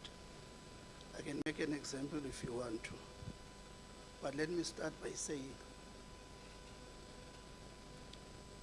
when you do presentation, even the department, even COCTA, even Department of Water and Sanitation, when they talk about this James Clean Hands project, it seems as if it's going to be the solution for the Makana. But what I don't get is, remember in our last sitting you said phase 3 is going to start in October 2024. But I heard you earlier said it's going to start in October 2025. So what is the delay regarding that? And what is going to be the completion date? If now it's going to start in October 2025. Again, in your response, when we talk about Alistair, there is water rationing in Alistair. If you look at the presentation from Department of Water and Sanitation, they were telling us that there were 6 boreholes, only 3 that are working. the same presentation that they told us in our last sitting. And then in this response, you told us that there are 2 additional pump stations that were sponsored by Vodacom. But the problem is still the same in Alistair. So hence I'm saying there are no changes at all, and that's why we feel that you are not taking us seriously. You can go on and talk about Nganini. In Nganini, there are 20 taps that were installed in 2020 during COVID. That project is not complete. But even now, there are people that are struggling with water because of shortages of taps. We reported in our last sitting that there's an area in Makana which is flooded with sewer. Even now, the residents of that area, they are complaining. They are also complaining about the issue of collection of the buckets. You can look into your report. You are not committing to anything. There are no time frames. When are those people going to be relocated? You're only just telling us that there's going to be a relocation which is going to happen when. So that is the reason why we feel the way we are feeling, because tomorrow you're going to get calls from the complainants complaining about issues of water. And this has been happening for quite some time. It's not only now. It has been happening and happening and happening, and we are not seeing any changes. Last time you told us that the municipality spent an amount of 14 million check on overtime. That's the municipality that does not have money. That is the municipality that requires hundreds of millions in order to improve issues of service delivery. And then you promised that you're going to come up with a shift, something that you're going to apply in the municipality. But there is no mention of that in your presentation. What is also not covered in your presentation, you've mentioned it, the pump, that the issue is with the attorneys, your attorneys in Quebec. This matter has been in our attorneys since 2023, if I'm not mistaken, but is yet to go before court. There are no summonses that have been issued by the municipality regarding that. We are not getting any assurance that those money will be recovered by the municipality. But yet you want us to take you guys seriously regarding the issue of what these communities are raising on the ground. Because the 2.6 million can make a lot of improvement in the issue of service delivery. There's a lot. I'm just mentioning few out of your presentation. Thank you.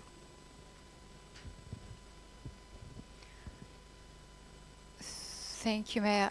I think perhaps let me piggyback just my final comments, and then I don't need.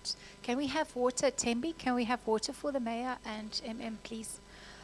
Mine is just to piggyback about what Council and Advocate has already alluded to. Commissioner Boshoff has also indicated previously, we have so many municipalities. What makes your municipality unique? There's 257 municipalities, and if we listen to the explanations, surely these explanations will be the same if we cut and paste and copy and paste this across all of the board. What makes it unique? Why is Makana unique? Because these issues should be addressed by those who are responsible to address it. Advocate Mpondo has already covered me. I'm still very much unsure how a delegated official from COGTA could not attend, I think it was 3 months of duty, without it being escalated to COGTA. So these types of concerns, Mayor and Advocate Mpondo has correctly pointed out, makes us frustrated because the answers are not necessarily forthcoming. And each and every department has provided us with information to say, and I quote, they say it's operational issues. It's technical issues. Now, this surely cannot be unique. And that surely falls within the ambit of your responsibility as well, then, to say that these can be resolved. And if we look at the reports, there's a local government treasury report, there is the SIU, there is every organization, it feels like nationally even, has looked into this municipality, and still the needle is not moving. And again, we're going to quote you, Mayor, you've said, yes, there hasn't been much progress on the issue of water. That's why the Commission feels frustrated. And then the Deputy Minister in May said, the support we're providing is not yielding the results required. And that is why Commissioner Boshoff is asking the question, what must still happen?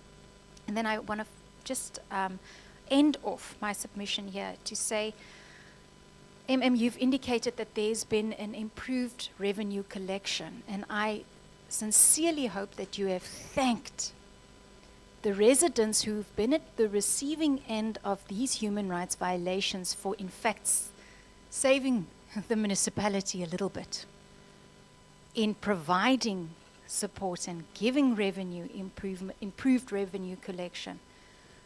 Because at this stage, it looks like the solutions has to be in the residents themselves, because report after report after report is just indicating the needle is not moving. And then lastly, just to say that there cannot be a suspension of rights. We cannot call for the suspension of rights of the Makana community because of years and years and years of neglect, and the word neglect has been used more than once here today. That was my final submission. If you would like to make a final comment, after which we are going to wrap up, we will allow any further written submissions also from your side, Mayor. Perhaps Commissioner and Chairperson, we will give 14 days for any additional provision of information that you feel has been perhaps not represented in full at this inquiry and can be fortified from your side. And after that, it will be up to both. Oh my goodness, you're waiting for me the whole time. After that, Commissioner, it will be up to the commissioners, both the Chairperson and Commissioner Boshoff, to make a decision on the findings of this hearing. Thank you so much. Over to you.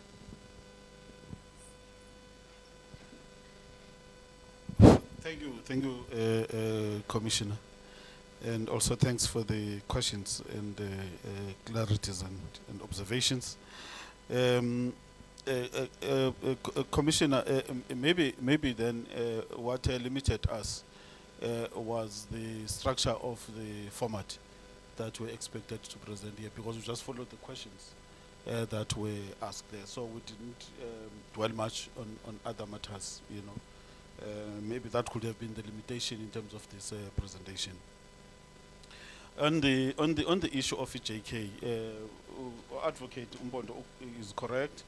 If you look at the report that we submitted last year in September, we're talking about a time frame of last year. But also we need to indicate that the upgrades of the James Glen Hans water treatment works are done, you know, through the Department of Water and Sanitation. So we're not implementing the project. So it is the DWS that is implementing the project through their agent, Amadola. So they are entirely responsible for everything, procurement and all those things. At that time, the timeline, you know, it is reflected. It is not that we're misleading, you know, the commission, but the new, because it has been postponed until now. We're learning that I think it will be starting in October. So we're reflecting what they are indicating to us. And also on the issue of Alisdale water, Alisdale, you are correct, Commissioner, that it remains a problem because Alisdale's dam has not been in a position, you know, to refill in such a way that it can sustain its communities. It's dependent on these boreholes and the latest one from Vodacom. But they don't seem to be making a greatest impact in terms of changing the outlook of the water service. But it's an issue that we're noting. Maybe we'll have to elaborate on that because we did not give detail on that. In Kanini, taps not installed. Umeya maybe will comment on this because it's an issue that we've been grappling with respect to the taps in Kanini. Because the municipality from time to time will put taps, then people just take them out. You know, that has been the occurrence right through of the taps that we've been experiencing. And we've been under pressure from our political principal to address this issue, which is an issue that we need to, in fact, we address it even with the communities, that the problem, when we put debts, people tend to take them out and control them somehow, you know. If you look at the report, indeed, we indicated that some of the problems that we have around the bucket system, we were betting on the program that is implemented by the Department of Human Settlements, the upgrading of informal settlements program, which has recently started in Makana, with a view of upgrading all the settlements, about 24 settlements in Makana, but there are about 20 that are targeted. But for this current financial year, is only 3, settlements that are being attended to. But it's a pity that we did not report in detail on that in terms of what is being done, because there's also, roads that are being done, sanitation, and all those things. Maybe we'll have to elaborate on that so that you can see that what we reflected in the past, some of those things are being done. I'm not saying all of them are being done. And also the issue of overtime, Advocate Mpondo, you are correct. We have cut down the overtime. You know, last year, I mean, we're sitting at the end of the financial year with 14 million because we were incurring plus minus 1.1 million a month. But currently, as we speak, you know, we are incurring not more than 500,000 a month on overtime. So we've worked very hard to reduce overtime. Since the time when we were there, because of the strike of overtime, since then we never, put our foot off the pedal to ensure that we rein in, on the abuse of overtime. So we can reflect that as well in terms of the statement, Section 52D, if you want to see that in terms of the Municipal Financial Management Act. The MENCO legal process, of course, it has been a frustration to the municipality for quite some time, because we appointed lawyers to a point of engaging a senior counsel at some point, and we're hoping that we're making a breakthrough, but still we're getting frustrated until we resolve that. Whilst we're pursuing this legal process, let's see if we cannot engage the manufacturer. Hence we're talking about now a session between the municipality and the manufacturer so that we can get, because the manufacturer is indicating how much has been paid to them out of the 2 points. So we know exactly how much went where and how much is the difference now. It's not that there's a money that has just disappeared. We know exactly from that 2.6 million, 1.7 went to a manufacturer, which is Donley. So that's where we understand the frustration of the Commission, of course, because this process needs to be finalized. Mayor, do you want to come in? Yeah, I think I've covered most of it. Thank you very much, MM. Thank you, leadership. On the issue of the official of COGTA not appearing at work for 3 months, I think that talks to Mr. Britnell. Yeah. Yeah, okay. Yes, provincial COGTA, in one of the support that they have provided the Makana Municipality with, there is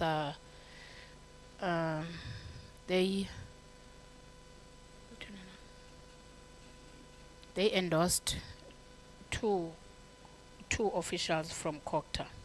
They seconded, yes, I wanted that word. Seconded 2 officials from COGTA, which one was then appointed by council as an acting director, and that was Mr. Britnell.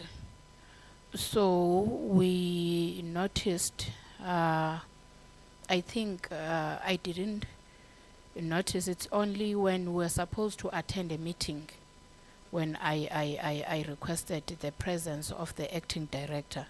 And it's only then he told me that no, he's not at work. He'll call and tell me later the reasons as to why is he not at work. And he said he has made a submission to UCOGTA. I checked with MM, and if there is there any something that was is there something that was submitted by the acting director, MM said no, he hasn't received anything from Mr. Britnell. So we received from MEC an inquiry from MEC that he received a letter from Mr. Britnell saying he has been threatened in Makana, so he can't go back to work and all that. And that ends there because we couldn't get him to tell us where the threats are coming from. Because I remember just 2-3 months when he arrived, because from time to time I'll have to check him if he's still fine. Are there any areas that he would want my support politically?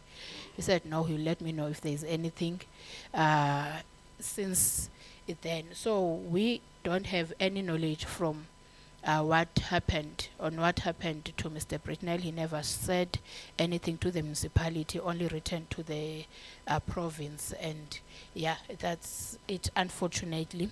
And whenever I try to make contact to him, then he wouldn't be available. There's something that said even the deputy minister is saying the support is not yielding any positive results. I'm shocked because it has only been 2 weeks or a week with the team that has been supported by the minister.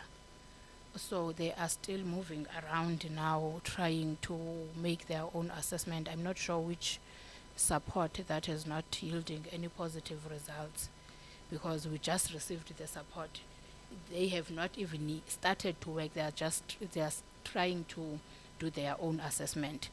So what is being said on the support not yielding any positive result is not possible. In fact, it is irrelevant because they just joined the municipality a week ago.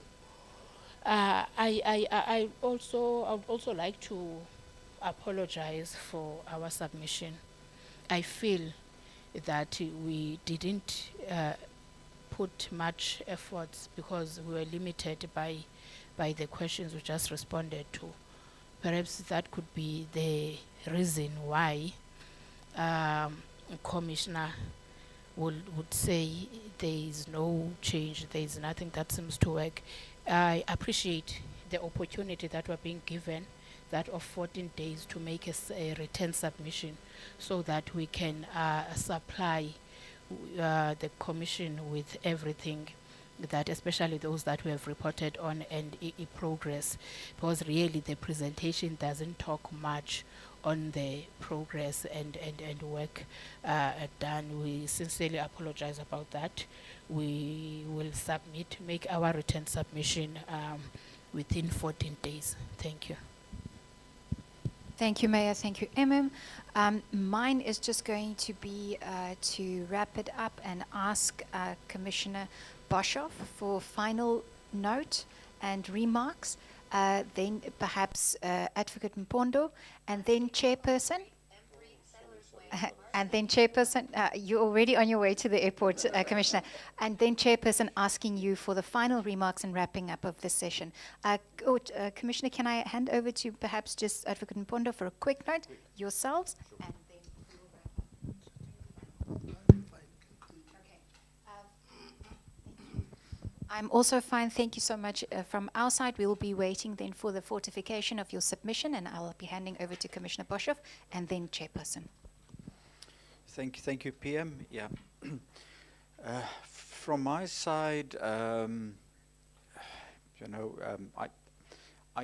cannot leave this meeting or this subpoena hearing after again expressing my disappointment.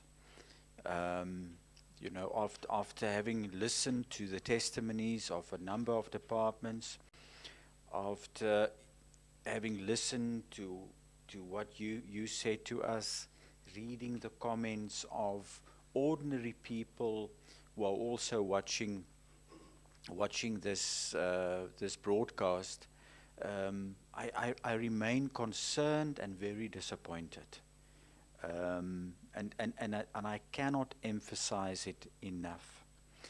Now, I would also like to caution the municipality. What is different from the previous subpoena hearing that we held? You saw the television cameras here. This, you know, there will be a few media interviews on SABC TV and I think Newsroom Africa later this evening. I don't know how many people were watching the live stream today. This is not going to go away, Mayor, unfortunately. And even what I'm going to say this evening, I really hope it reaches the ears of the decision makers in the Eastern Cape Provincial Government. It is important for political office bearers to take the conditions and the blatant disregard for people's well-being. It's time for them to take it seriously. Honestly, we cannot continue like this. We cannot continue to blatantly allow human rights violations in our municipalities. Cannot. And you as the political office bearer and you as the accounting officer, you honestly need to start doing something. You need to be seen to be doing something. All we've heard today is support from COCTA, support from the Office of the Premier, support from DWS. You are saying we could not have done it without the support of COCTA and the Office of the Premier. What are you doing in that municipality? Is there reason for you to continue existing? Or at least have the same council allowing what is happening in that municipality. You are relying on the assistance of the university in your own report to provide, to assist with the operations of the intermittent water supply. The university is assisting you. You're just relying on support the whole time. You can't even manage your municipal staff. Here you are saying we are meeting to, and I quote, to persuade workers to continue with the required intermittent water supply activities. Persuade workers. In what world are we living in? Honestly, you are not serious. You have not convinced me. You have not persuaded me. I don't know how you're going to persuade your workers, but you have not persuaded me that you are serious about the lives of the people in your community. I'm sorry. Thank you. Chairperson. Thank you so much, Commissioner Boshoff, PM, Advocate. Mayor and thank you for appearing before us, and thank you for the opportunity that you will get in 14 days, come back to us on some of the issues. But we'd like to thank you so much for being here. You've listened to the voice of the Commission. And I'll urge you to listen, not only listen, but also act on what the Commission is putting in front of your table. Mayor, thank you so much. Thank you so much. I adjourn this